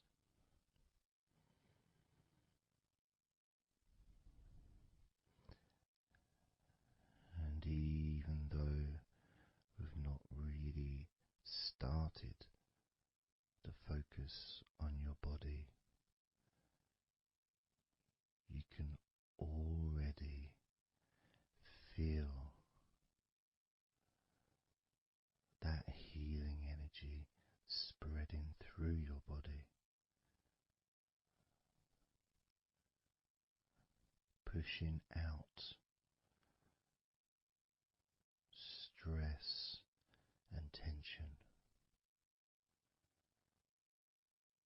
healing all the parts of your body, including your skin, your bones, your blood, all of your organs inside your body, all of the muscles, all of the fat, all of everything. Every hair on your body is filled with that healing energy.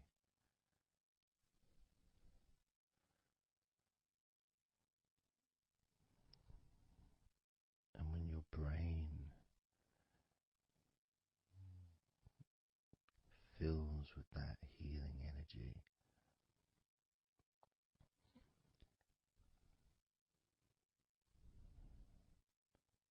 the feeling of comfort and relaxation increases.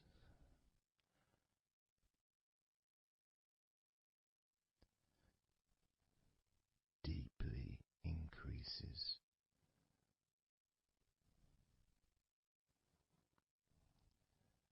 In a way that your mind starts to feel perhaps a bit drowsy,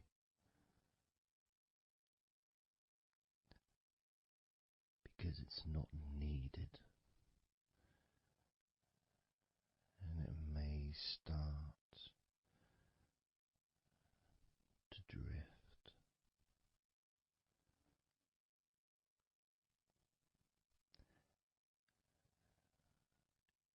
If that's what's needed. So if you're listening to this and what you need is deep relaxation, that's what you'll get.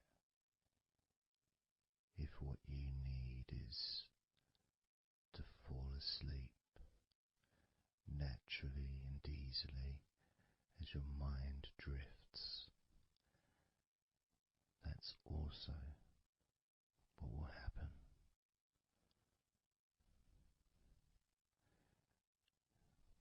because by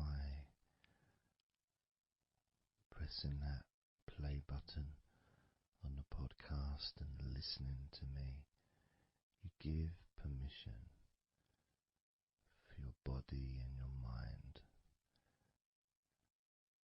In fact, you give the command to your body and your mind to relax deeply and to drift off to sleep if that's what you want or need.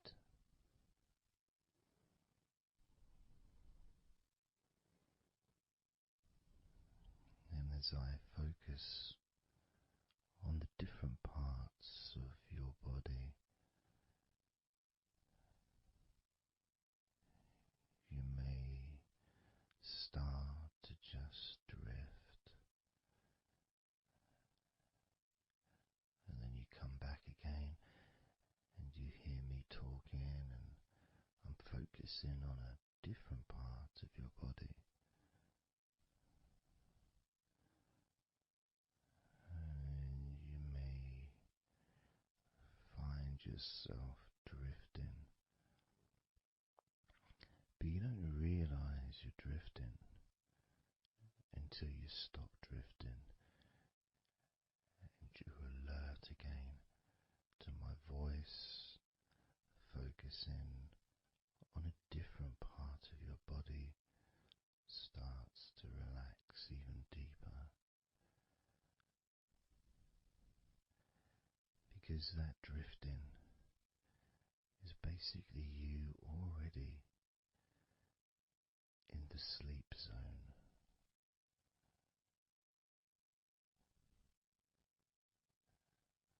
And the more you drift, the longer you drift, and the longer you drift, eventually that drifting continues into sleep. And that's the last you remember until you wake up in your own time, when you experience the right amount of sleep for you. Because when you do, and if you do fall asleep, it's extremely pleasant, so relaxing,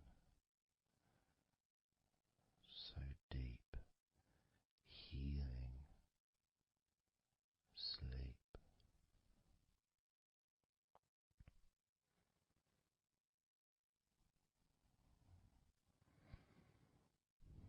And it feels so nice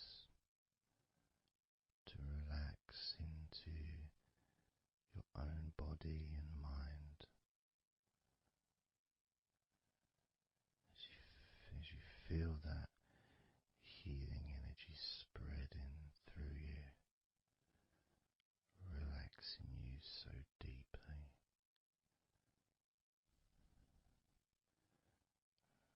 relaxing you so deeply.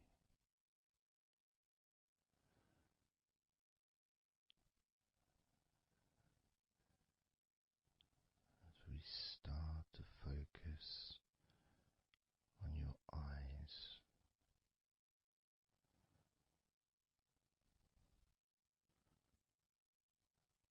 moving down to your jaw,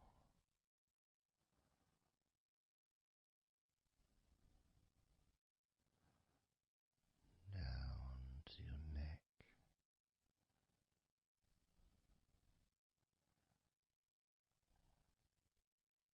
your shoulders,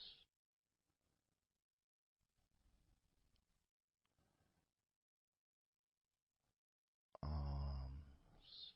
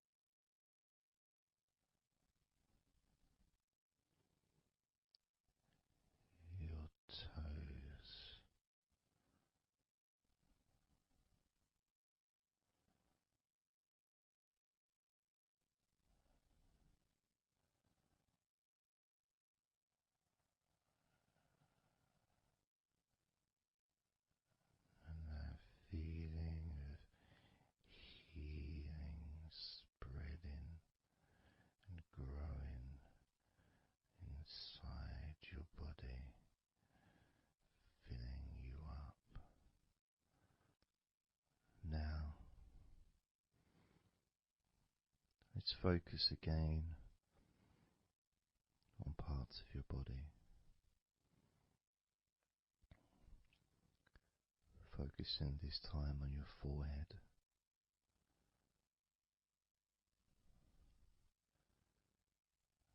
Now on your mouth, your lips, your tongue, the whole of your mouth.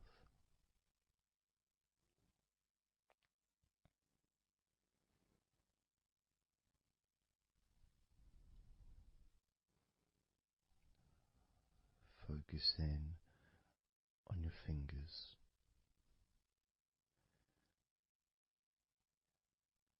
Maybe you could move your fingers a little bit so you can focus on each one individually.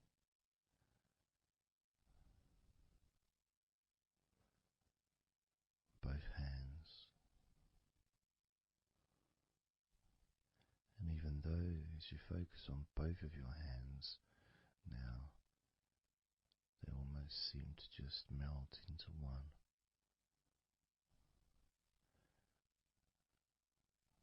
Where does your right hand start and your left hand end?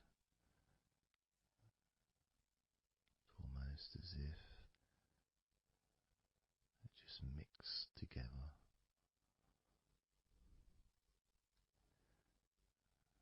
Now focusing on your knees.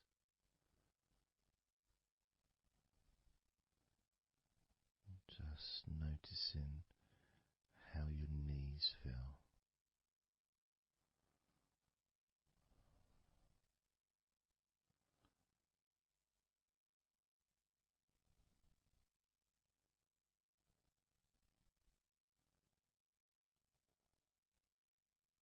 Now focusing on your elbows.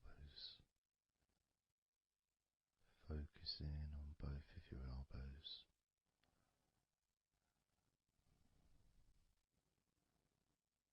Just observing the feeling of your elbows.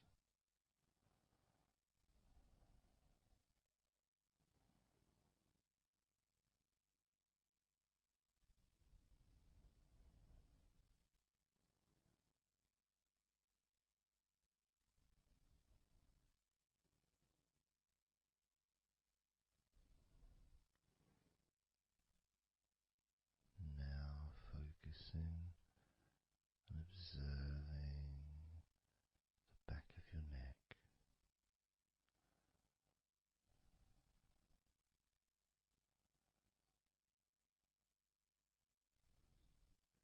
Feeling that energy in the back of your neck.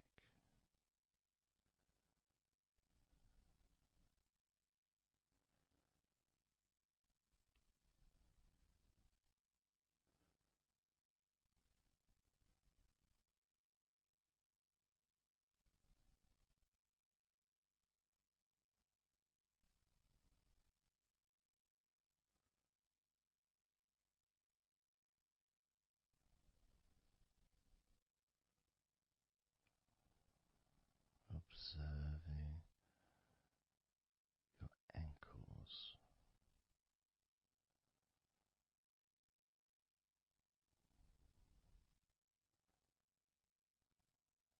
Being aware of the physical sensations in your ankles.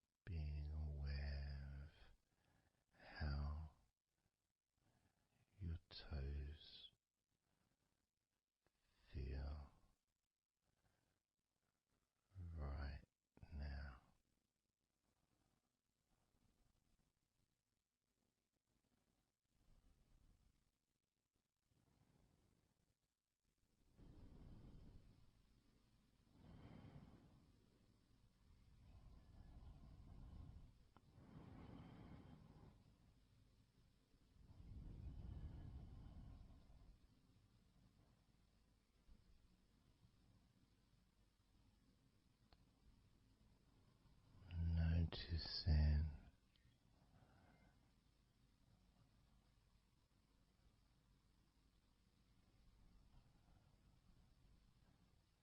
how your entire body feels.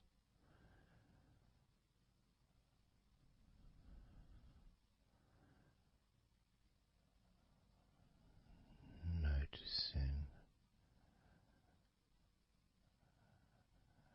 how your mind feels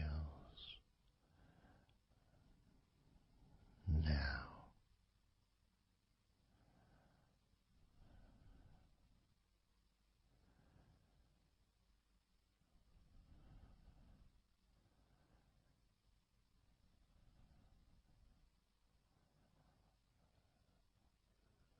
Letting go.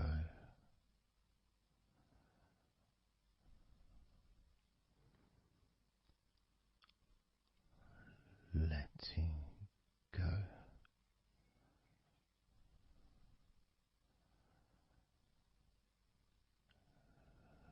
Letting go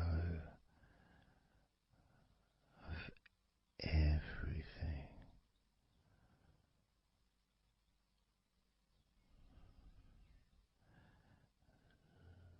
Letting go.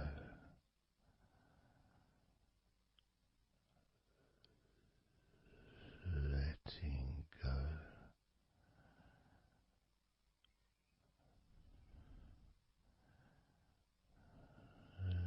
Letting go of everything.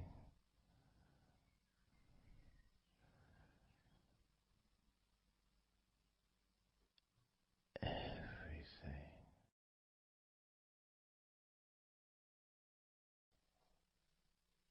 I'm going to start now, and I'd like you just first of all just to see yourself lying down on that massage table, lying on your front, your head is supported, your arms are supported, and you feel comfortable, and breathing is really easy, and you feel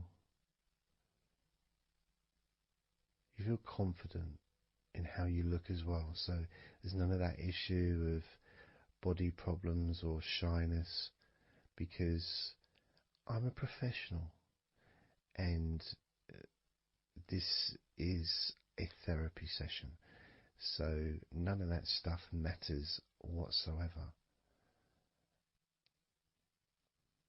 This is about you. This is about how you feel and how you can enjoy that sense of comfort and relaxation that comes from letting go and allowing my hands and my fingers to relax you by massaging your body.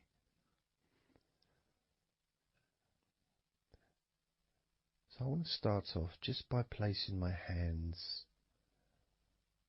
on the back of your head, just gently, just so you can feel what my hands feel like really on you. So you can maybe feel the warmth of my hands on the back of your head. And I'll move my hands to the side of your head, not pressing, but just holding them there very gently. Maybe over your ears and a little bit on your face, just so you can feel my hands, so you can become accustomed to them.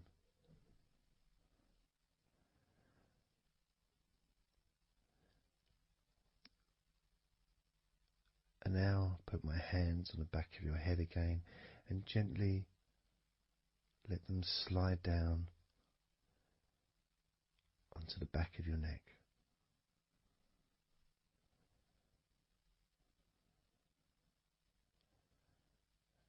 can feel my hands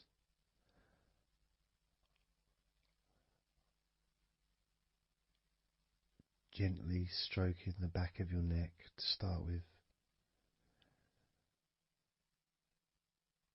just so you can get used to the feeling of my hands on your skin. Get accustomed to it. Realize that you're safe and it's all good, it's all fine.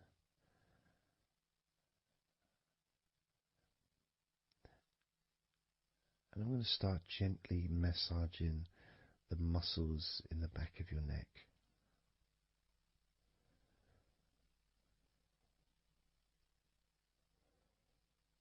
With both hands.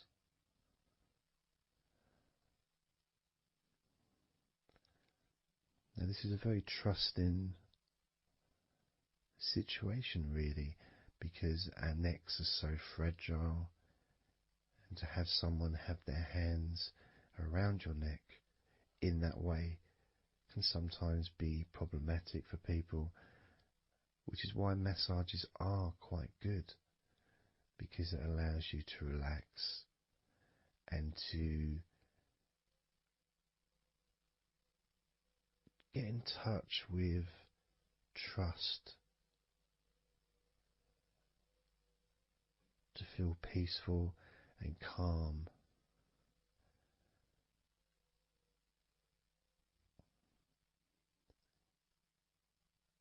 As I massage the sides of your neck gently, moving from the bottom of your neck, which would be sort of near where your shoulders start, I guess, all the way up to your jaw, your ears kind of area, that side of your neck.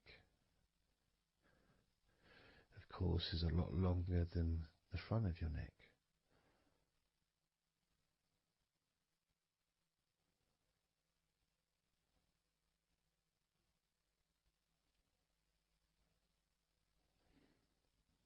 And then massaging the back of your neck,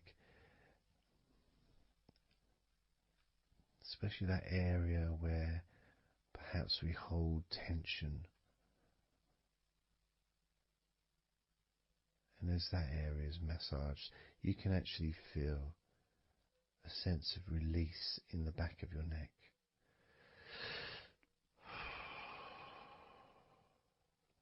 And maybe you can breathe it out as well.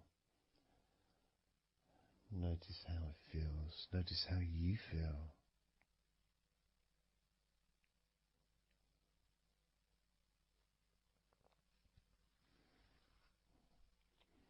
Then moving down to that area between your neck and your shoulders, that muscly area,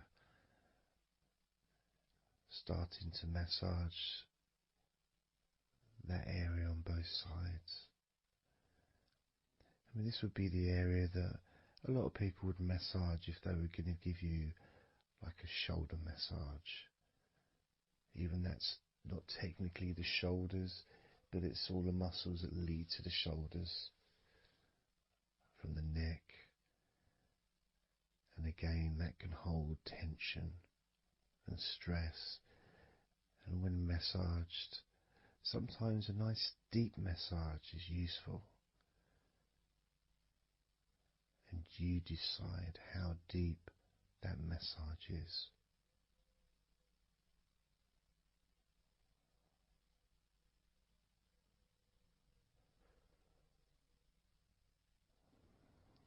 And just allow my knuckles just to dig in, to get to those muscles and to really relax them.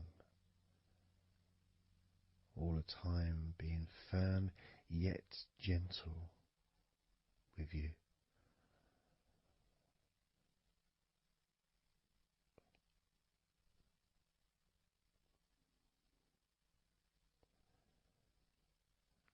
And just stroking down that area to your actual shoulders, moving to the muscles of your shoulders.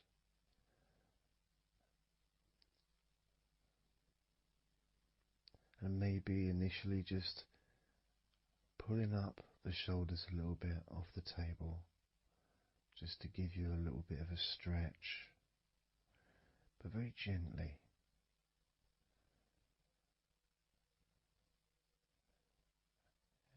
And you've got the muscles at the front of your shoulders, the sides and the back.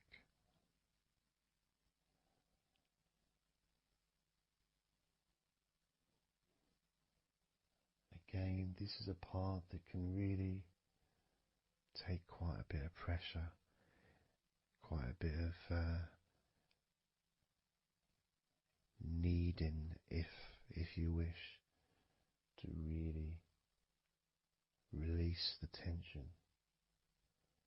to really get into those muscles, and you can let your fingers in there and it can feel really nice. Sometimes just being stroked gently or being massaged quite strongly can all be beneficial to the relaxation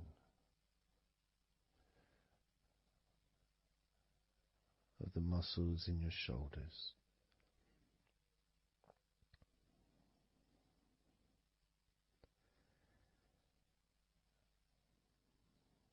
Now, as we move down your arms,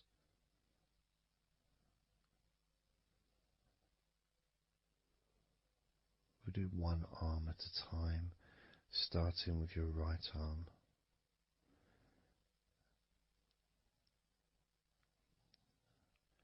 What I'll do is I'll just lift your arm up, just hold it to the side of you. Don't worry, it'll still be attached. And I just massage the tops of your arms.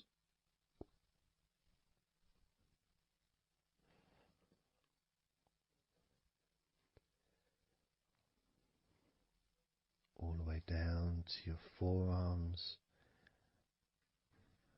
into your wrists.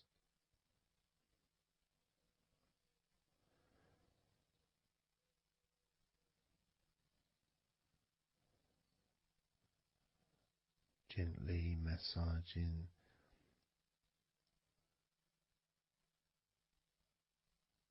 that part,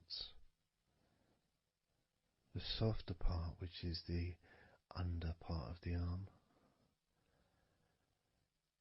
which leads to the crease in your elbow, the inside. It's much more sensitive skin.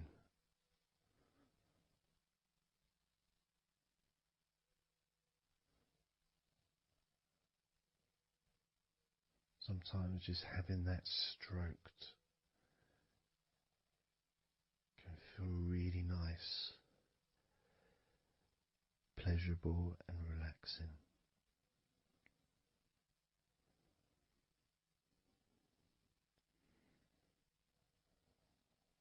Now moving down to your right hand.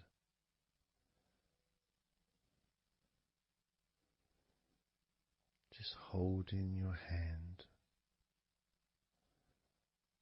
in both of my hands.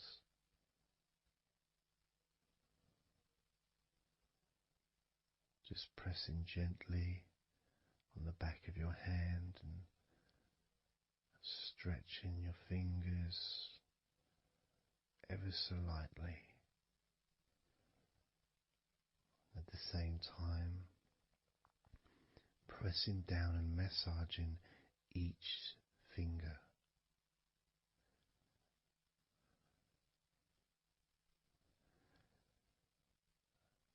And then starting to massage the palms of your hand.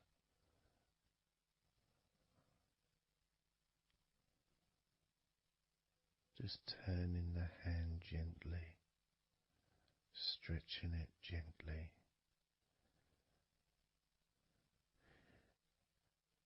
And actually having your hand held can really be emotional experience sometimes, even if it is with a stranger, someone you don't know very well, like a massage person or a therapist maybe, because it's intimate.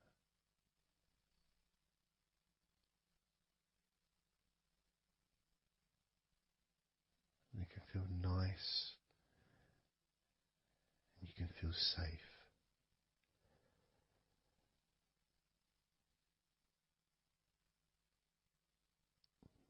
And as I put that right arm back down where it was,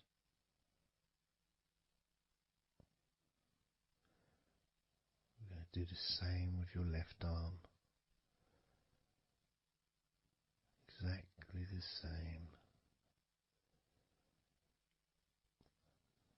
Massaging the muscles in your arm all the way down to your wrist.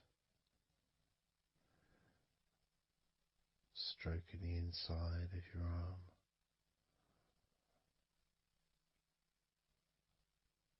Just being gentle or as firm as you require.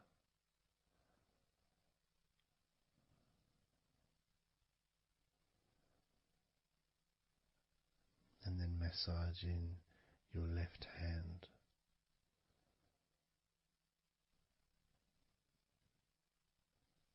Stretching the fingers gently. Massaging the palm of your left hand.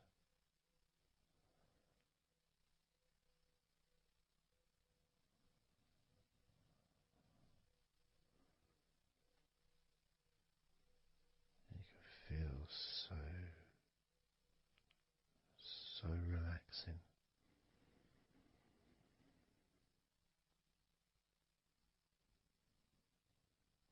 So comforting.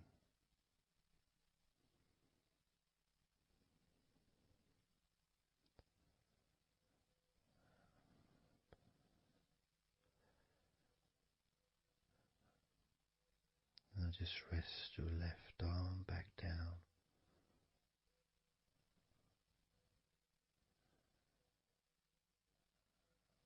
Start to massage your back, the biggest part of your body. Starting at the top, starting again where we already have been, that area at the top, in between your shoulders, near your neck, going back and massaging that area again, but this time moving downwards.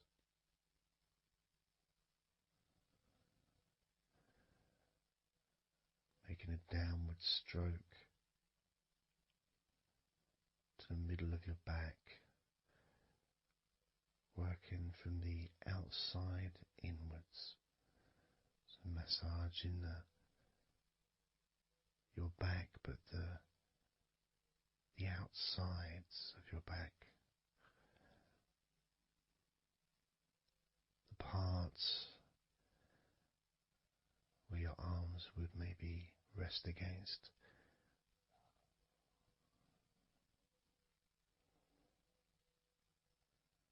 Almost the part that connects your front to your back.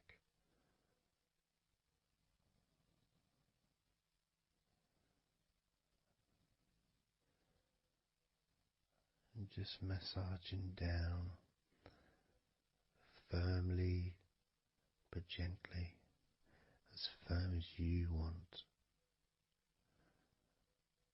Moving down and then moving across a little bit and moving all the way down again. Being very gentle, yet firm as you choose.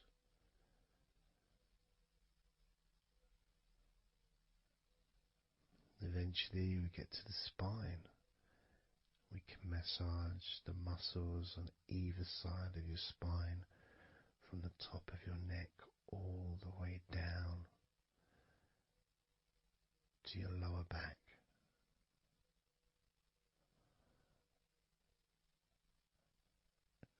do that a few times.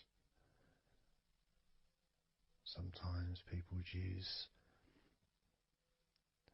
the knuckle or the, two fingers and just go either side of the spine and almost just push down and go all the way down to the bottom of the spine. Each time releasing tension and opening up the body, stretching your body so that you feel more relaxed, but at the same time rejuvenated.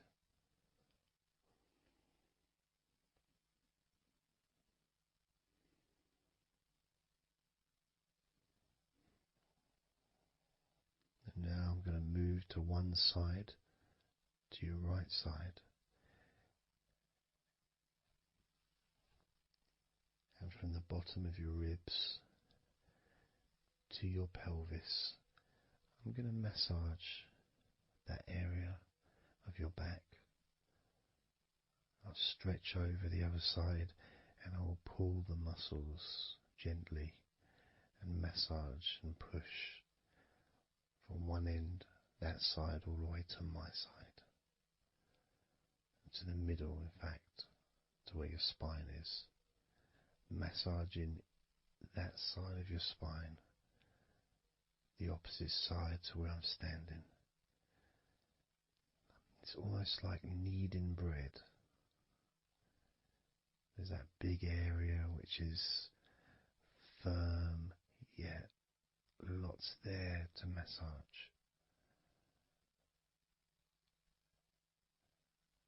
Potentially one of the most important places to actually have a massage, because you really feel it. You really feel the release and the pleasure of having your lower back massaged. It releases so much from your body that's not useful, starting a healing process which will continue long after this recording is over.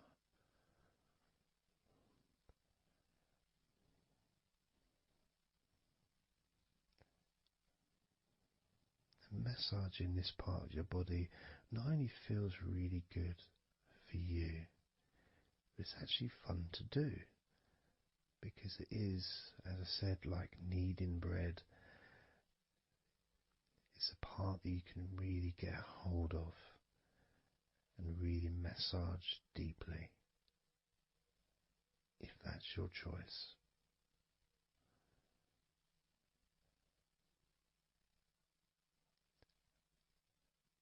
Then I'm going to move over to the other side of your body and do the same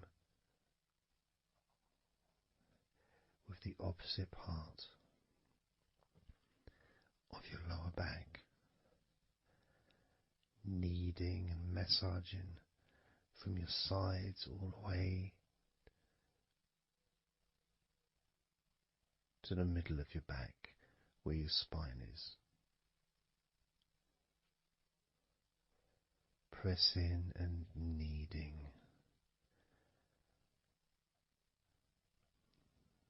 Firm and gentle at the same time. It feels so releasing. This mixture of pleasure, comfort, release, calmness, relaxation, all mixed together.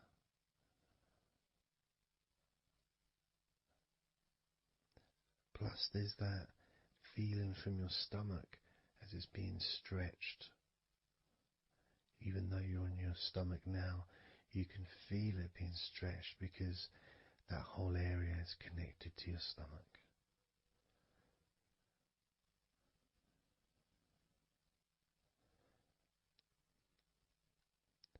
Now we're going to move further up to your top of your body, and I'm going to do the same. This time starting with your upper back, put my hands forward over and massaging that area up to your spine, from the side of your body up to your spine. So some of that massage area, the muscle tissue, or whatever, fatty tissue even, will be possibly from your chest, because it's all connected. The chest and the back connect together. I'm going to be massaging and just pulling some of that skin from your side up and massaging that area of your upper back all the way to your spine. And then I'll move down a bit and I'll continue with the middle of your back, doing exactly the same thing. As gentle or as deep as you choose.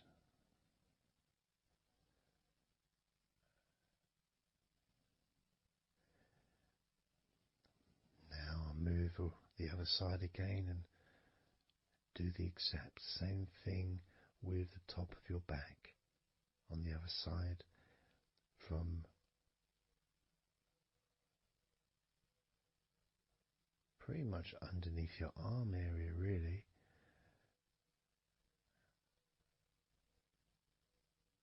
to your spine.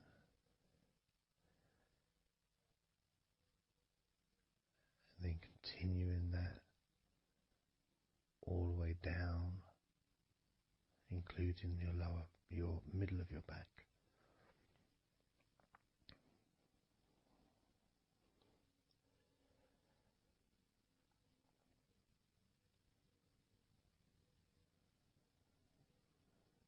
Now I'm going to go to your thighs, the backs of your thighs,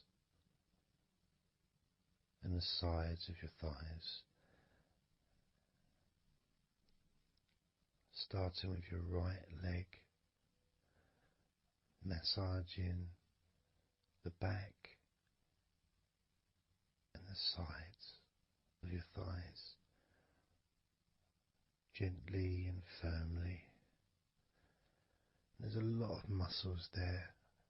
It's an area that can be very tense at times and maybe needs a little bit more pressure than the rest of the body. But that's up to you. You can gently stroke the back of your legs where, opposite your knee joint or underneath your knee joint. It's a very sensitive, gentle area.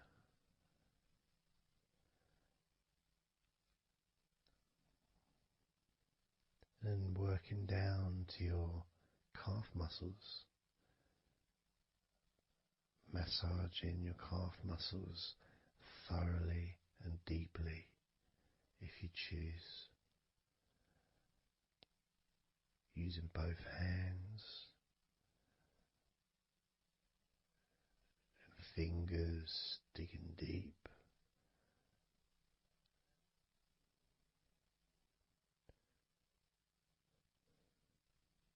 To your ankles and the back of your ankles, just gently massaging that area.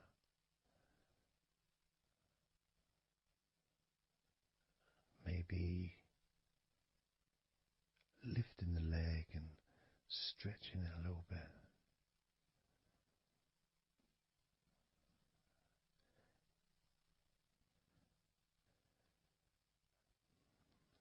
Moving to the right foot.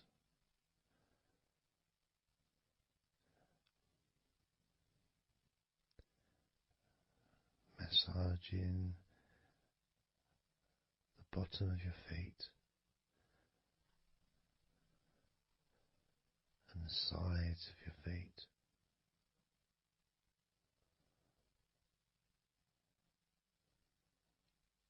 gently but firm enough so they don't tickle.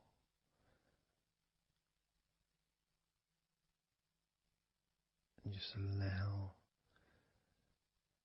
the pleasure that you get from having your feet massaged to just overtake you. As I continue to massage your feet, the bottoms of your feet, the sides, your arches, your heel. You can put a lot of pressure into your heel and it feels amazing. Yet the arches need to be a bit more gentle. Stretching your toes gently and massaging the bottoms of your toes with my fingers, each one individually.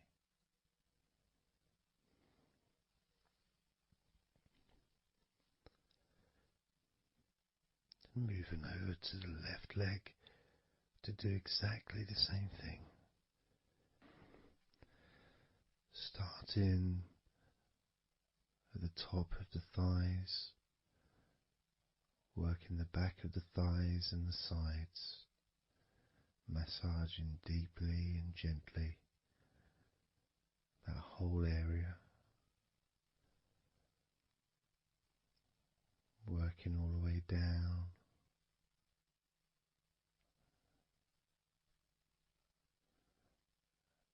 and this is an area that maybe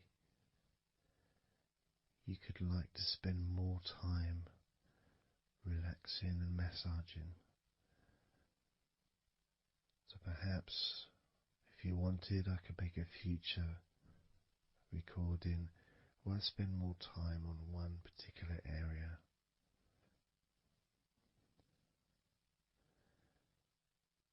As you move down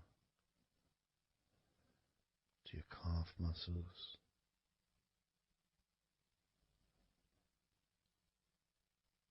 massaging your calf muscles firmly and gently.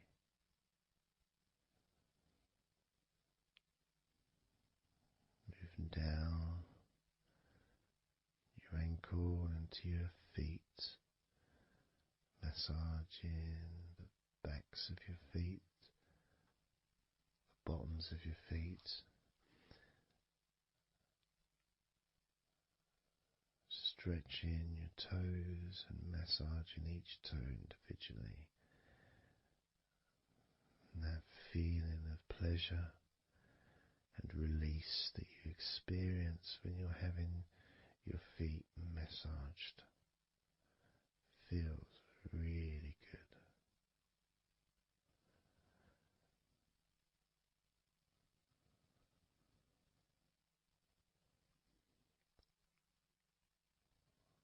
Now, as you turn over in your mind, laying on your back,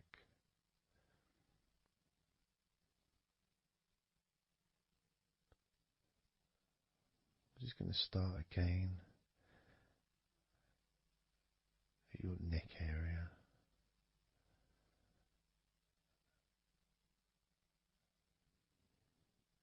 In your shoulders, just to get back in touch with that area.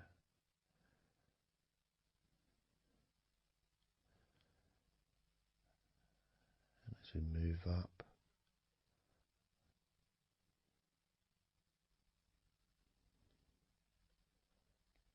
I can clean my hands, make them all fresh, because now I'm going to massage your face gently. Starting off with your forehead,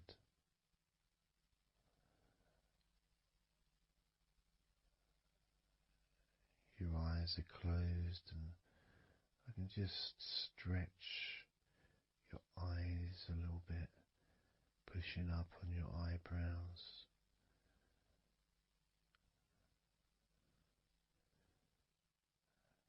just massaging around your scalp,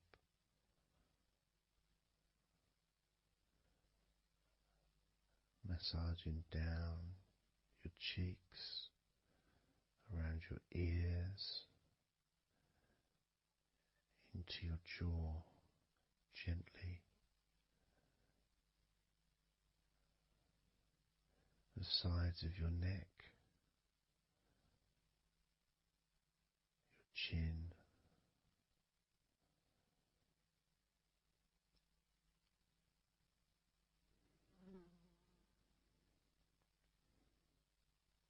then just moving down from your neck down to your chest,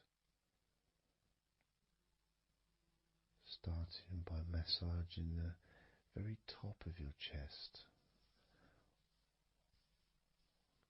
where the collarbone is, either side of the collarbone.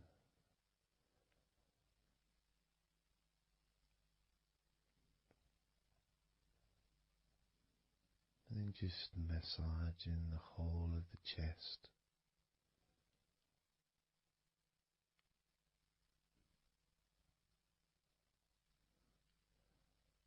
Moving the chest around.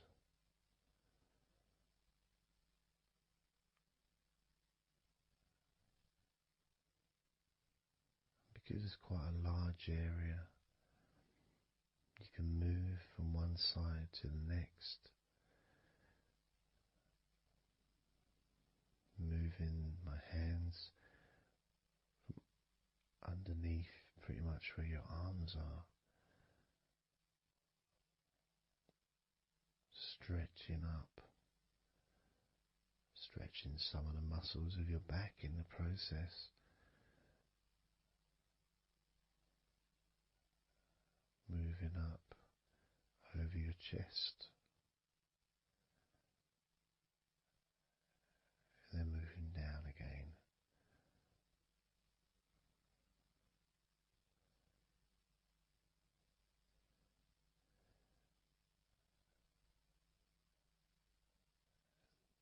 Then allowing my hands to just massage gently and slide down towards your stomach, starting in the middle of your chest. And then gradually my hands moving apart and massaging and sliding at the same time, moving down to just below your rib cage.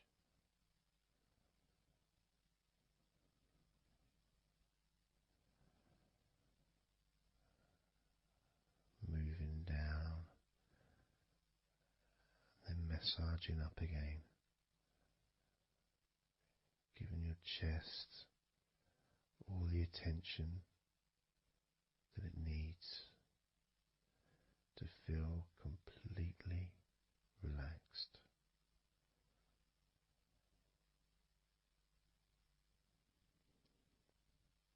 Remembering that I'm also going to be focusing on your sides as well, an area that really doesn't get much attention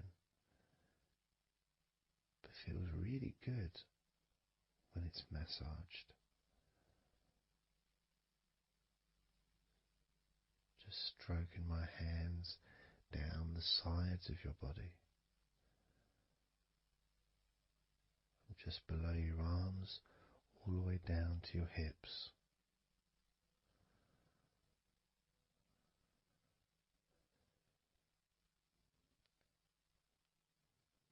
Now, moving to your stomach area,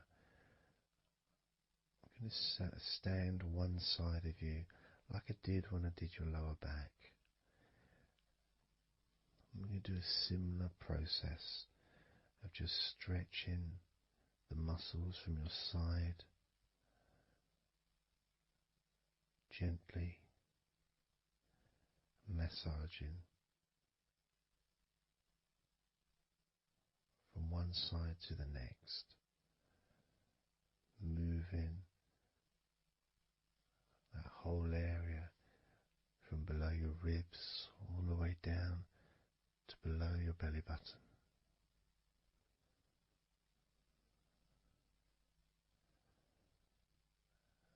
And then move round to the other side of you and repeat that.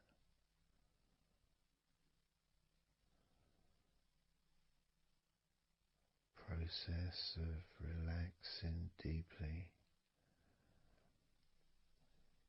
calmly.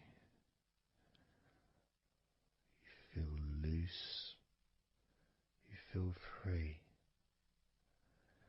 And there's something about having your stomach massaged that's different from any other part, because we do have a tendency of holding a different kind of stress in our stomachs that we may not be aware of.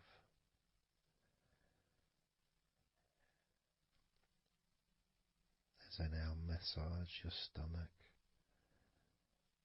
the front of your stomach, making circles around your belly button,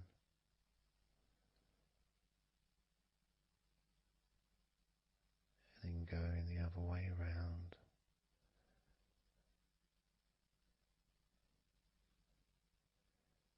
There's a gentleness and a freedom that comes from feeling how you're feeling.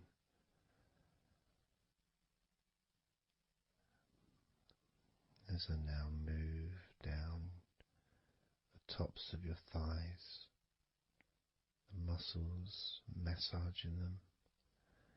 And I can do this with two legs at the same time, pressing down, massaging deeply those muscles in your thighs, the front of your thighs.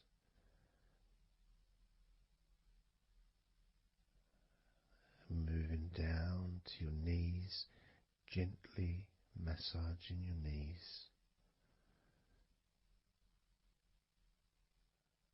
Sliding down your shins, putting pressure on either side of your shin, gently, softly but firmly. Moving down to your ankles, stroking the tops of your feet.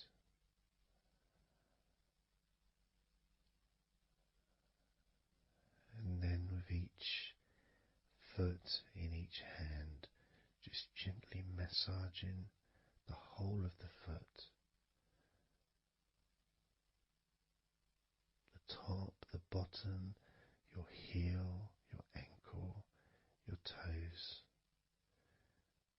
Massaging every part of your feet.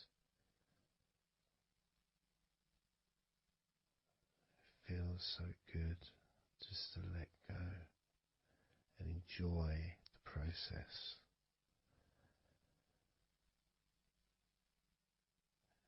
Enjoy feeling so deeply relaxed.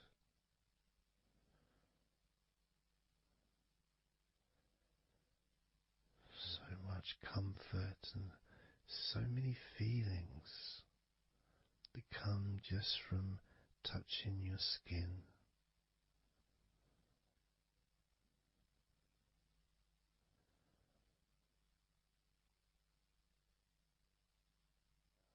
And you can just lie there for as long as you choose, enjoying the feeling of deep comfort from being massaged by me.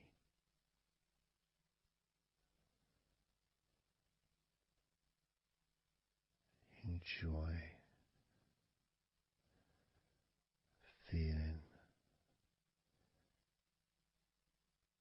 deeply relaxed.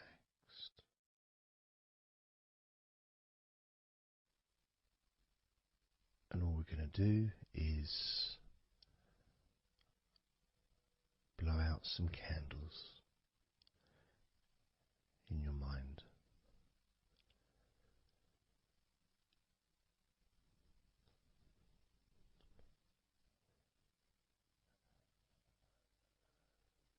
There are going to be 100 candles.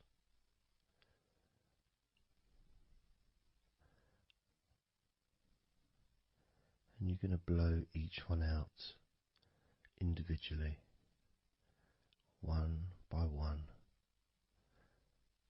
starting at 100 as I count down,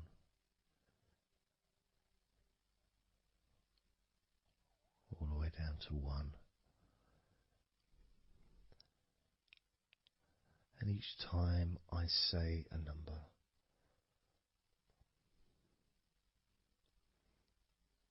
you can imagine that candle in front of you, and I'd like you to actually physically gently blow that candle out.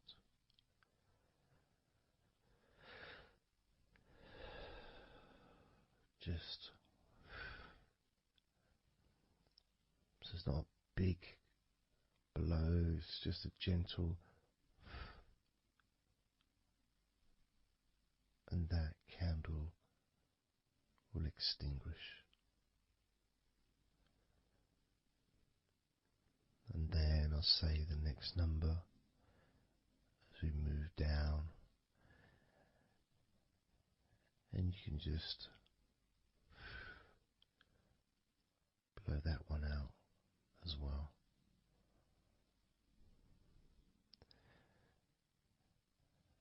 And as we move down the numbers, you'll find yourself feeling more and more relaxed. And if you need to sleep, you'll also find yourself becoming incredibly tired and sleepy. In fact, you may struggle to blow out all 100 of these candles.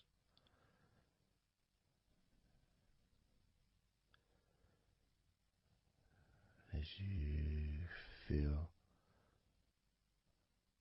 more and more deeply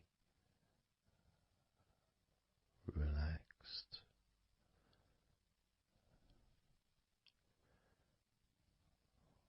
more and more deeply tired,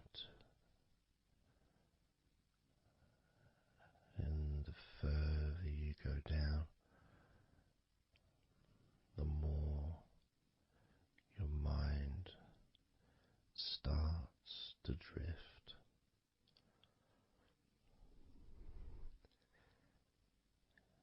And you may find that you stop listening to me after a while.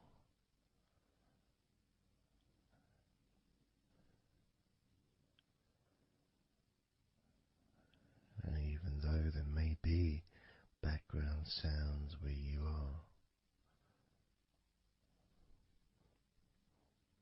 you'll be aware of those sounds at the moment.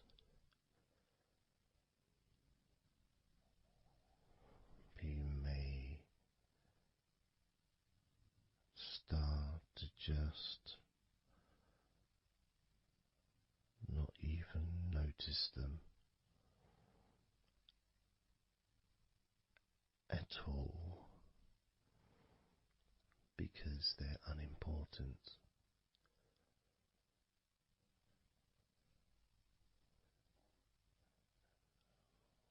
Where I am, I've got the sounds of the birds. There's Horace the pigeon likes to say hello sometimes, and there's the odd plane that goes by, maybe traffic and trains in the distance.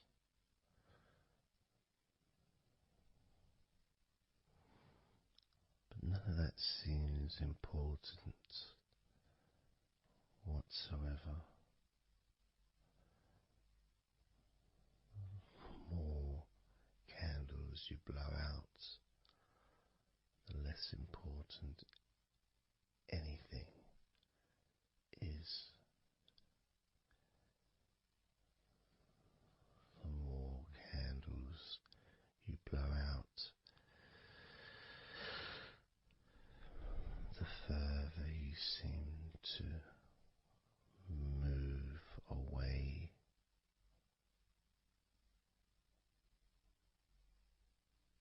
from sounds and from general day-to-day stuff. Seems to just move away on its own as you feel more calmer with every candle you blow out.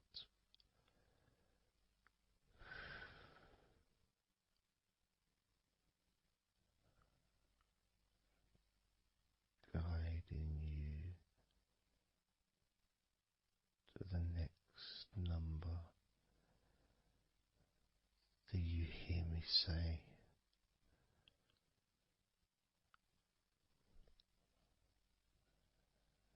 and then you blow that candle out too.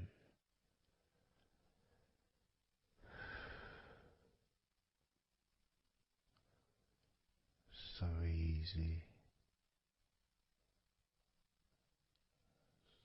so simple.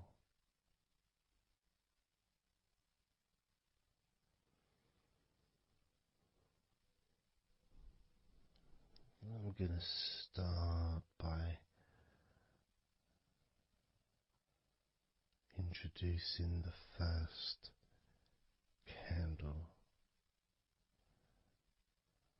which is 100. The first candle, which is 100. When you blow that candle out,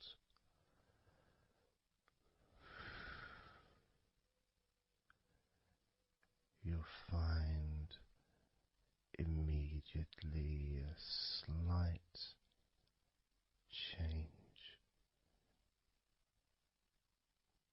in how you feel.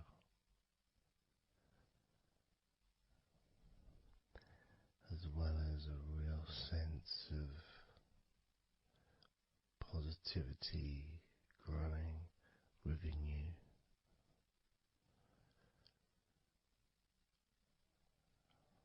Relaxation and sleepiness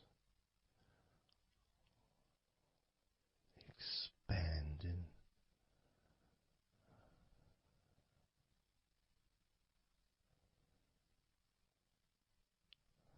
Starting with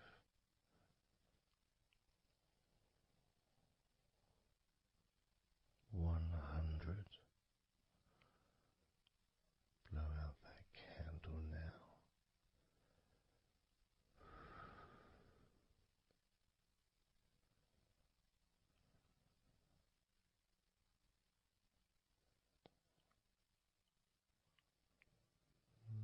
99.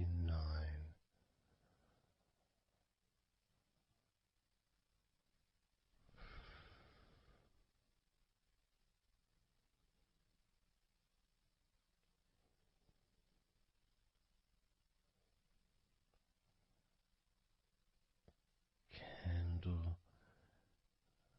98.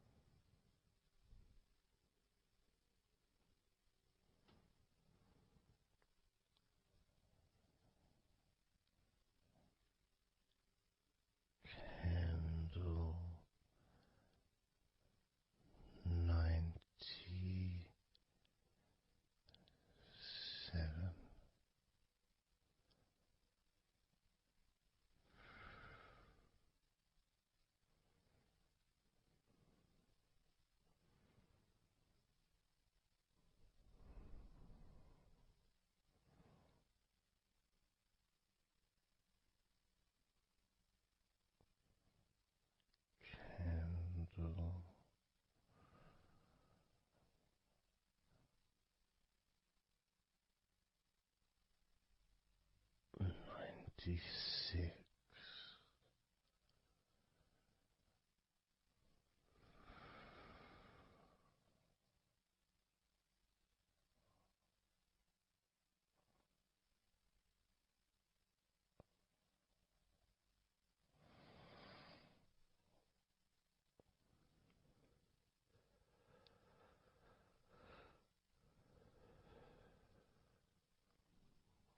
Candle 95.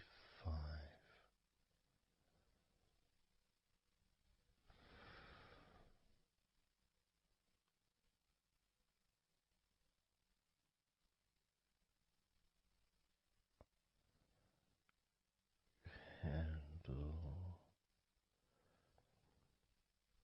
94.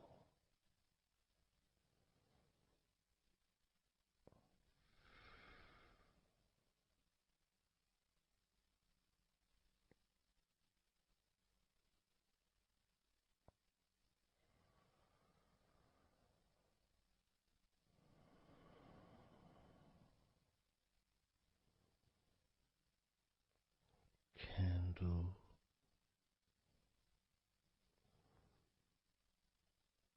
93.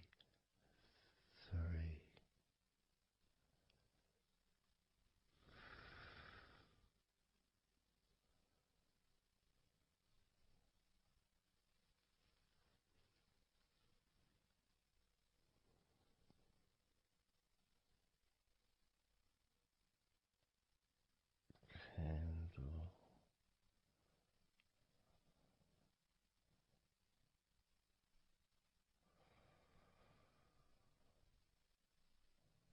92.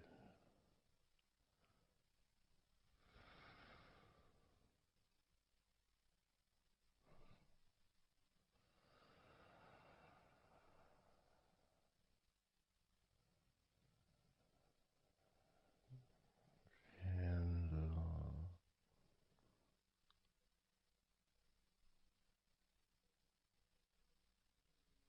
91.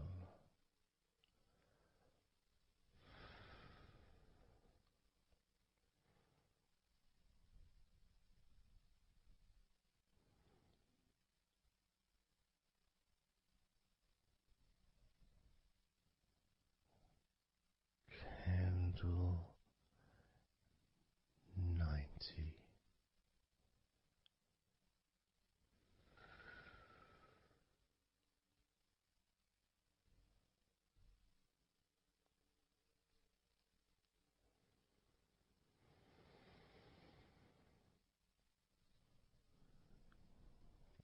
Candle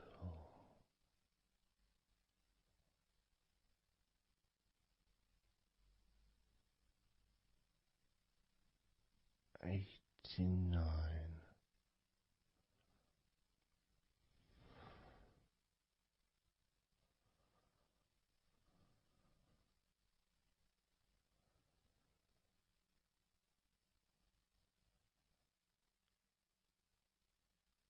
Candle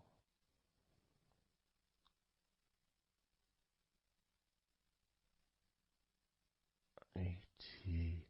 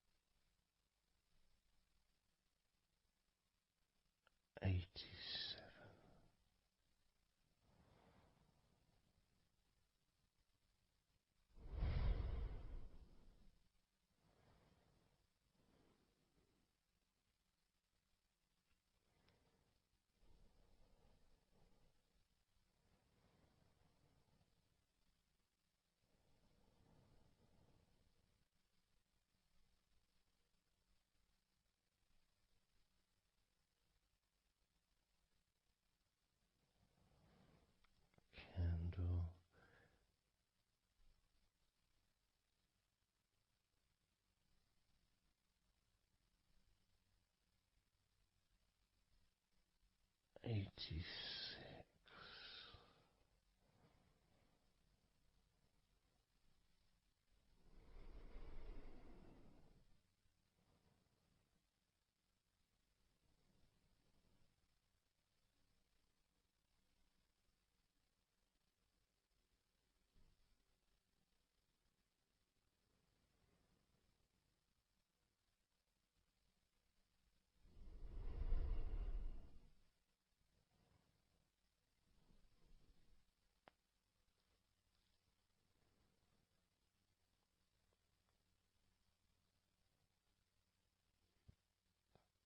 candle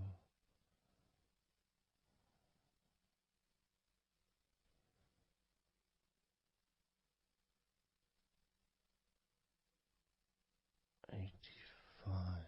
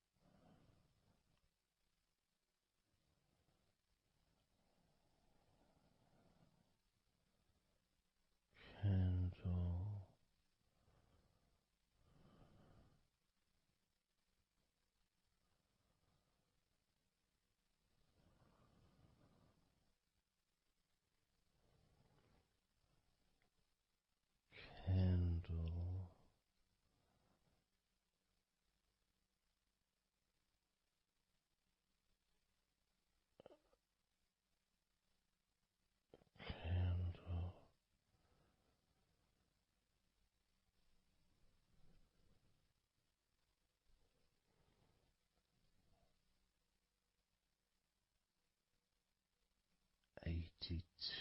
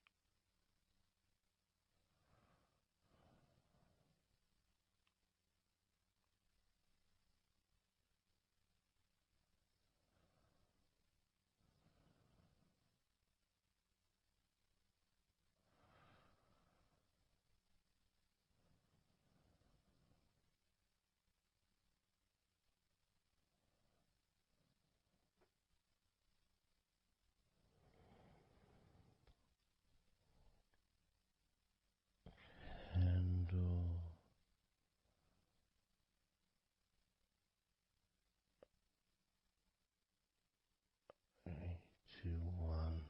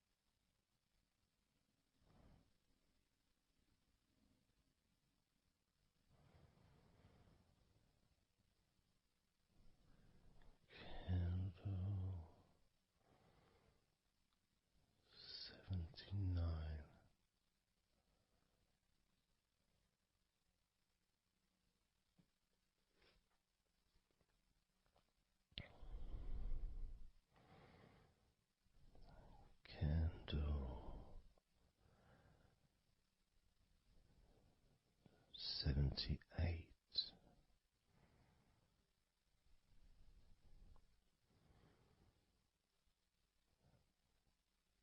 Candle 77.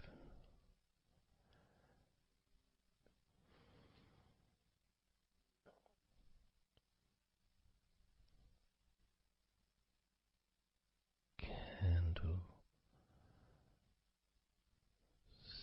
76.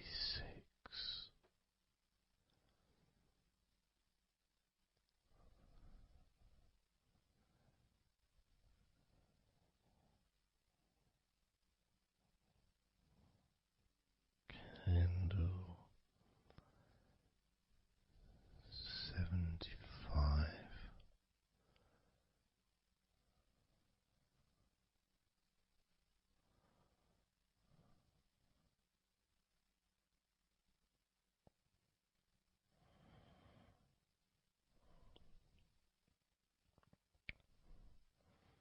Candle 74.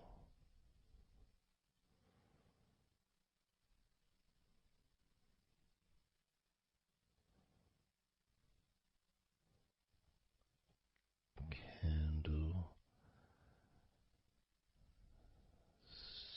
73.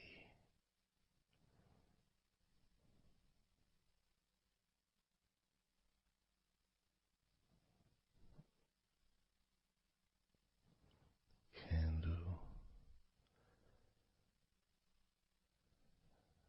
72.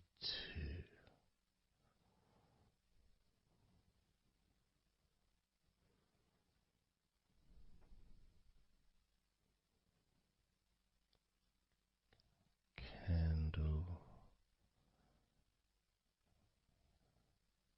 71.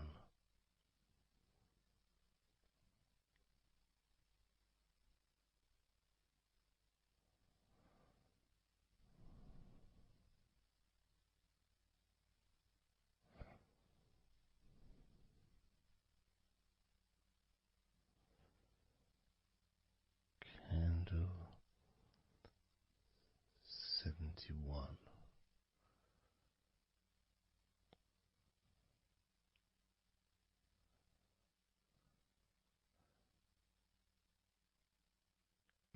Candle 70.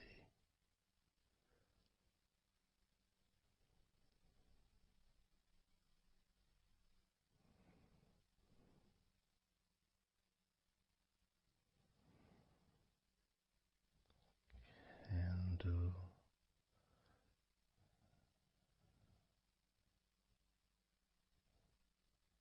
69.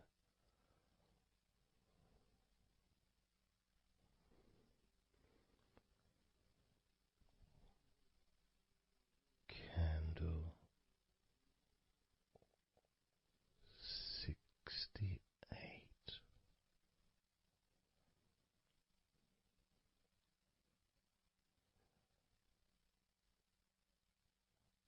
Candle 67.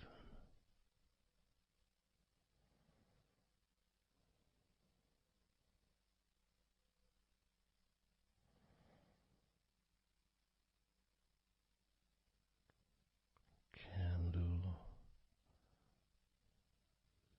65.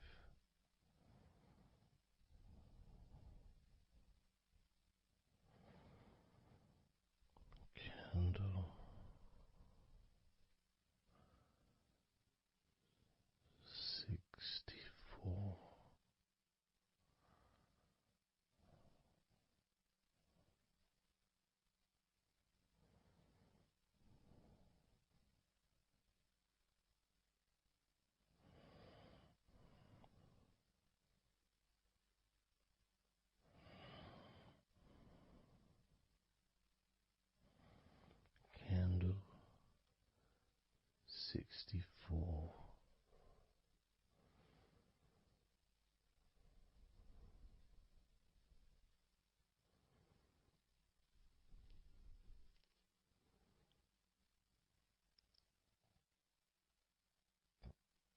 Candle 63.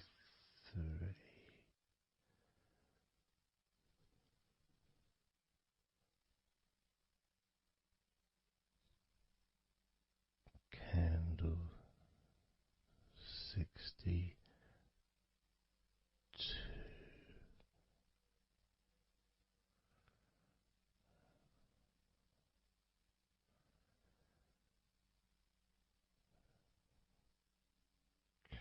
Candle 61.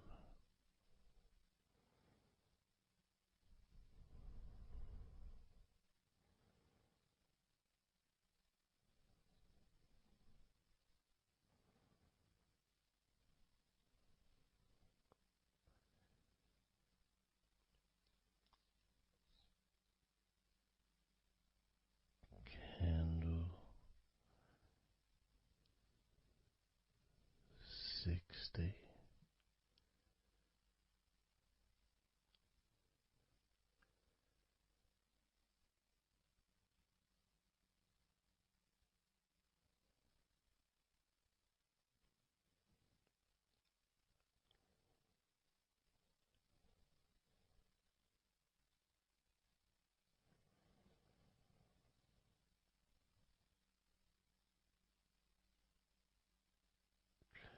Candle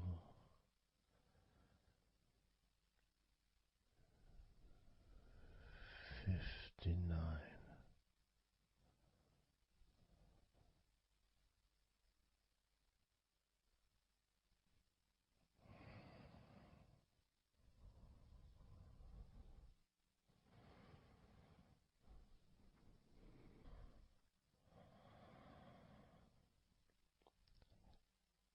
Candle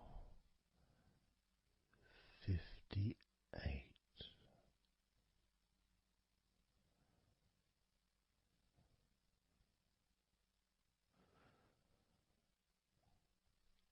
Candle 57.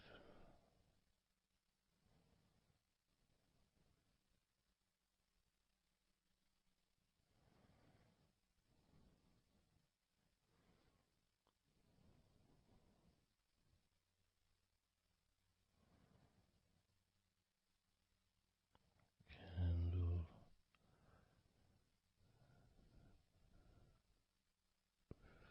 56.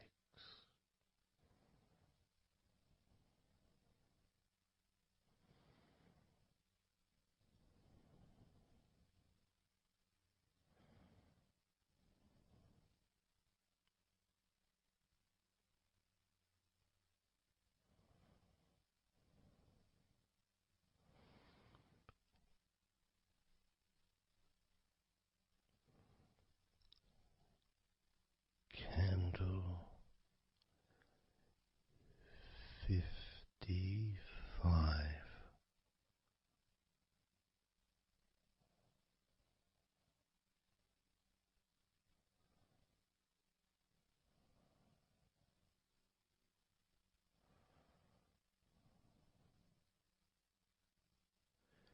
Candle 54.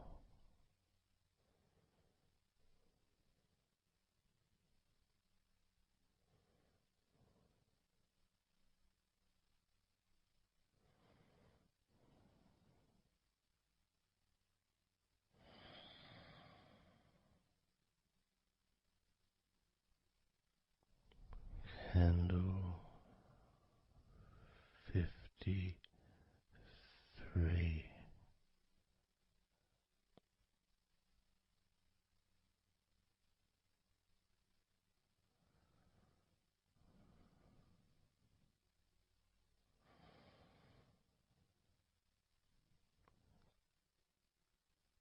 Candle 52.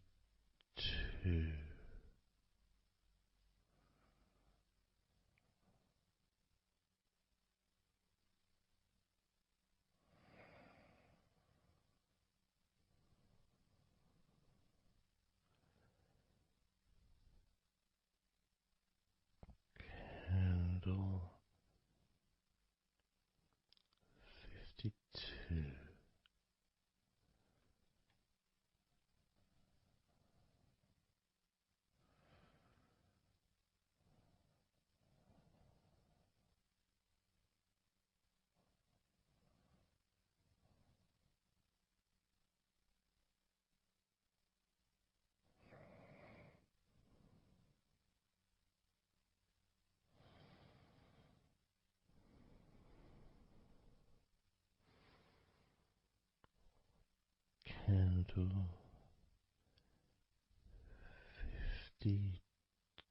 52,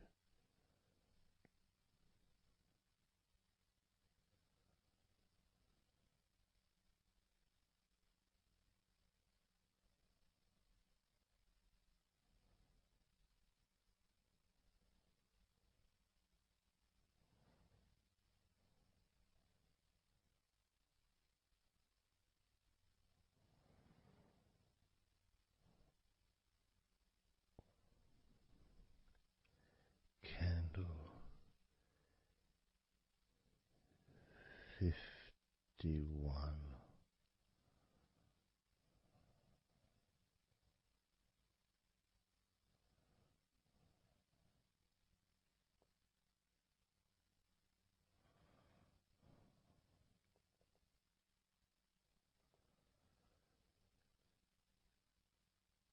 candle 50,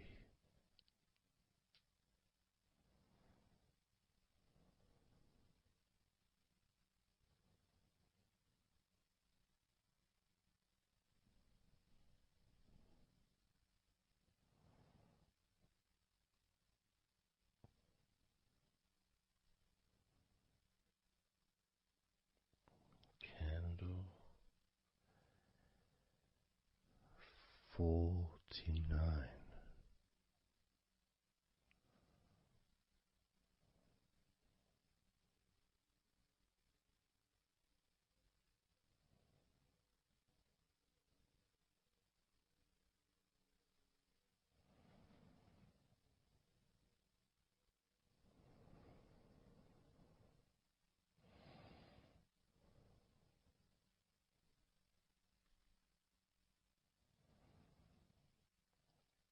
candle 48,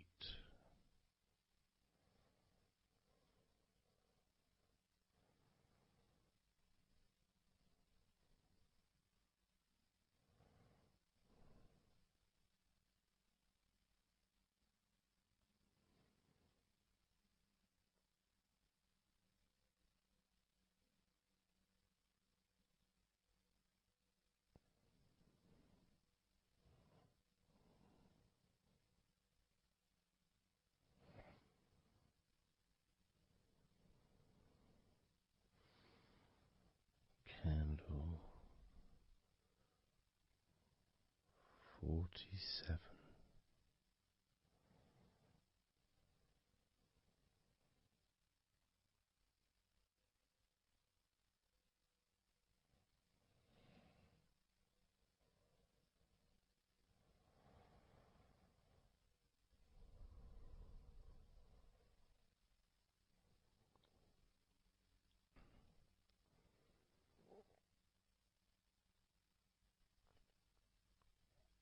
candle 46,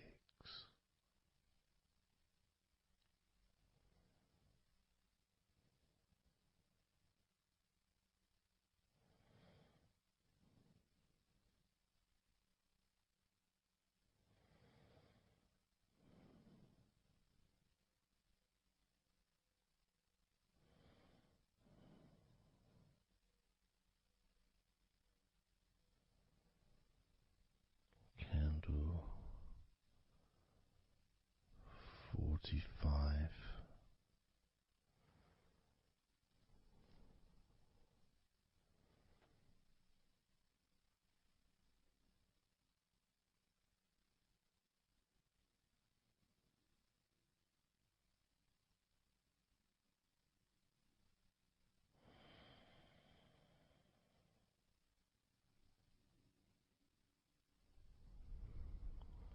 candle 42,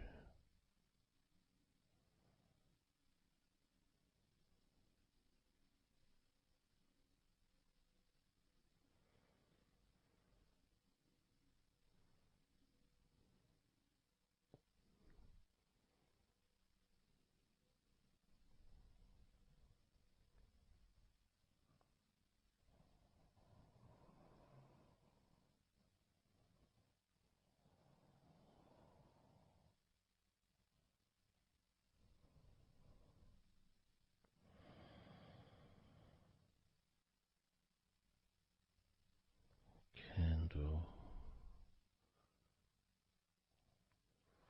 41.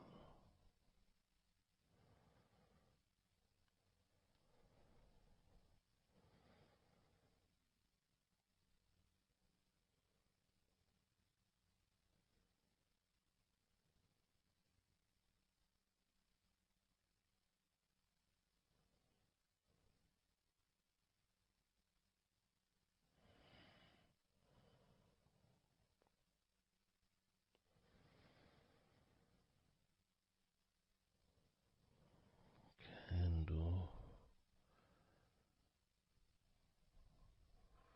40.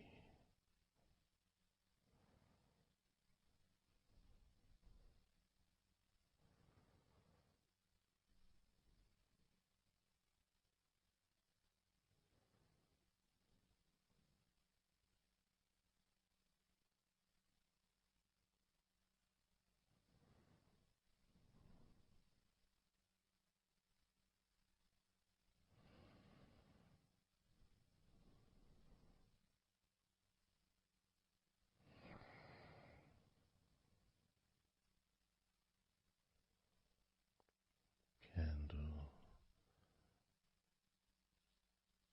39.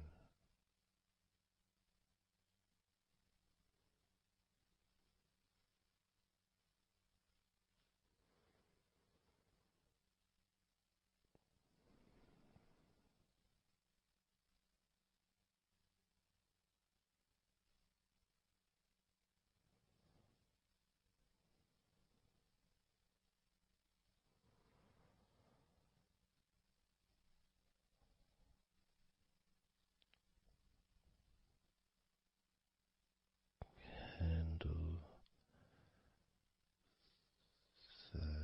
38.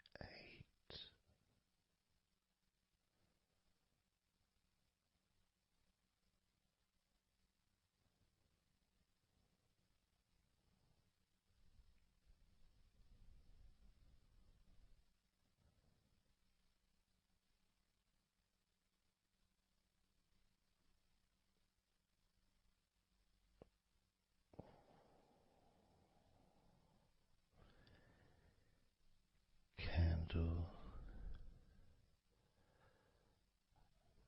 37.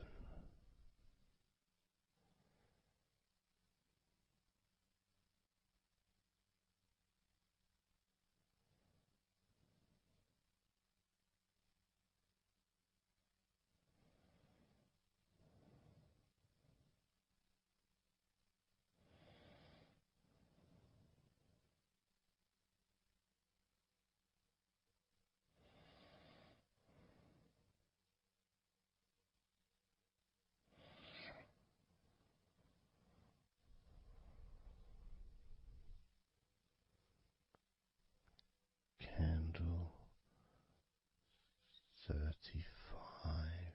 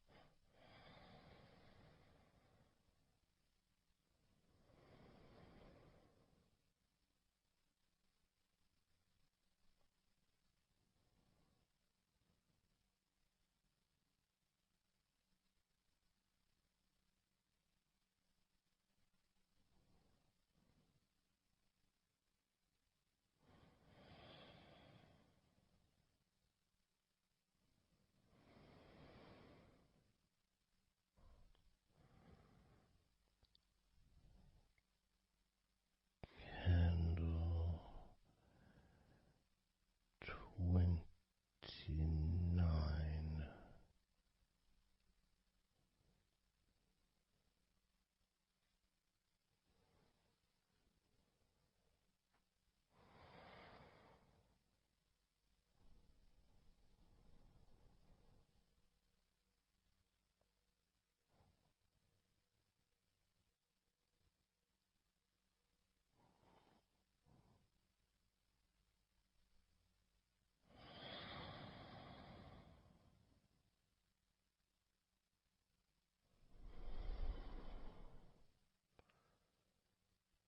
Candle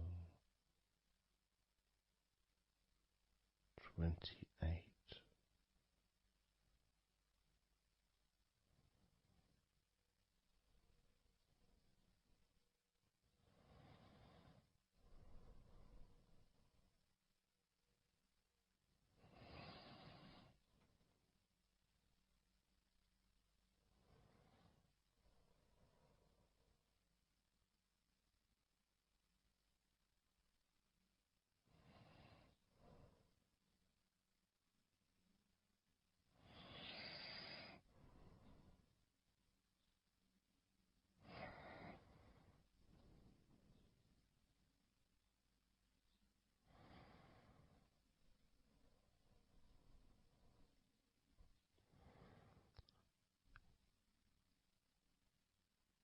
Candle 27.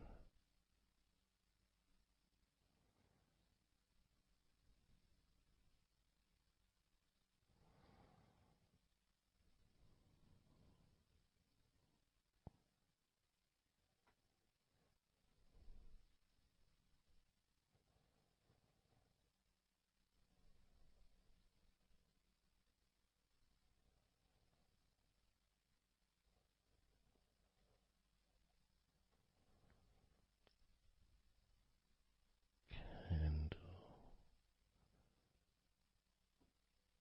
26.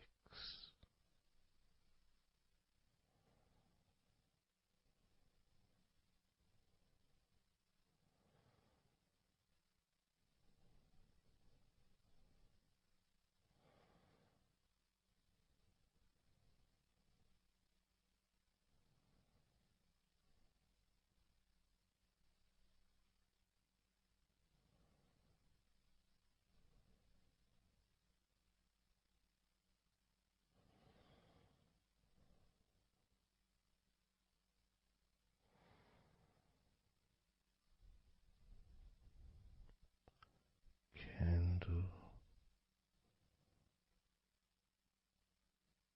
25.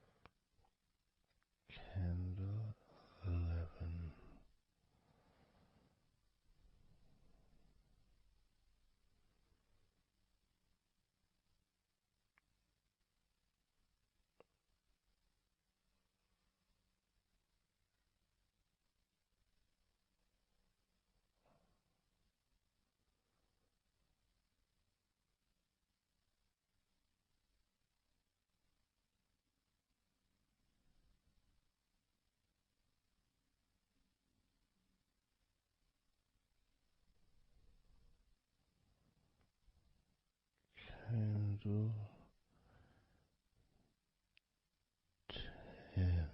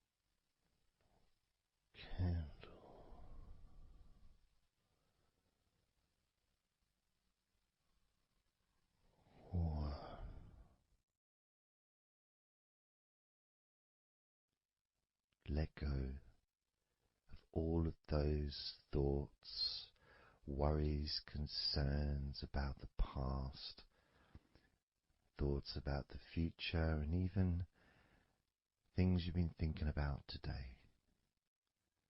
Just let it all go, because none of it is useful in this moment. This is your opportunity to just focus on feeling relaxed, allowing yourself to get in touch with that natural sense of peace that we all have within us. It's available for everyone. It just sometimes takes a little bit of effort to set up the right time and place in order for you to just let go. Because when you do decide to let go and relax, that's what your body starts to do. Because you've chosen to just allow your body to unwind, and your mind starts to slow down. And it's a nice feeling. It's a nice feeling at the beginning just to know that you have chosen to decide to relax deeply. And because you've made that decision, your body will just follow suit. Because sometimes all the muscles in your body need is just permission from you to relax. Because so often we're busy, we're going from here to there, we're walking around and we're doing stuff, and the body doesn't have any time or space to really relax deeply. So it kind of waits for you to lead the way, waits for your permission. And when you do give your permission, when you give the say-so, when you say, okay, it's time for your body to let go completely and relax totally, your body just follows. It's almost like a breath of relief. Ah, good, I can now relax. That feeling at the end of a day, of a very physical day that you may experience in the past, where you get home and you just sit down on a chair, maybe you kick your shoes off, and feels so nice, knowing that you don't have to get up again for a little while at least. And if you choose, you can just sit there for maybe an hour or two. And it feels blissful. And just by sitting down like that, your body knows that it's time to relax. Your body has been given permission from you, because it's a mindset. In your mind, you're prepared to let go of everything and just completely allow all the stress of your body to evaporate, tensions can just gradually vanish.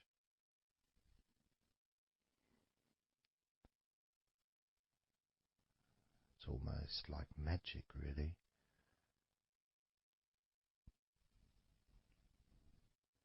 Because that sense of relaxation in your body is a very natural state.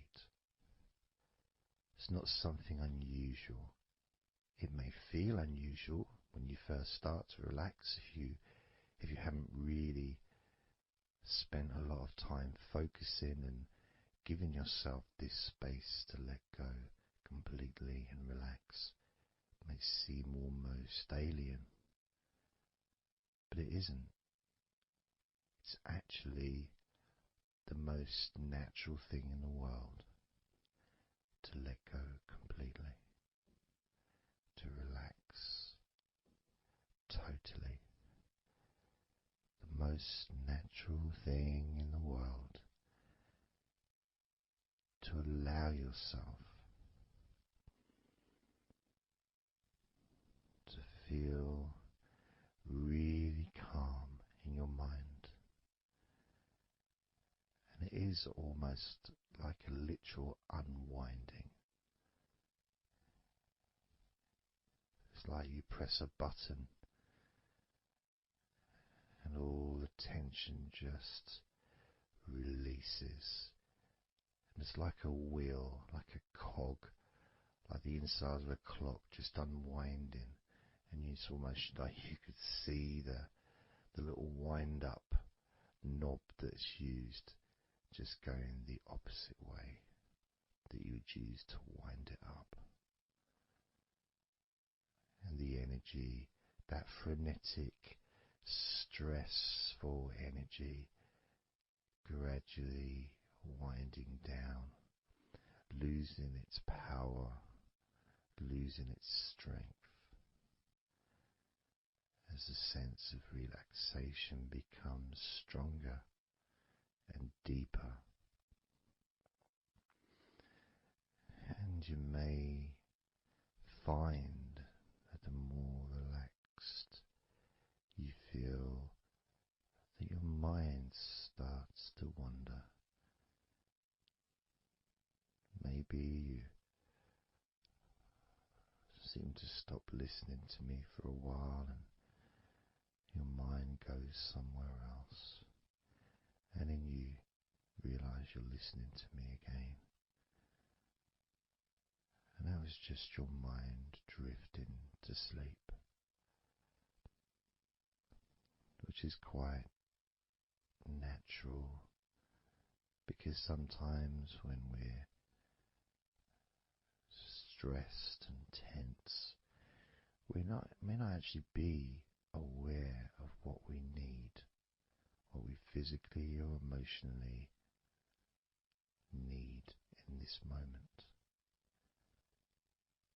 But when you allow your body and mind to relax completely, and you let go of all thoughts, concerns, worries, ideas, all letting them go, allowing them to drop onto the floor,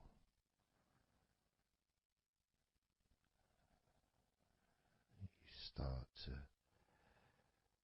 get in touch with the feelings of such relaxation. It feels so nice to be in touch with the calmness of the different body parts as they become looser and looser. Even your breathing seems easier and more natural, effortless, as that cool air enters through your mouth or nose into your lungs, breathing in comfort and relaxation, and then just breathing out any excess remaining tension or stress from every part of your body and mind. As you start to focus on your mind, maybe you notice that things have come to a standstill, or maybe just much, much slower than before, because your mind is not really needed when listening to my voice, which allows your mind to relax just as deeply as your body. And that synchronicity between the relaxation of your body and relaxation of your mind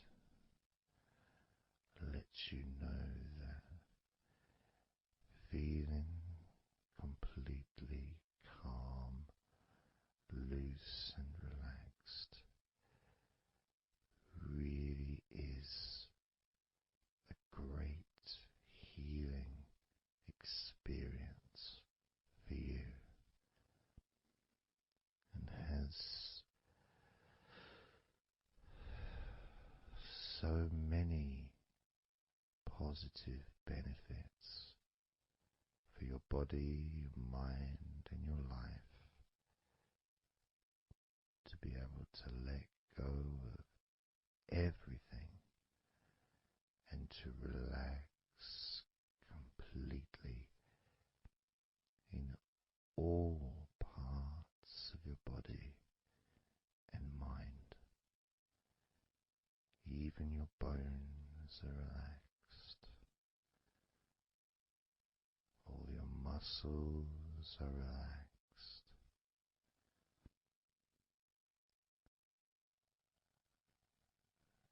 Even the skin that covers your body is relaxed. Every hair that you have is also deeply relaxed.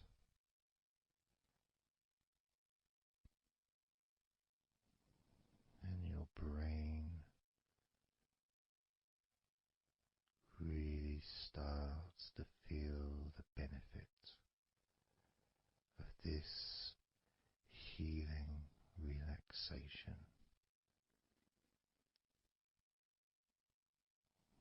And as you focus on the inside of your scalp where your brain is, you can start to realize and notice the benefits of your brain relaxing deeply.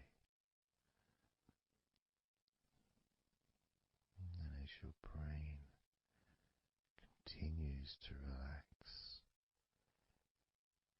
it sends those messages to the rest of your body and your mind to really relax even more deeply, relaxing even more completely,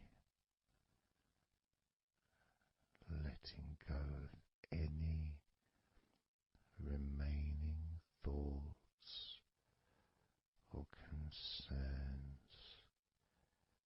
Allow them just to drop onto the floor, because they're no longer necessary in this moment, this moment of deep relaxation and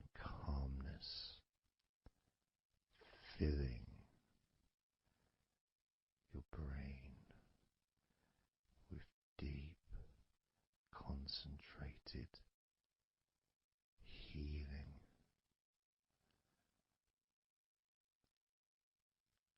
calming,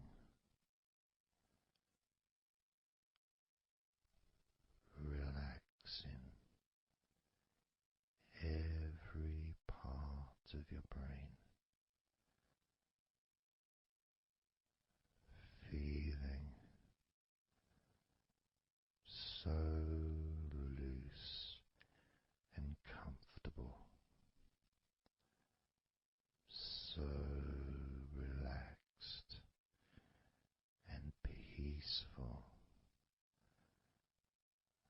Your brain feels so light and so healthy. And that sense of deep, deep comfort really does allow you to enjoy those ever increasing sensations of comfort that are spreading throughout your body, relaxing each and every muscle of your body even deeper, even deeper,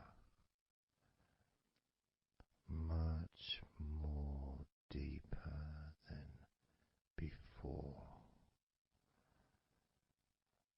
much more comfort spreading through your body and your mind, feeling so peaceful and calm, so very, very peaceful in every part of your body, letting go of everything, everything so peaceful and calm, so relaxed.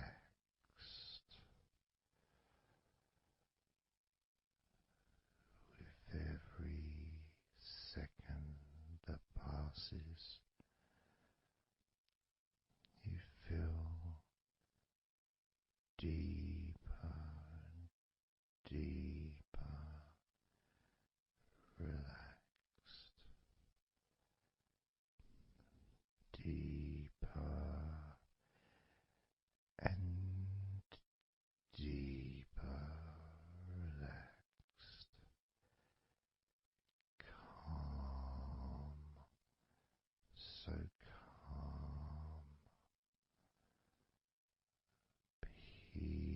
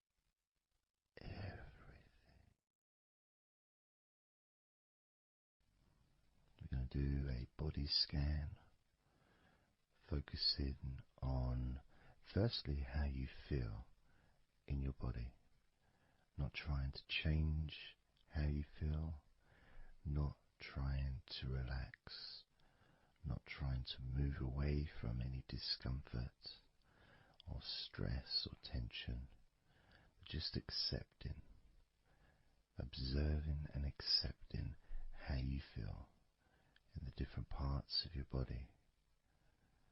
Just allowing yourself to be exactly as you are, to notice, to get in touch with how you actually feel in this moment. So we're going to start off by focusing on your hands. Just be aware of your hands.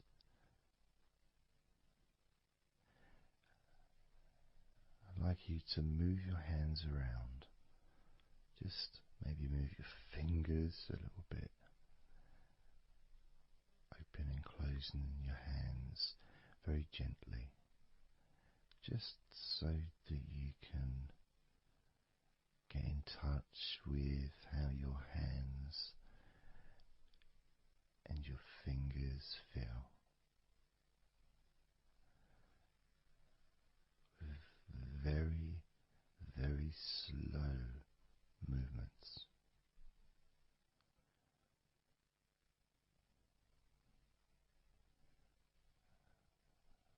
Focusing now on your feet. And if you can, just do kind of an equivalent with your feet as you've just done with your hands. Maybe turning your ankles, moving your feet around, moving your toes gently, but only very gently and very slowly, noticing how your feet feel in this moment.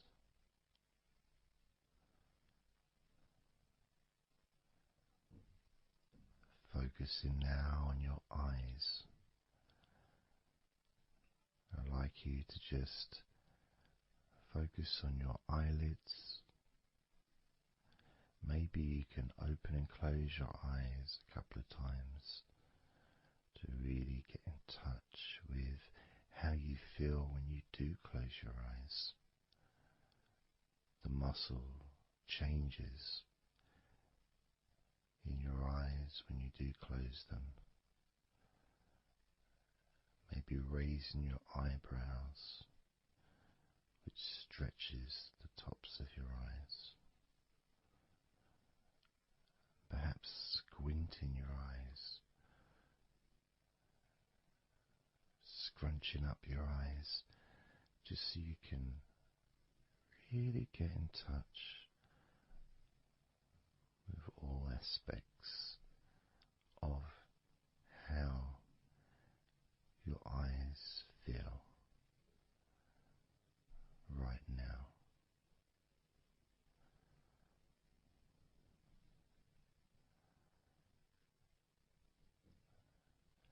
Now focusing on your thighs. And I'm going to just ask you to gently tense your thighs, just very, very gently, just enough so you can become more attuned to the physical sensation of your upper legs, the front of your thighs and the backs of your thighs. Noticing and observing how your thighs feel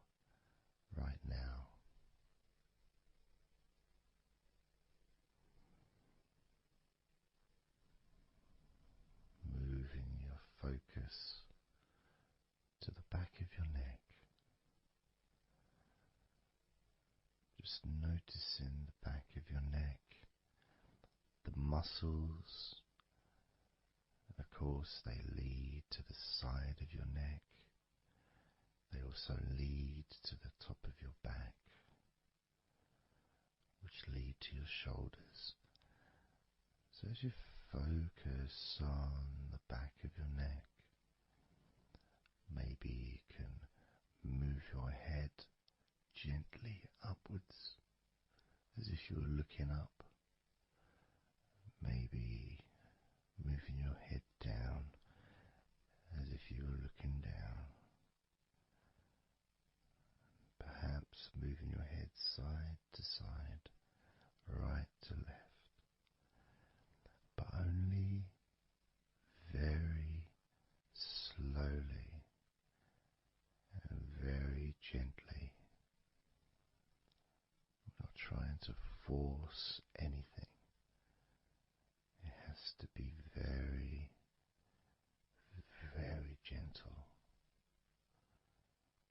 just so that you can be more in touch with the feelings, with the sensations, the physical sensations of how the back of your neck feels right now.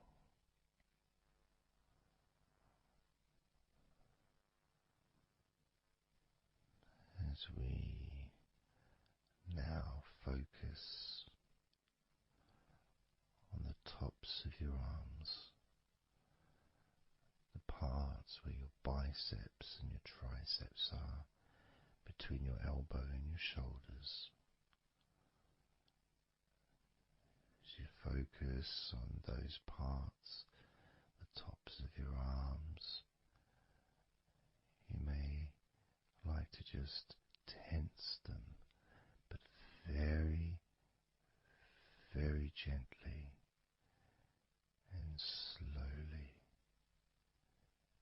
so you're not straining or putting any pressure whatsoever on your arms. It's just so that you can gain more of a sense of how your upper arms are feeling in this moment. And just noticing as you gently, very gently and slowly tighten the muscles and then let go. Notice how the tops of your arms feel right now.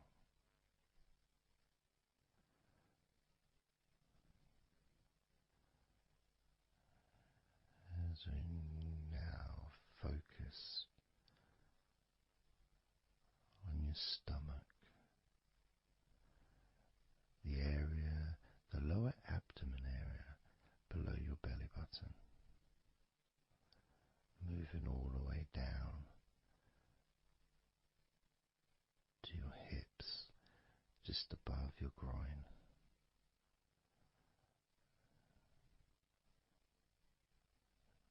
Maybe you're able to tense these muscles in that area very, very gently and slowly.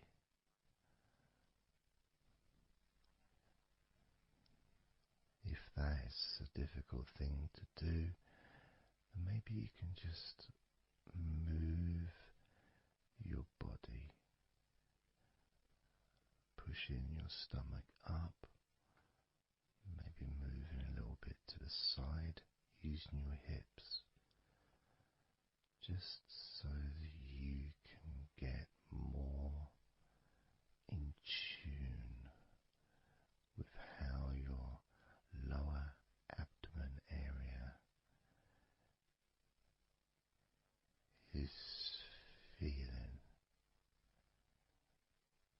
this moment.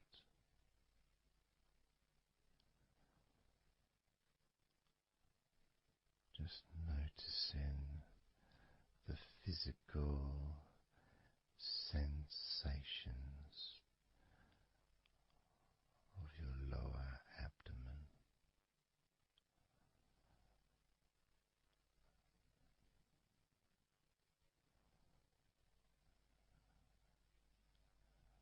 As we move your attention to your mouth,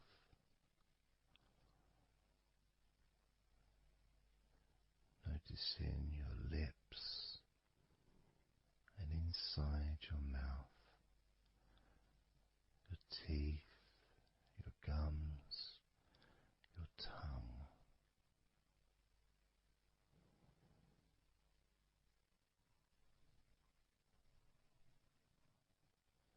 Just noticing how your tongue and your mouth feels, and it may help by moving your tongue around your mouth, moving it to your left, maybe pressing it gently against the side of your mouth, and then to the right, gently to the side of your mouth, perhaps pressing up against the top of your mouth, and then down gently against the bottom of your mouth. Always very slowly and very, very gentle, so that you can be aware of how you feel in your mouth area.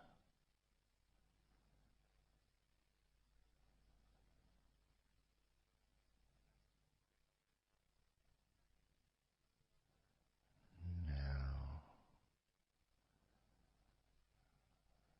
we're going to focus on your wrists.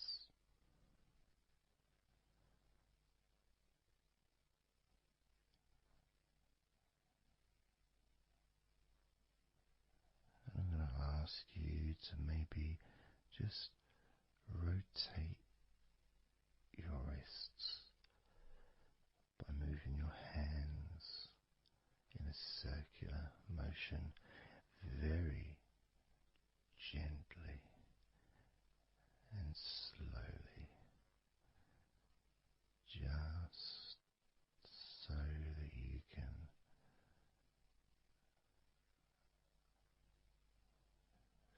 feel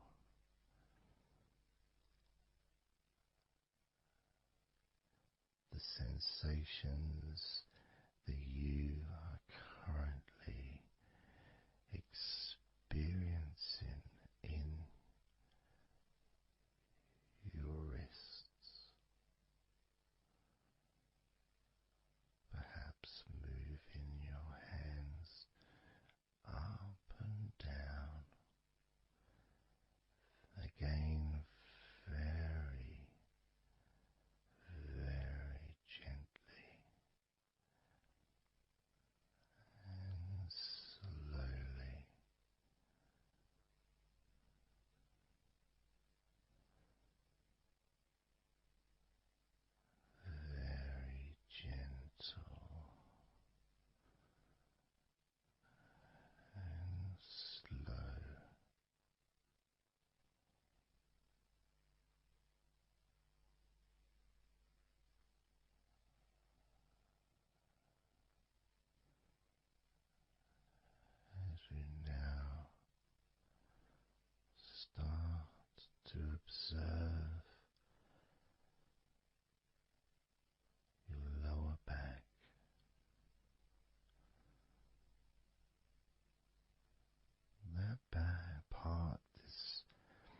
just above your hips,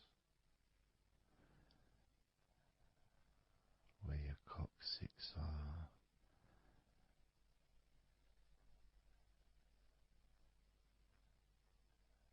that whole area, which also really does include the sides of your body, because those muscles are very much connected.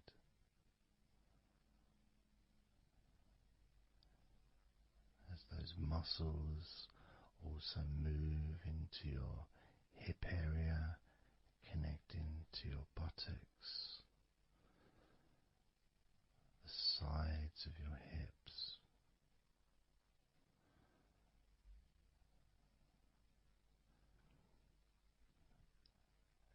and if you're physically able to do so, maybe you can very gently just move your body ever so slightly, very slowly, from side to side, just enough for you to gauge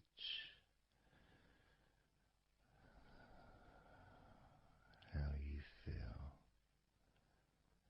in your lower back.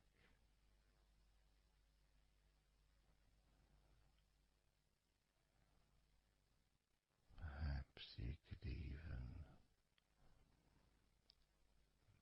move your hips gently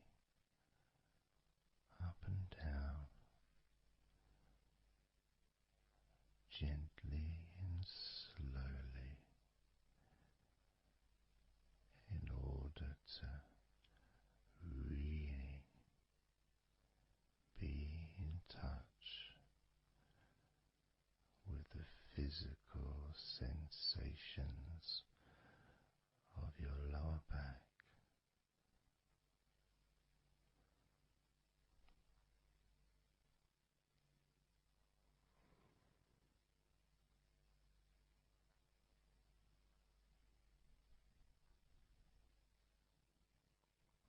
As we now move your attention to your jaw,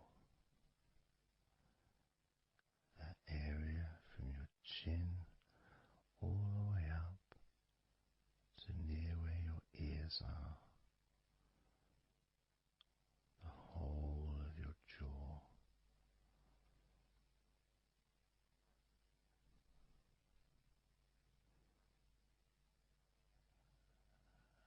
And you can just, if it's okay to do so, gently open your mouth, not wide, no stretching, just very gently and slowly opening your mouth and closing your mouth very gently and slowly.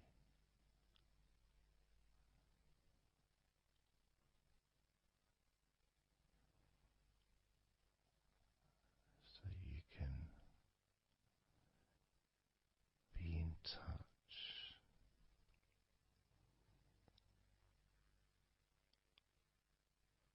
with how your jaw feels now.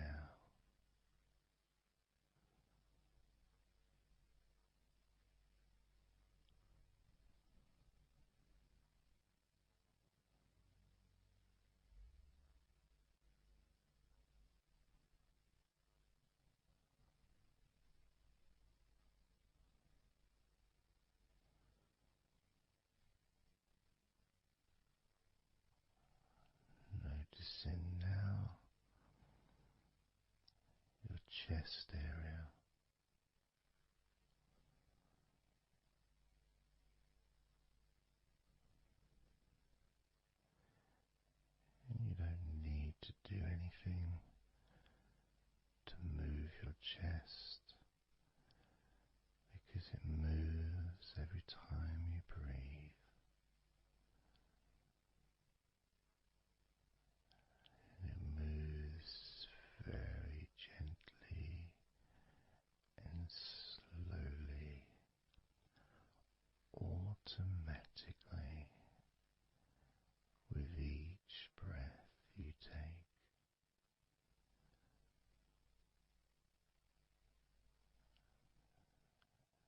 you focus on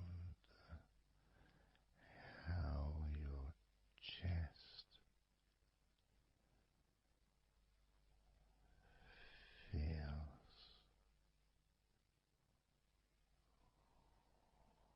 when you breathe.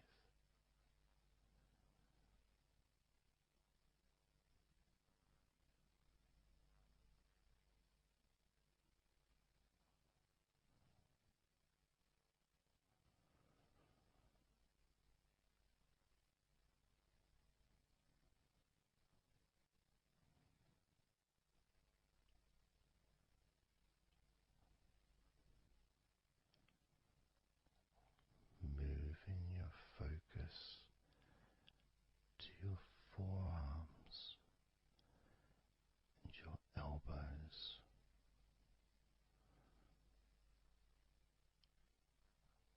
Maybe you're able to very gently and slowly tense the muscles in your forearms. And when you do that, you can feel your elbows as well.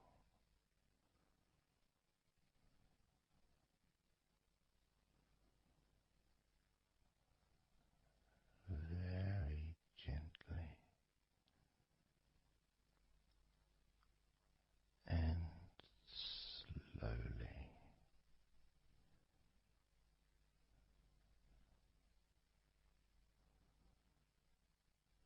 Gently and softly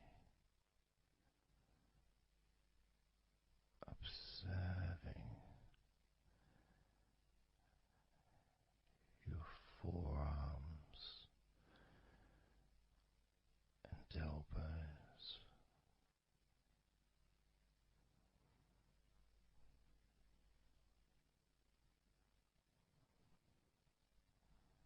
Now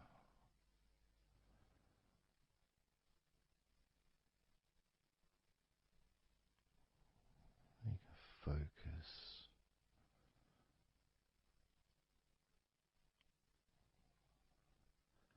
on the rest of your back, your upper back, and the middle of your back.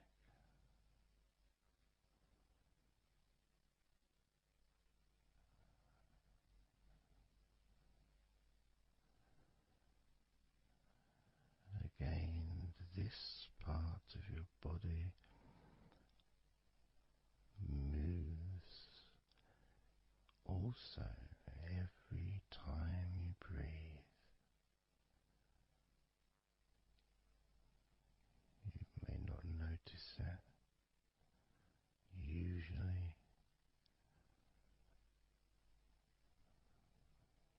but as you observe your upper back and the middle of your back, you can really feel that gentle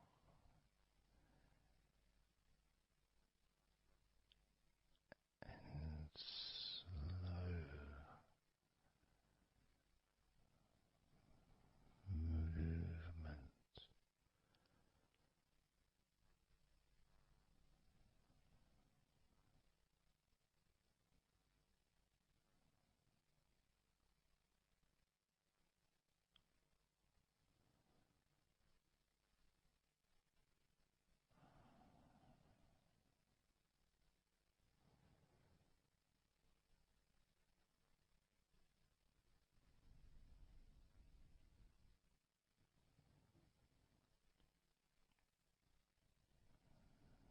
moving your focus into your hip area, your buttocks, your groin, those those muscles and those bones in your midsection.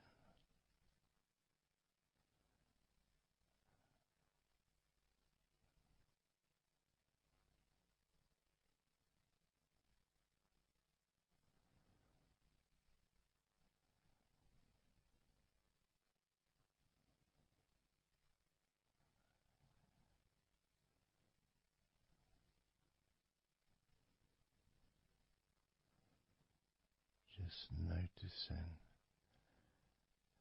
how your hips feel right now.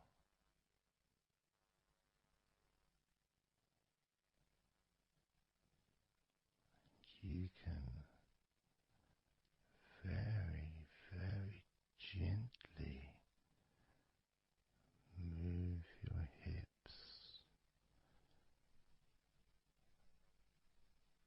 maybe side to side, very gently and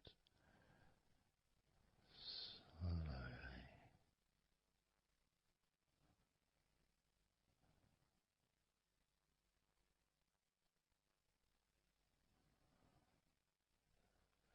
Very,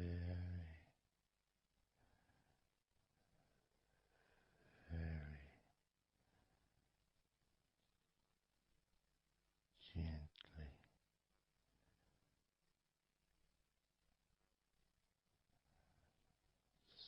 softly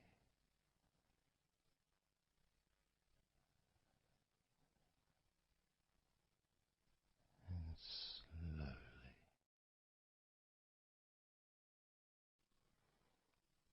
Everything starts to slow down,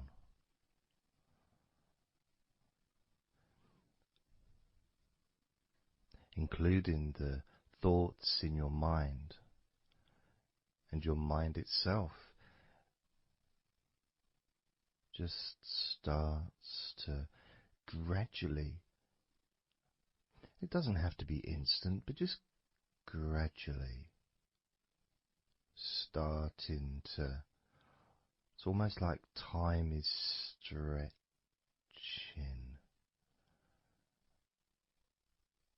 It's a slower pace to maybe what you're used to in your day-to-day life. It's a slower movement of energy.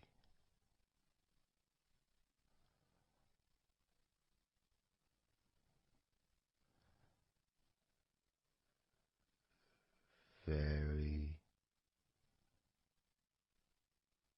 small movements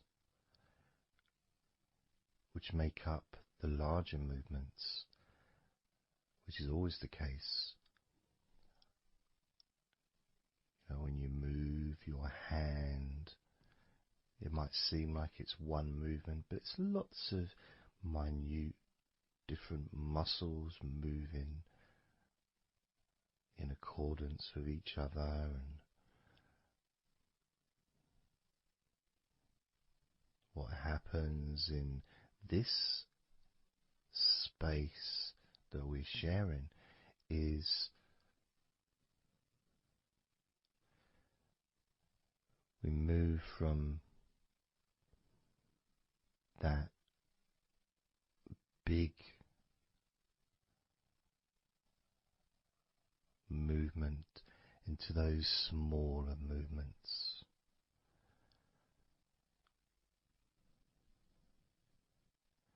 Starting to focus on how your body feels, but not just as a whole, not just, oh, I'm feeling this way, I'm feeling stressed or tense, or I'm feeling relaxed and calm, I'm feeling this way, I'm feeling that way. Starting to notice that your body begins to present to you small feelings around your body.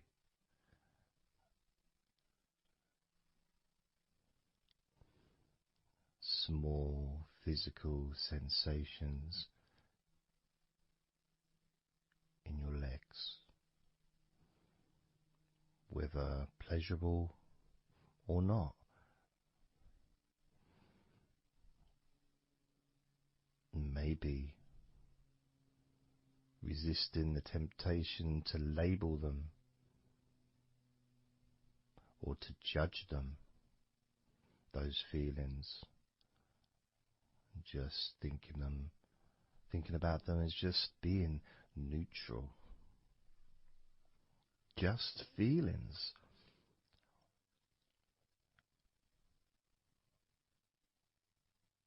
Not being particularly concerned, but just noticing what your body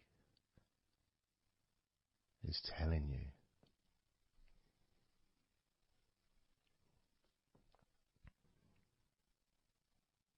The feelings in your arms. Instead of feeling the whole of the arm, maybe notice those individual feelings of all those different muscles and the skin,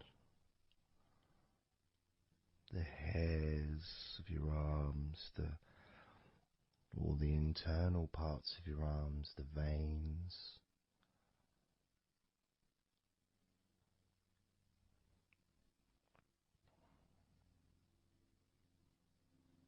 the bones. Just being aware of maybe your elbow on your right arm has a certain feeling. Maybe your left wrist also has its own individual physical sensation.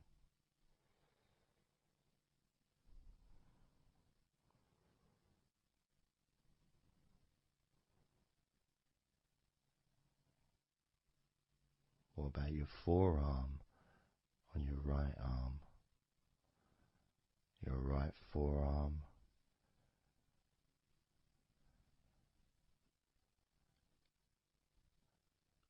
There may not be any particular feeling that you could even give a name to. May not feel like anything other than just a feeling. You know, it's there.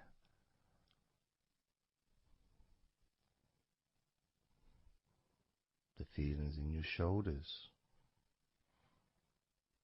Perhaps your shoulders, when you think about them, they're kind of almost like they're the same, you know, the same feeling.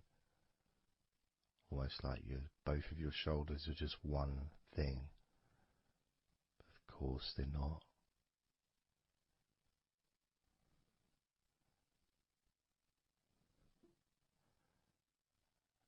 And when you focus on your left shoulder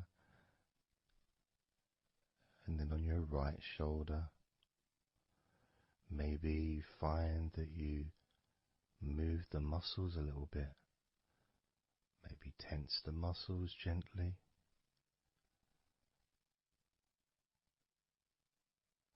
Noticing the difference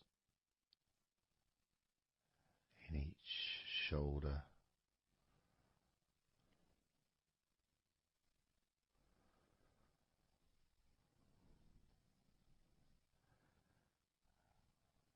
Your lower back.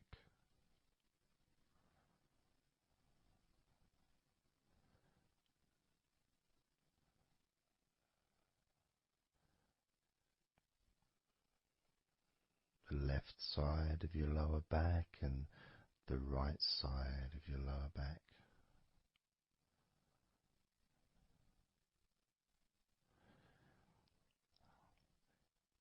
course, that connection to your buttocks and to your hips.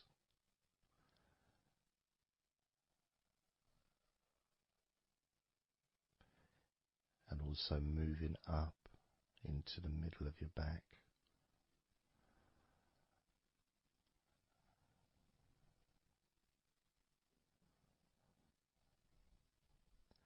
And sometimes, like right now actually, when I focus on that part, when I focused on my buttocks, and then I focused on the middle of my back, it almost felt like the muscles in my lower back were being stretched very gently, but just stretched a little bit, even though I wasn't doing anything to try to stretch your lower back. It just seemed to happen. The feeling of very gently stretching your lower back.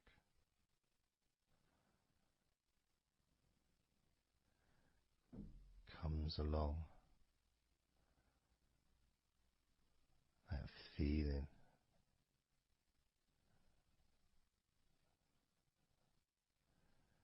in your chest.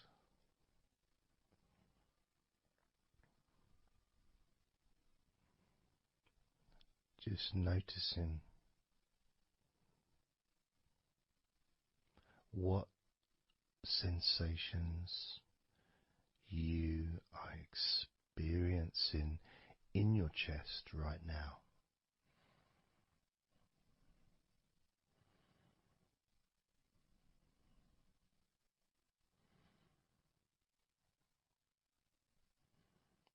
And there's so much of the chest. Obviously there's the collarbone leading to the chest. You've got the chest bone. You've got the muscles in your chest. And of course, if you're female, there's possibly the breasts. If you're male, you've got the different, well, mine aren't that different these days, but there may be more muscles at the top of the chest, but at the side, underneath, it's pretty much the same. Whether you're a man or a woman, there's muscles there, muscles that stretch out to your back, as well as breast tissue which stretches and moves into your back. So just being aware of your chest.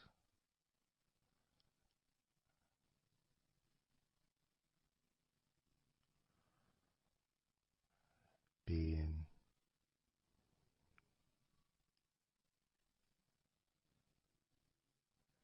with whatever feeling there is in your chest.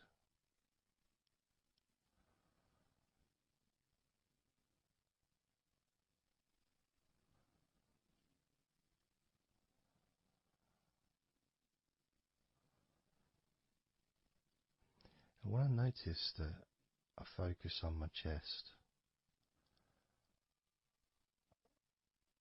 I feel it in my back, my upper back. I mean, I guess the obvious reason would be because, I breathe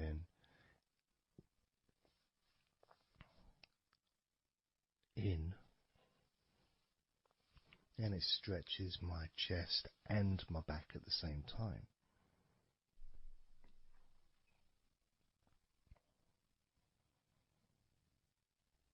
Yeah, it feels okay.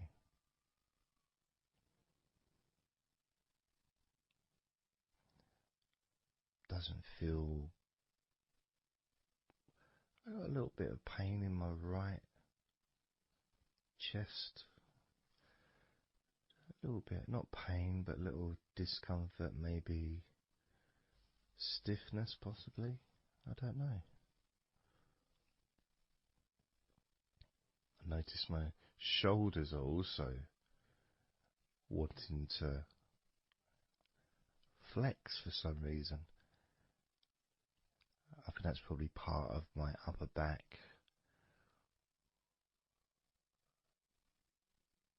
That connection between my shoulders and my upper back. Because I can move my shoulders and stretch the muscles in my back. Moving the shoulders backwards or up, which then moves I think it's the scapulars in your back.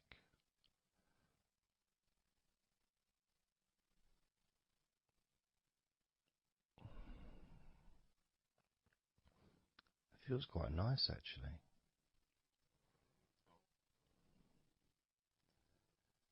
The good thing about this is you can, if you want to, you can just flex or stimulate the various muscles in your body gently in order to get more of a sense of how they feel.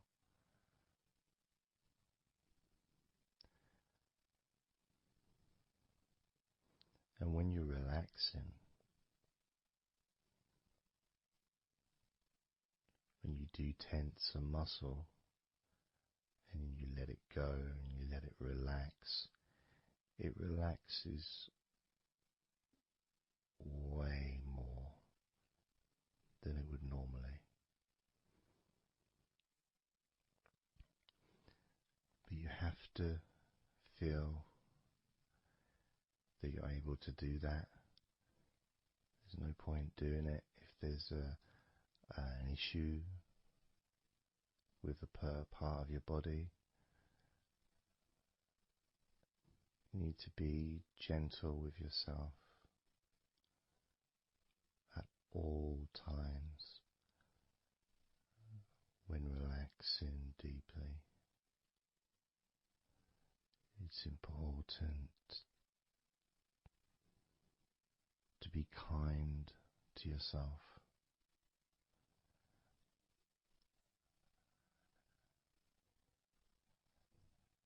As you notice your mind,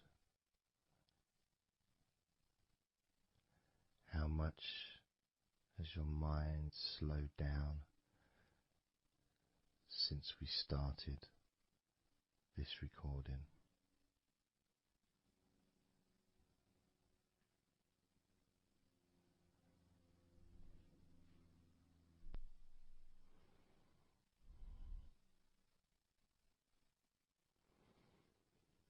How calm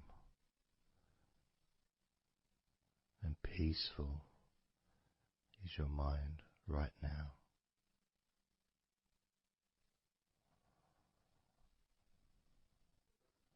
With nothing to think about and just my voice to listen to, because you know the intention behind this recording is relaxation.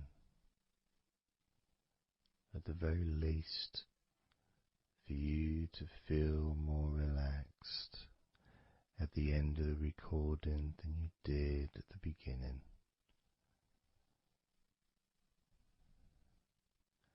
At the very least, for your mind to slow down as your body continues to relax. Because that's what you want to happen. That's what you expect to happen.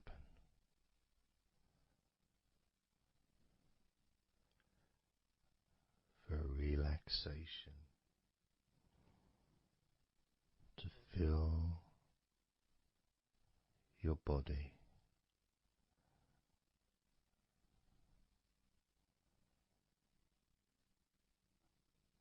Maybe calming your mind to the point of boredom when you start maybe to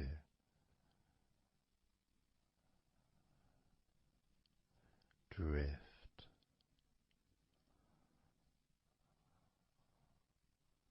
away.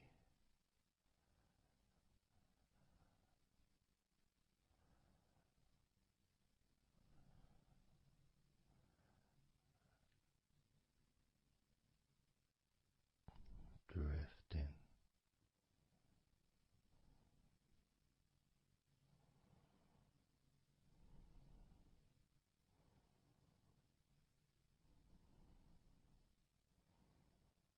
It's almost as if you're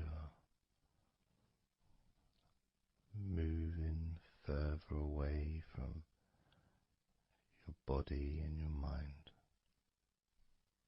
just leaving that there.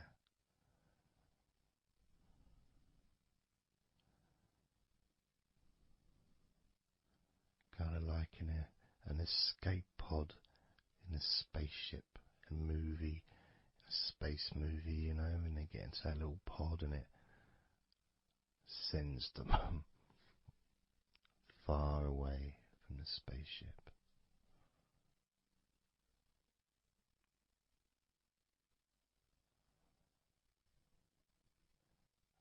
Safe to dream.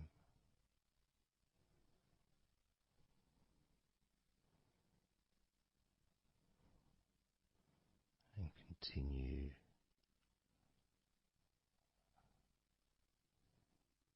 to relax.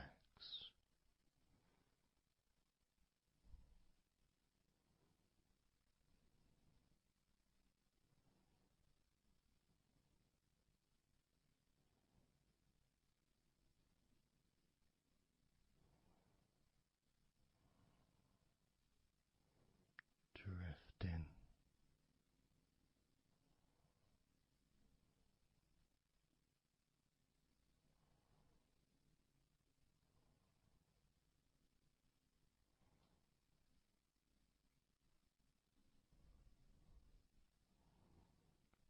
So slow.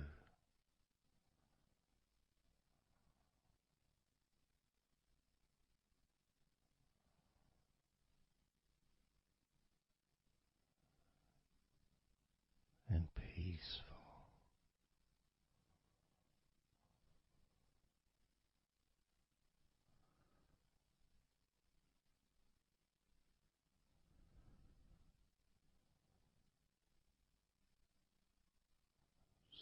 So relaxed.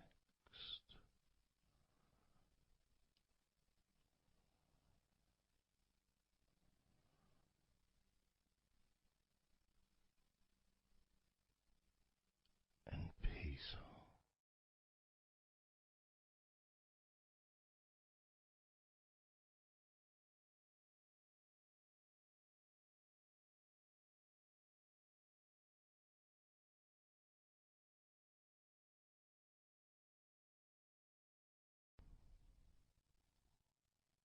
And focusing on the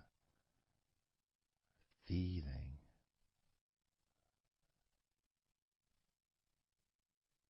of those individual parts of your body that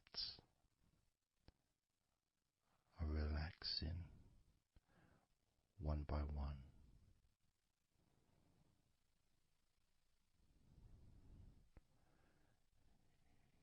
You may find that every now and then you realize that you weren't listening to my voice because your mind started to imagine something different. Maybe you started to almost move into some kind of a dreamy state. And then you become aware of my voice again. And even though you may want to focus on my voice, you may also wish to allow your mind to just drift naturally into that space of comfort and safety.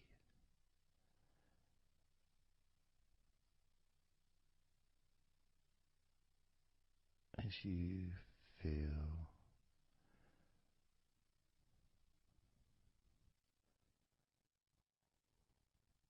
more comfort spreading through your body like a warm blanket,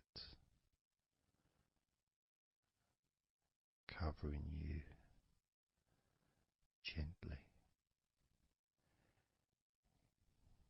keeping your body at just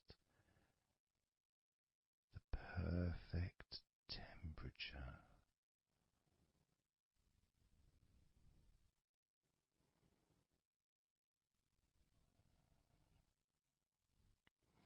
And even if you can hear background sounds,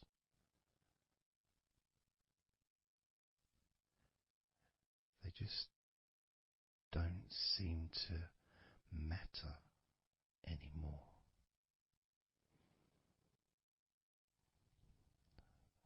As that sense of peace spreads through your mind,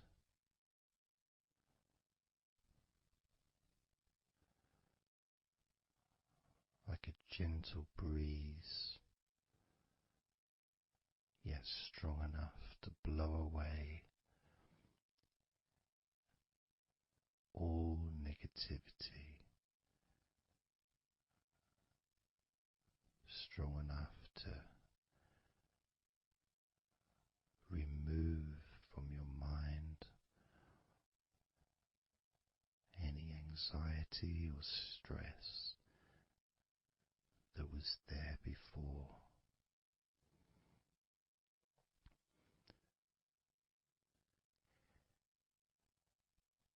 And blow away any other thoughts or feelings that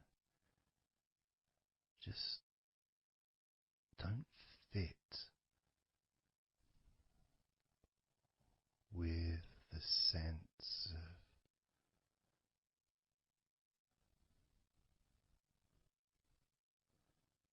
relaxation that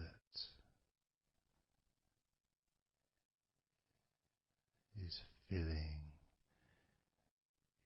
your body and your mind.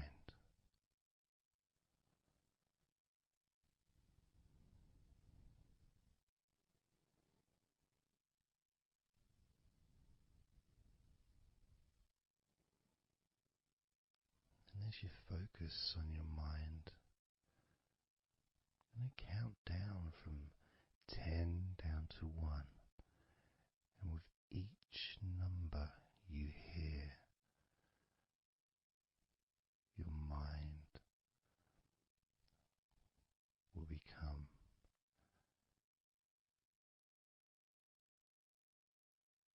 slightly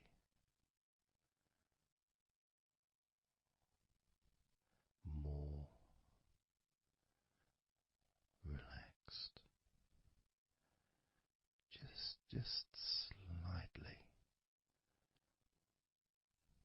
So from 10 down to 9, just a slight movement. From 9 down to 8, just another small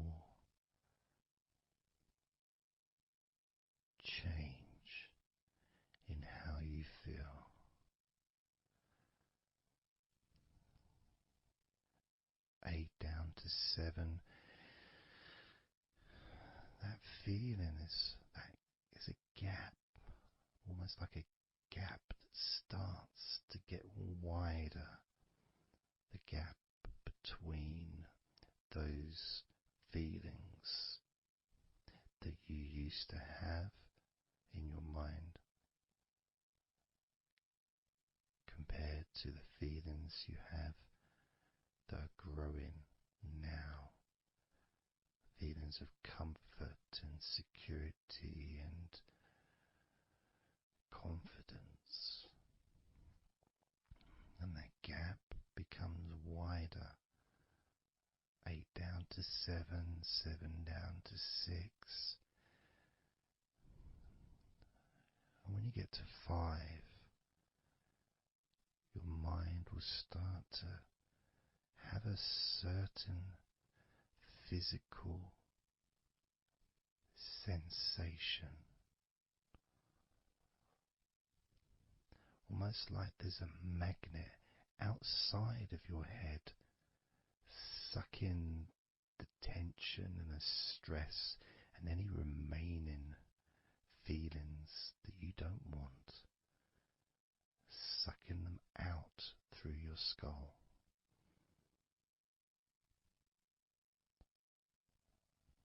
And then down to 4, you can start to really experience that sense of not just emptiness but space, a place full of fresh air, a place where you can stretch. It's almost as if as you go down to 4 and 3, your mind is expanding with this sense of peace and tranquility growing. As it moves down to 2, when you get to 1, your mind just feels exactly how you want to feel. It's almost a perfect feeling,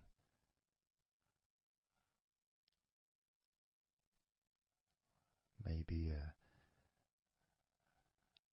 sensation that you'd like to keep, a place that's safe where nothing can affect you at all.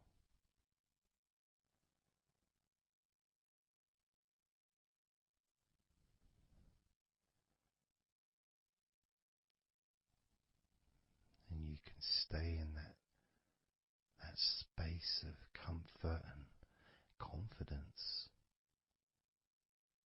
confident in your own ability to create this space and this feeling of comfort within your own mind, just by counting from 10 down to 1. And this is something that you can do yourself when you're on your own. A time when you can maybe sit down, maybe just for a few minutes. Close your eyes and just count slowly from 10 down to 1, and re-experience these feelings in your mind.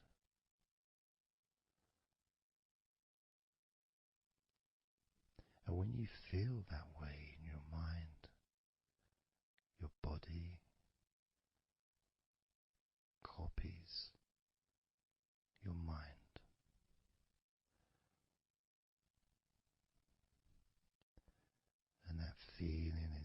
spread through your spine and your nervous system into every part of your body. It travels through your bloodstream,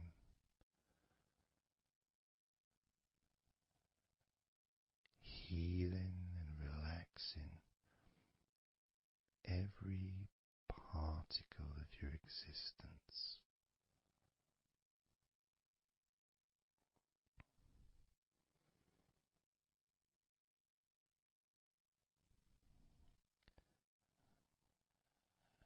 And we can practice this a few times before the end of the recording, and then you can practice on your own. And each time you count from 10 down to 1, the feelings of comfort, calmness, and deep relaxation become stronger and deeper.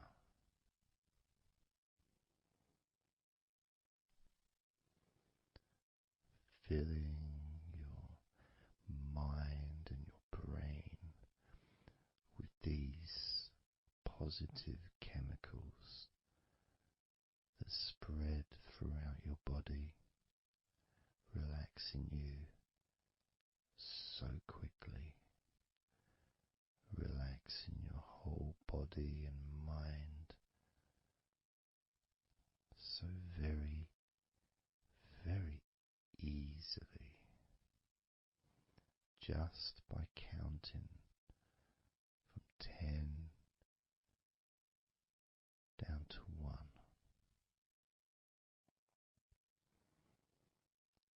So we're going to do it now. I'm going to count from 10 down to 1, and I'd like you to repeat the number after me. So when I say 10,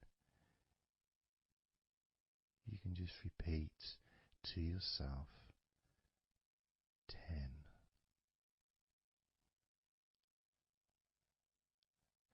Just notice, be aware of how you feel in your mind and your body. Then when I say 9, you can repeat to yourself 9. Again, noticing the increase in comfort and calmness in your mind and in your body.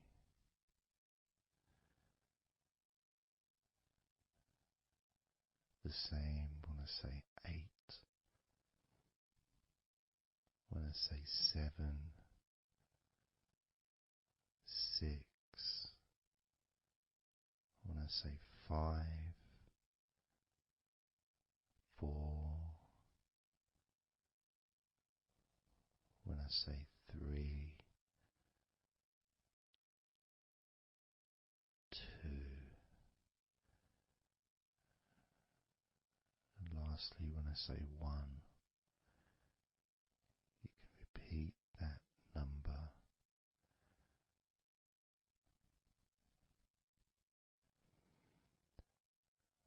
Now, of course, when you do this on your own, without listening to me, you can say the numbers at whatever speed that you feel is necessary for you, so you can adapt. So if you feel you want to say the numbers 10 down to 1 faster than I do, then go ahead and do that. Or if you feel when you do it yourself that you'd like to have more space between the numbers, maybe take a lot longer to get from 10 all the way down to 1. That's your choice also to do.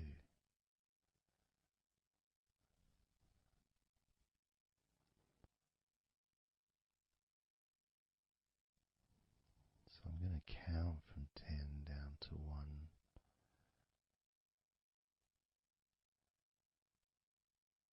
And when I get to 1, that will be the end of this recording. Unless, of course, you're listening with music, then the music will continue.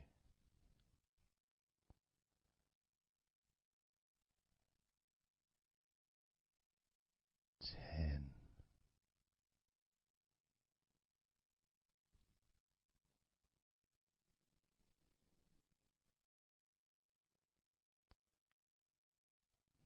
9.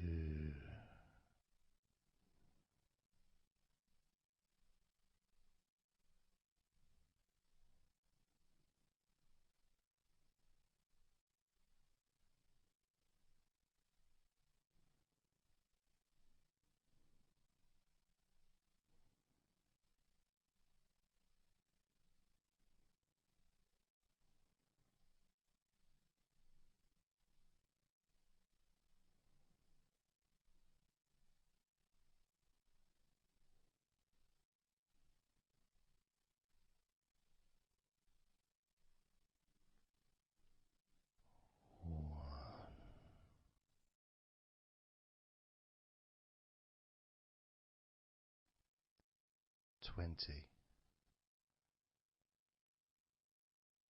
19,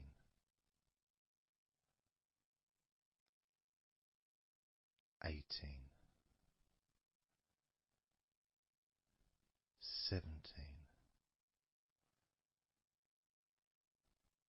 16, 15, 14, 13,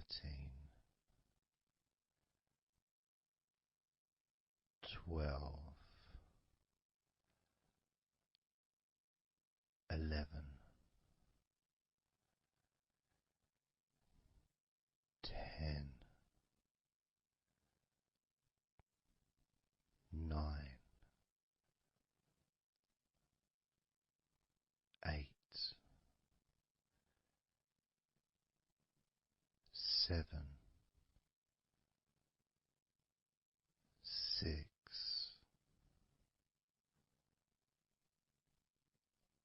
5,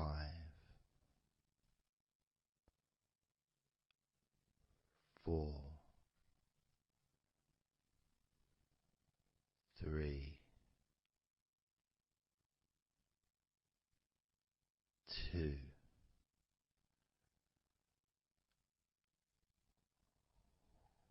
1.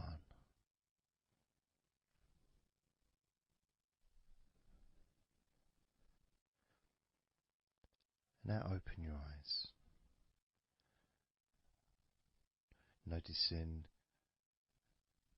how you physically feel, having counted down from 20 to 1, allowing stress and tension to leave through your fingertips and your toes. And as you focus on your fingertips, maybe they feel a little bit tingly, which is, I suppose, quite understanding considering the tension has been exiting your body through your fingertips.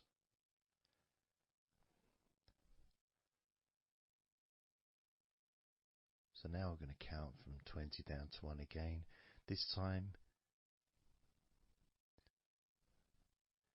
you're going to feel relief of tension and stress, any anxiety that you may have, leaving through your stomach. Just leaving through your stomach, almost as if it's just releasing the whole of your stomach, from your navel to just above your chest, or below your chest rather. So surrounding your belly button area, that whole area,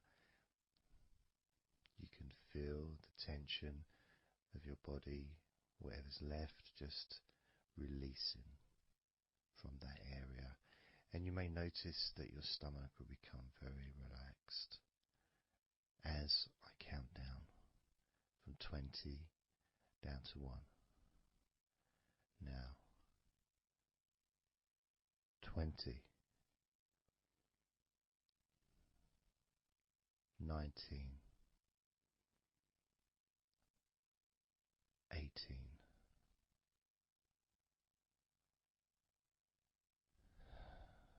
17, 16, 15, 14, 13, 12, 11, 10, 9,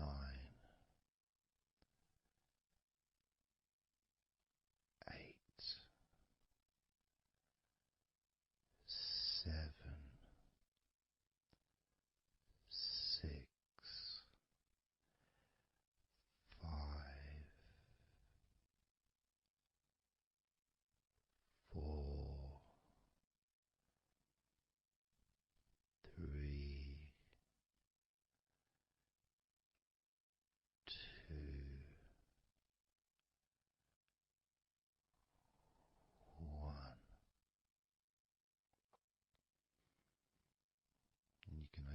eyes again if you choose, or you can just keep them closed because it feels relaxing. Just notice how your stomach feels. And notice as you focus, just do a little scan of your body. Just notice how your body feels. Focusing on your upper body, your back, chest, stomach, legs, arms, hands, feet. Just noticing. And you may start to feel more of a sense of tiredness, which may be the reason you're listening to this recording, because you would like to let go completely of everything and drift off into a nice, natural, calm, relaxing sleep.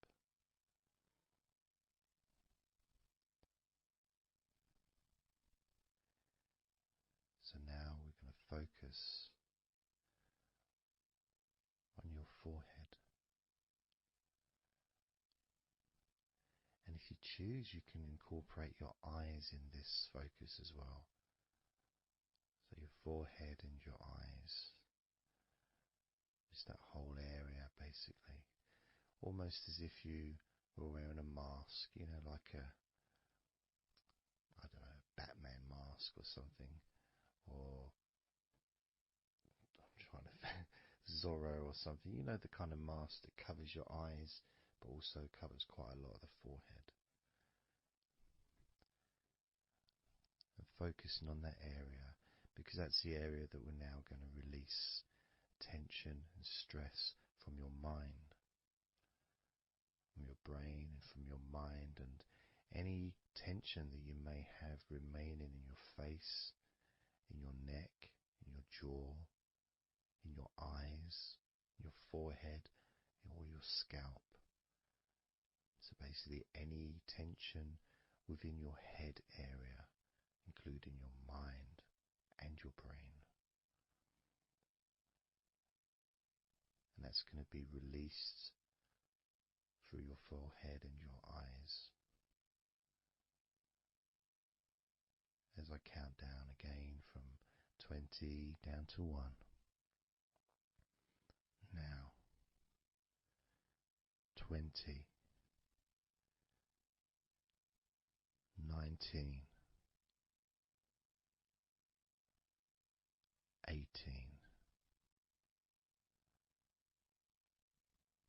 17, 16, 15,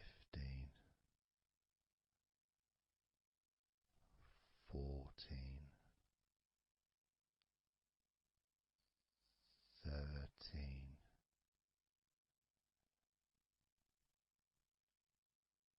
12, 11,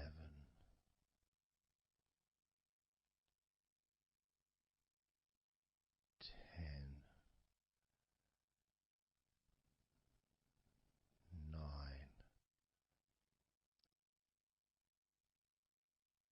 8, 7, 6, 5,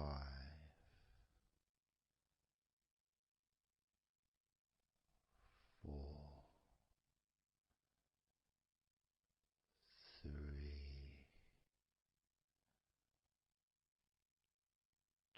2, 1.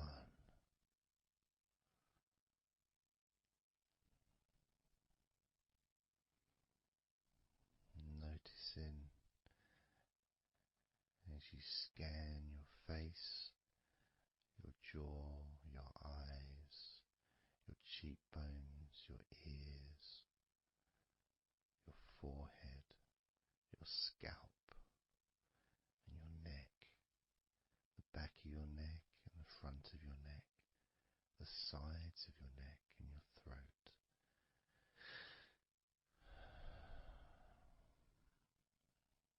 Noticing, being aware of the comfort, the increased feeling of relaxation, not just in your head and neck and mind, also the rest of your body.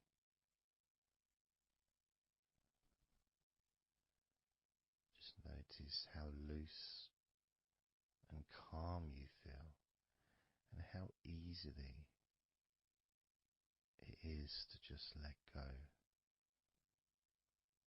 completely. Let go completely.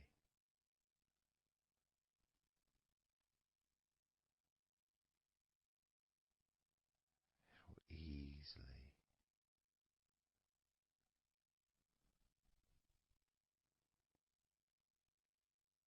So what we're going to do now is I want you to focus on the top of your head.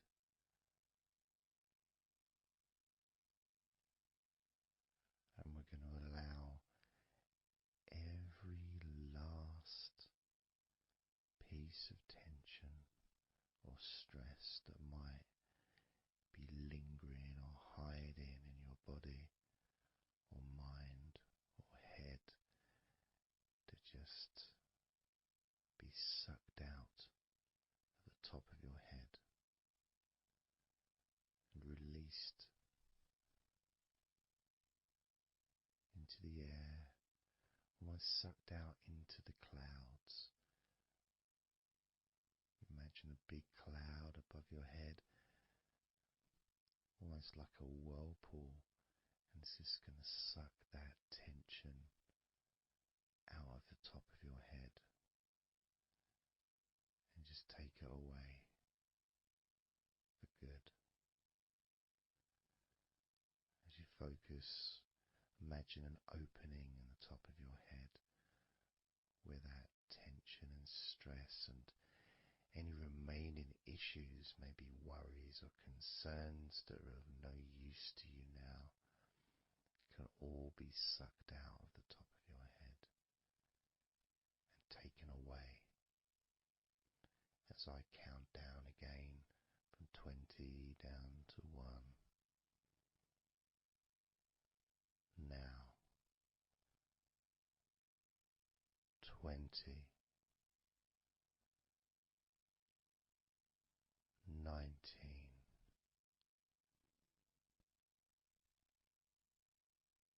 18,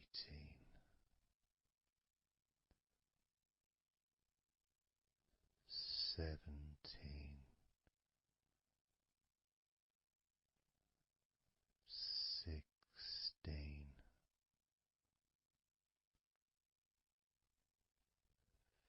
15,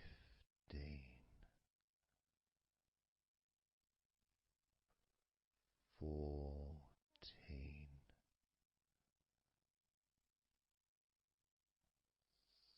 13,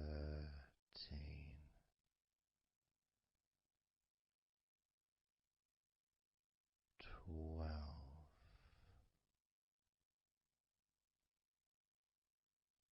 11,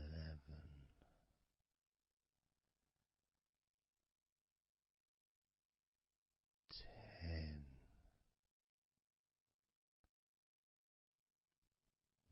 9,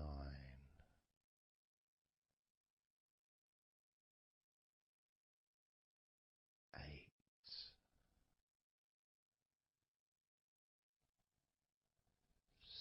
7,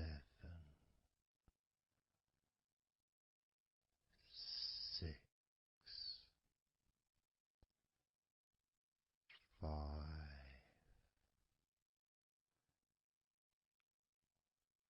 4,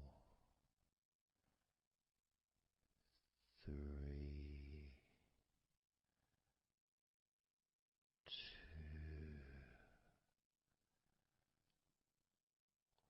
1.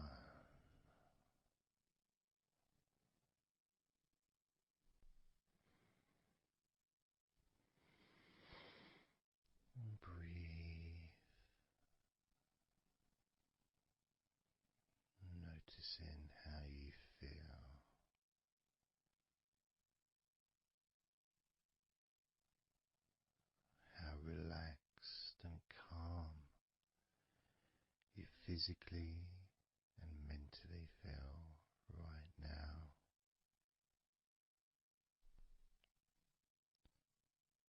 How peaceful your mind feels.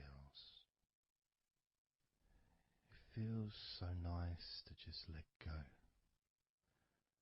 to give yourself some space to breathe easily, to think calmly,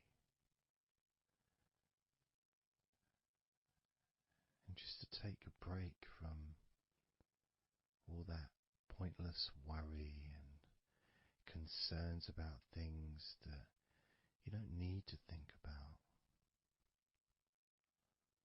right now, because this is your time to let go. This is your space to enjoy feeling deeply relaxed, peaceful in your mind, relaxed in your body. It can feel so good, so nice to just not have to do anything, to be able to really enjoy that serenity that comes with letting go completely, that peacefulness that comes with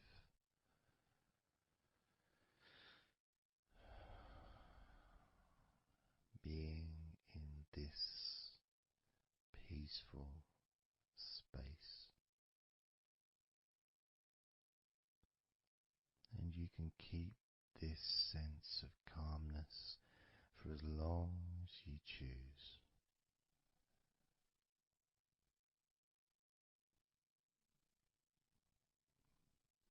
If you choose to drift off into a deep, healing, natural sleep, then you can do that.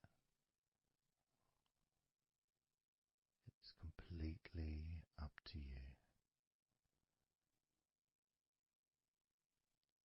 And you can keep this feeling of calmness physically and in your mind for as long as you choose to feel completely relaxed.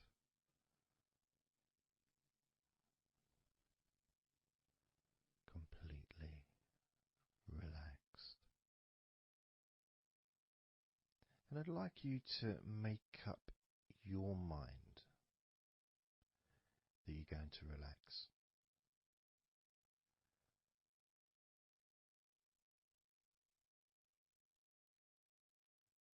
And I want to explore that with you, what it feels like when you actually decide that you're going to relax. Not forcing yourself, but giving yourself that. I guess it is a command, really, isn't it? When you're telling yourself,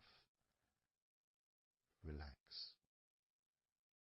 In a gentle but firm way that only you can really tell yourself in that way. You can't really have someone else saying to you, now relax, relax, you know. It needs to be gentle, but someone else can't really have the same kind of influence or power that you have over your own physicality, over how you feel.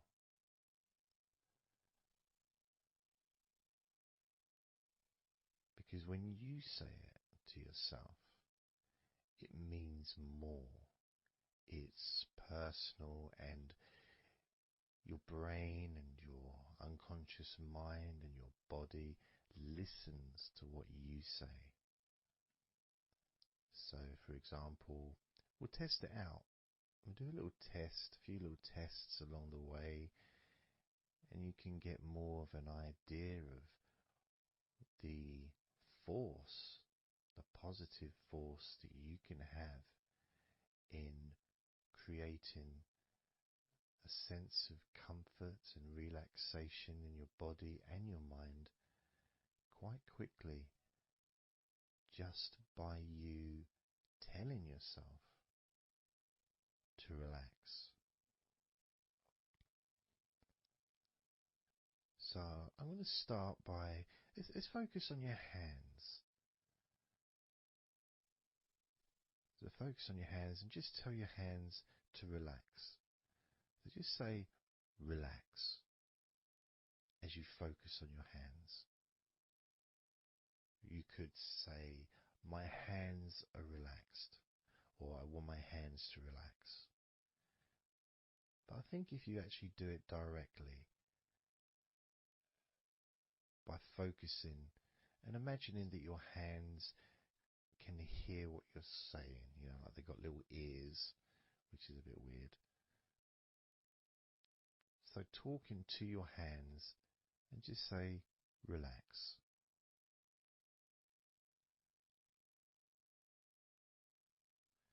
Noticing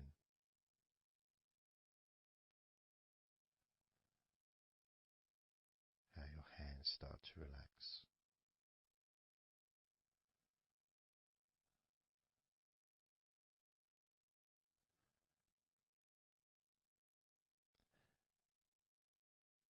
Now focus on your eyes and tell your eyes to relax. So you're just saying the same word, relax. And find the right tone for you. I might say relax, but you might say relax or relax. You might say it differently to yourself, and that's important for you to gauge what feels right for you. So just tell your eyes to relax whilst focusing on your eyes, your eyelids, the muscles around your eyes, your eyebrows, and just tell your eyes directly, relax now.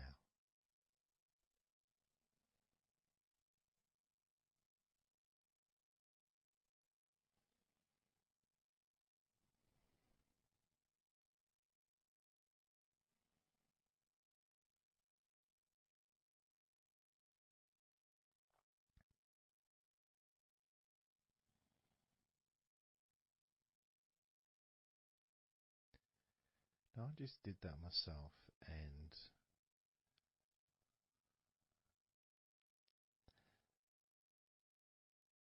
sometimes you may feel that you need a bit more time for the different parts to relax, because I start talking again and maybe that part hasn't relaxed fully. But what will happen is it will just continue to relax even though I'm talking. And that's happening with my eyes. Something else I noticed is when I started focusing on my eyes, they actually almost they got worse before they got better in a way. Sort of, I felt a degree of tension growing in my eyes and then disappearing. So I think what that was really was just me becoming more aware of the tension that was already there, that I wasn't focused on it before. So I wasn't really acknowledging it or really conscious to those feelings.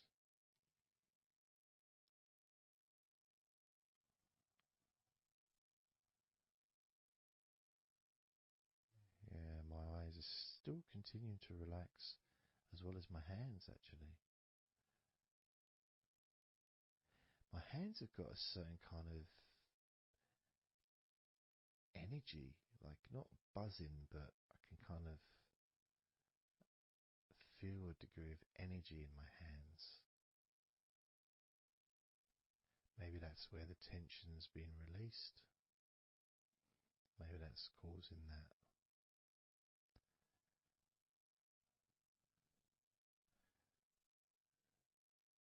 next part, I think we should focus on the back of the neck. That's a part which quite often, well, for me, holds tension. I don't know about for yourself, but I think it's quite a standard place where tension is sometimes held. So, and I'm doing exactly what you're doing as you do it as well. So I'm telling my body parts to relax as well. So if you tell your neck, the back of your neck, focus on the back of your neck and just say, relax, in your own words, in your own tone, in your own voice. You can say out loud or you can just say it to yourself internally. But you're focusing and you're saying it literally to the back of your neck, as if the back of your neck can actually hear what you're saying. So do that now. Just say relax to the back of your neck. And I'll do the same.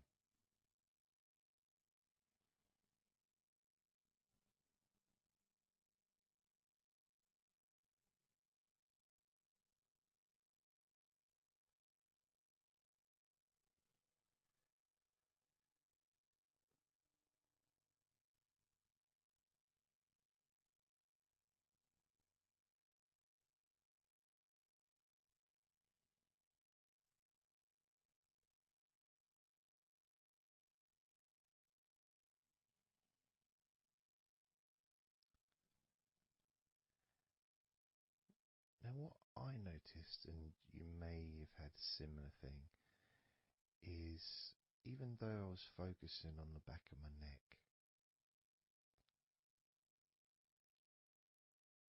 other parts started to,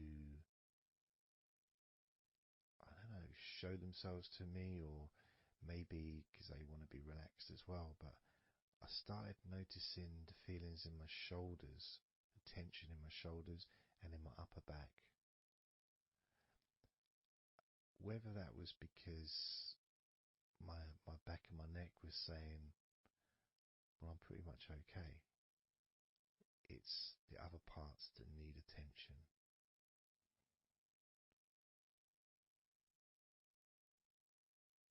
But my back of my neck is still relaxing. But I just became more aware of other parts that needed attention. Now this might happen, and it's not. It doesn't mean that it's going wrong. It just means you're being notified of more places that also want to feel relaxed. So I'm going to focus on my upper back. So you can do the same. Even if you don't have any feelings of tension that are obvious in your upper back, if you just focus on your back and the whole area from your shoulder blades down to the middle of your back, down your spine. I mean, with me, it's more the shoulder blades that are more, yeah, that's the parts that are really sort of giving me the nod that it needs relaxing. So I'm just going to ask that part to relax. And you can do the same now.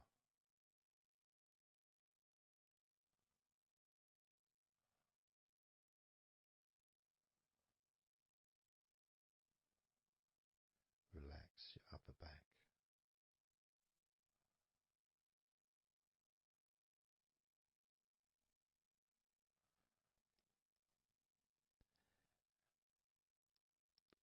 Something strange happened there, and this often happens. I've been doing this for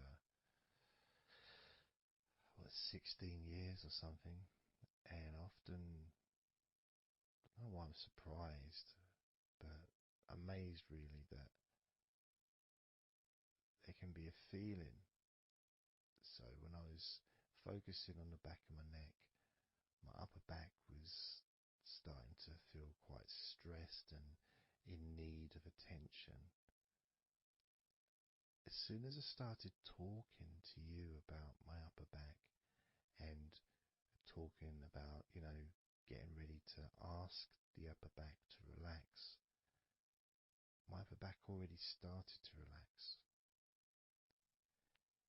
It's almost as if it doesn't need to hear the words, just needs the attention.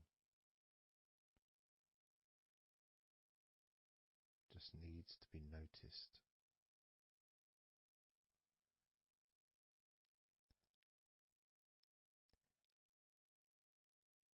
That is something that often happens in this type of situation, is when you start to relax a couple of parts of your body, as we've done with our hands, our eyes and our eyelids, and now back of the neck,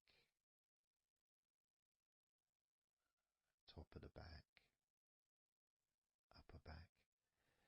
The rest of the body seems to just take notice and decide in its own way to start relaxing. Other parts of your body start to just become looser. I suppose it's kind of like a bit of an avalanche, The little ball starts rolling, and before you know it, the whole of your body is completely relaxed and calm.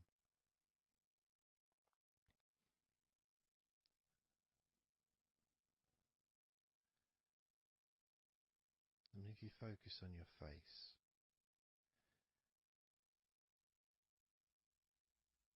you focus on your eyes, your eyelids, your eyebrows, and the muscles around your eyes. Maybe you start to notice that your forehead is more relaxed than it was. Maybe your face is more relaxed. I would say my entire face is a lot more relaxed than it was.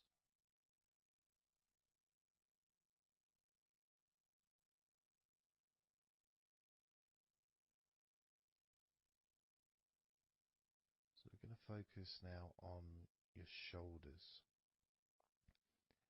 Again, just like before, just tell your shoulders. I mean, you can do them individually. You can do right shoulder, left shoulder.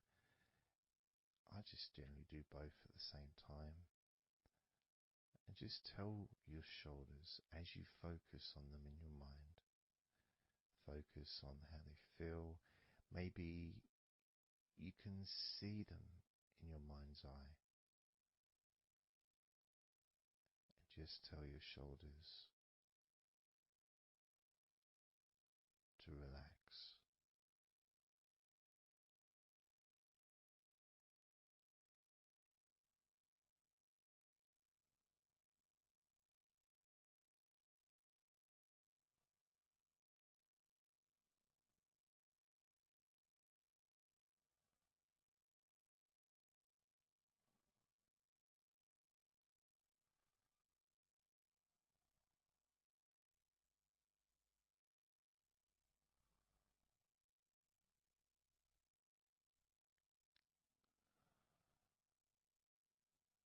It feels nice as they relax.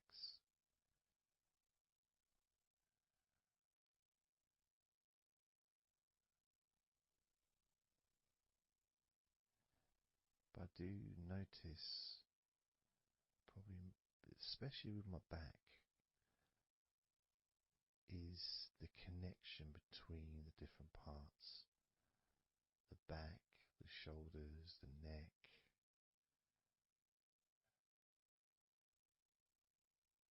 Being all connected and being such a large part of your body.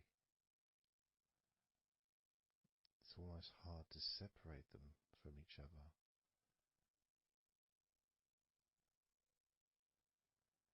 And my lower back has started to relax on its own.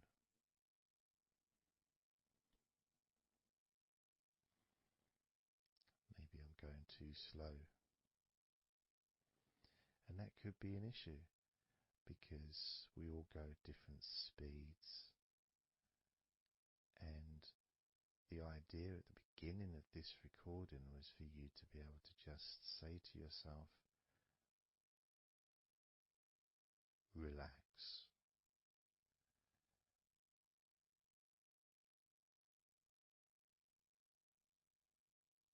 Without focusing on any particular part of your body.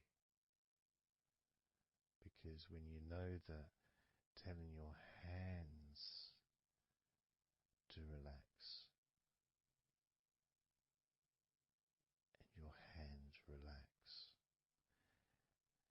you tell your eyelids and your eyes, the muscles around your eyes and your eyebrows to relax, and they relax.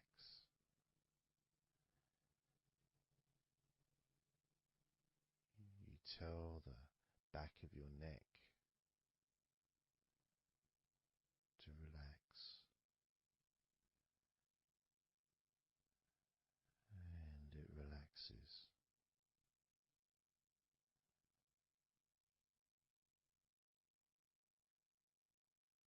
You tell your upper back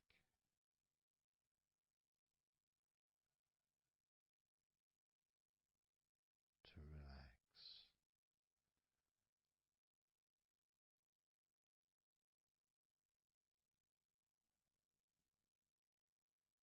and it relaxes.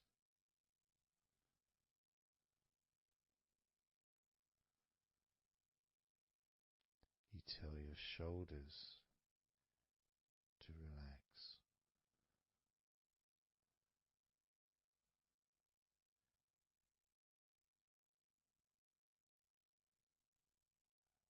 and they relax.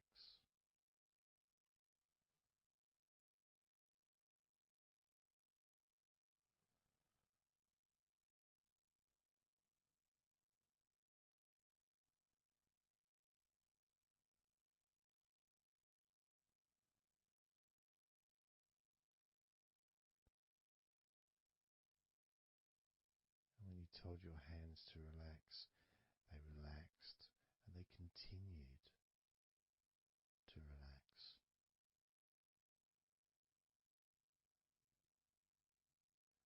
When you told your eyelids,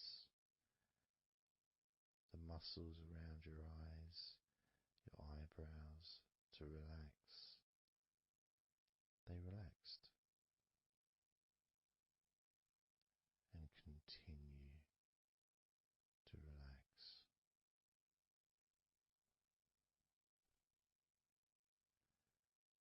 When you told the back of your neck, focus on the back of your neck, and told it to relax. It relaxed and continued to relax.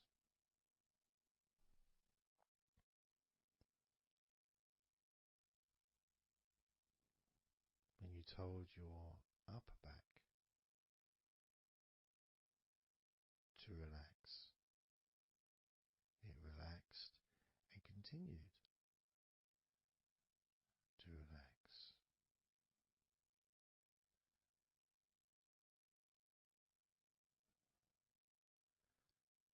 As with your shoulders, you told your shoulders to relax, and your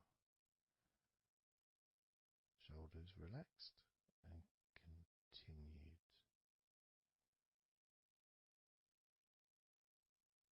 to relax.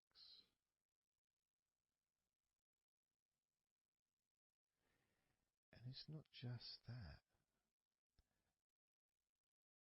it's that the rest of your body has also been listening, and that relaxation has been spreading. So from your eyes, the relaxation spread to your forehead, around your face, into your skin, jaw,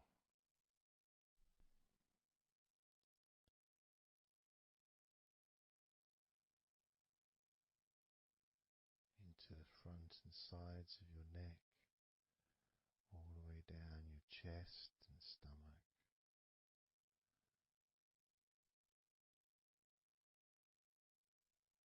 Your relaxed hands and shoulders meet up through your arms, relaxing your forearms, your upper arms, your elbows, your wrists, letting go.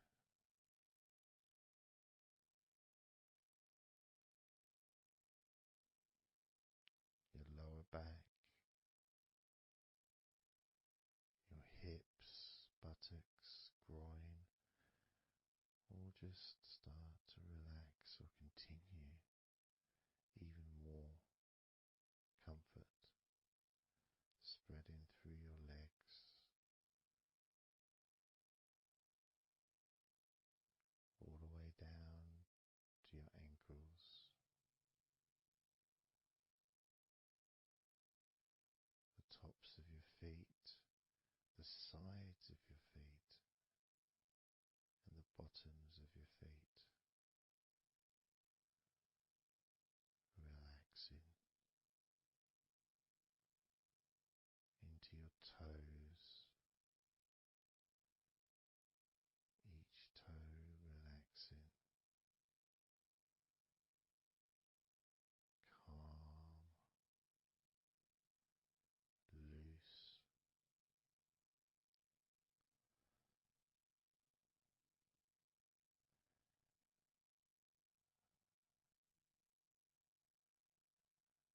And as your body relaxes more, your mind becomes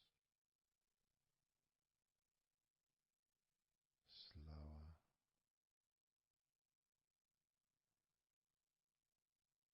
more peaceful,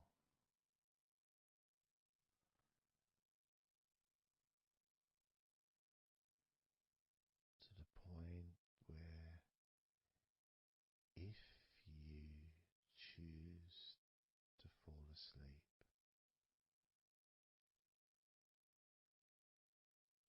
you can easily do that.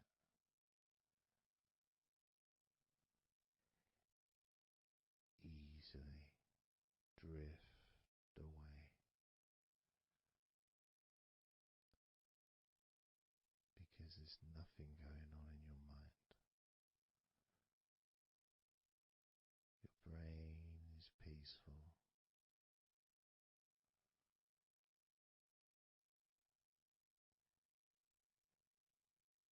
Your body continues to relax.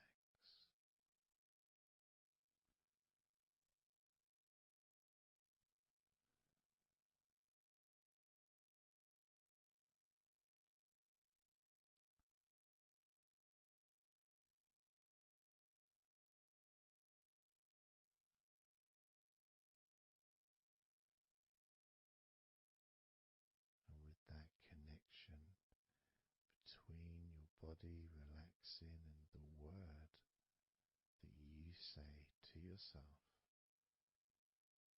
relax,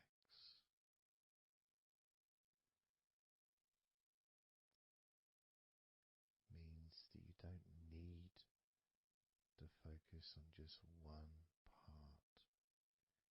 You can just focus on your entire body.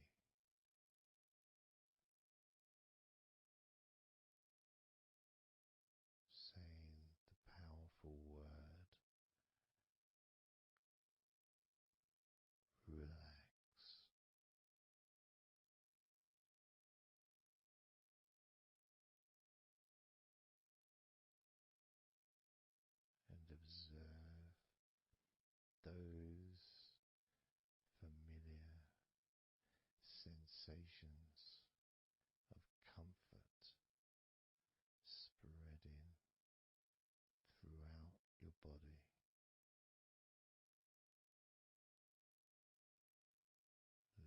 lightening and calming and healing every part of your body, feeling more relaxed.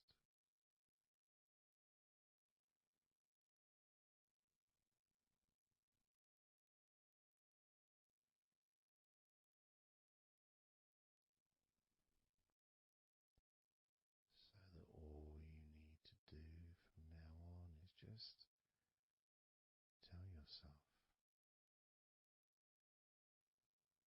relax,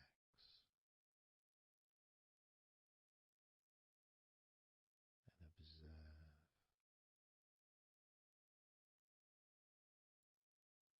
feeling completely comfortable and calm.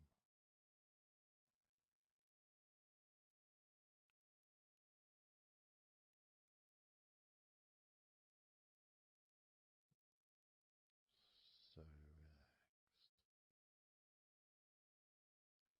Starting now with number 20.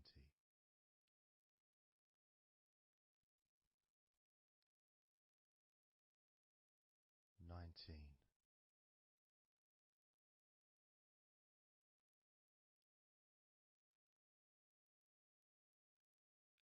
18.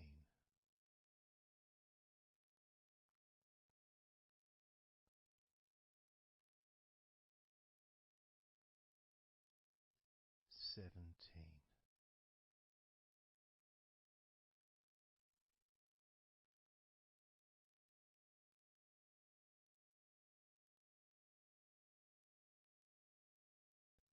16.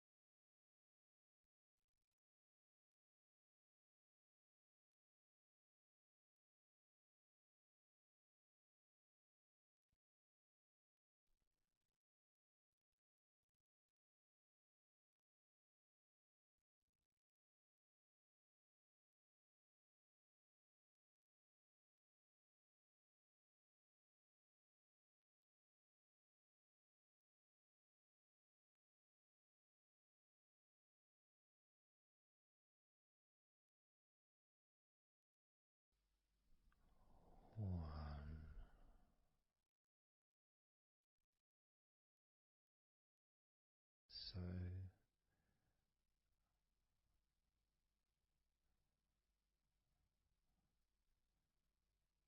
counting down from 10 to 1, 10, 9, 8, 7, 6, 5, 4, 3, 2, 1.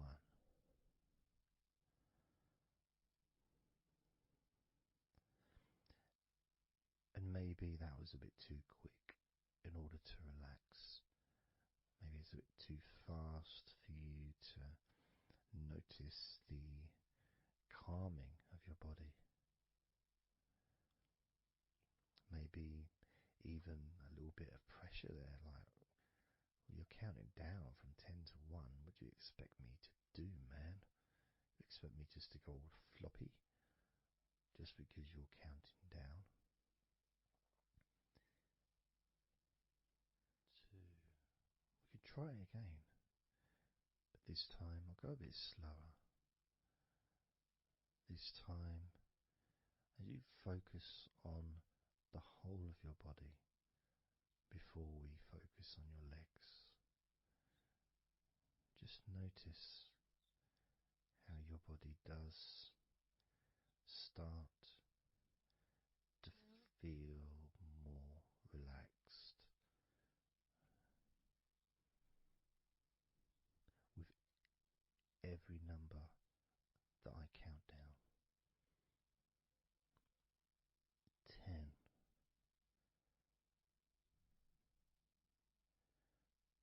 9,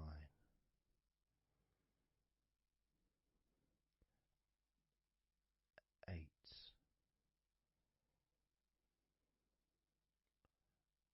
7,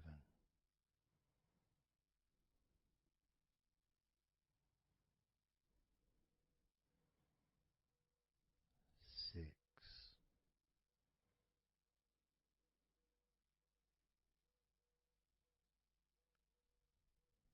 5,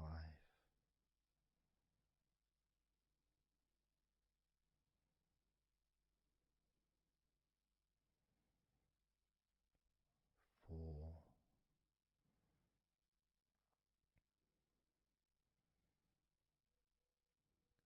3,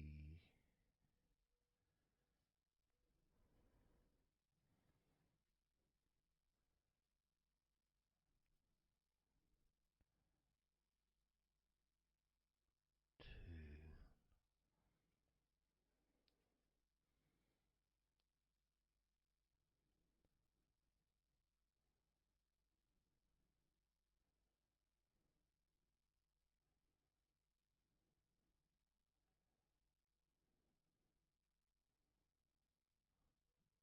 1.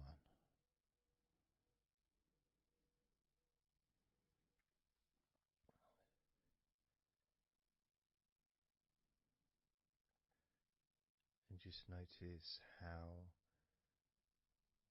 you feel generally, how your body feels.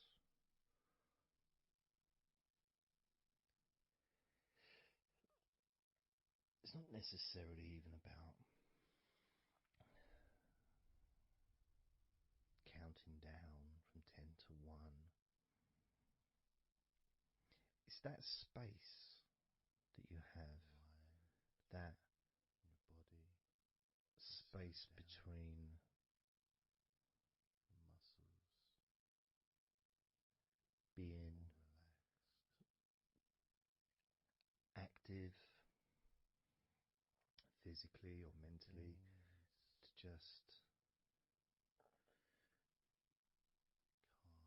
sitting or lying down, just being there, not doing anything, not saying anything, not needing to think about anything. So it opens up a space, a bit of a space, a gap. each number. And every time you hear that word, And the more I count down from 10 to 1, the bigger that gap there's that gap of calmness, of comfort, relaxation.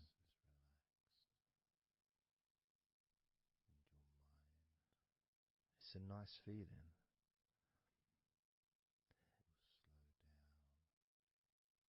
And it moves those stresses or discomforts physically or emotionally, moves them away.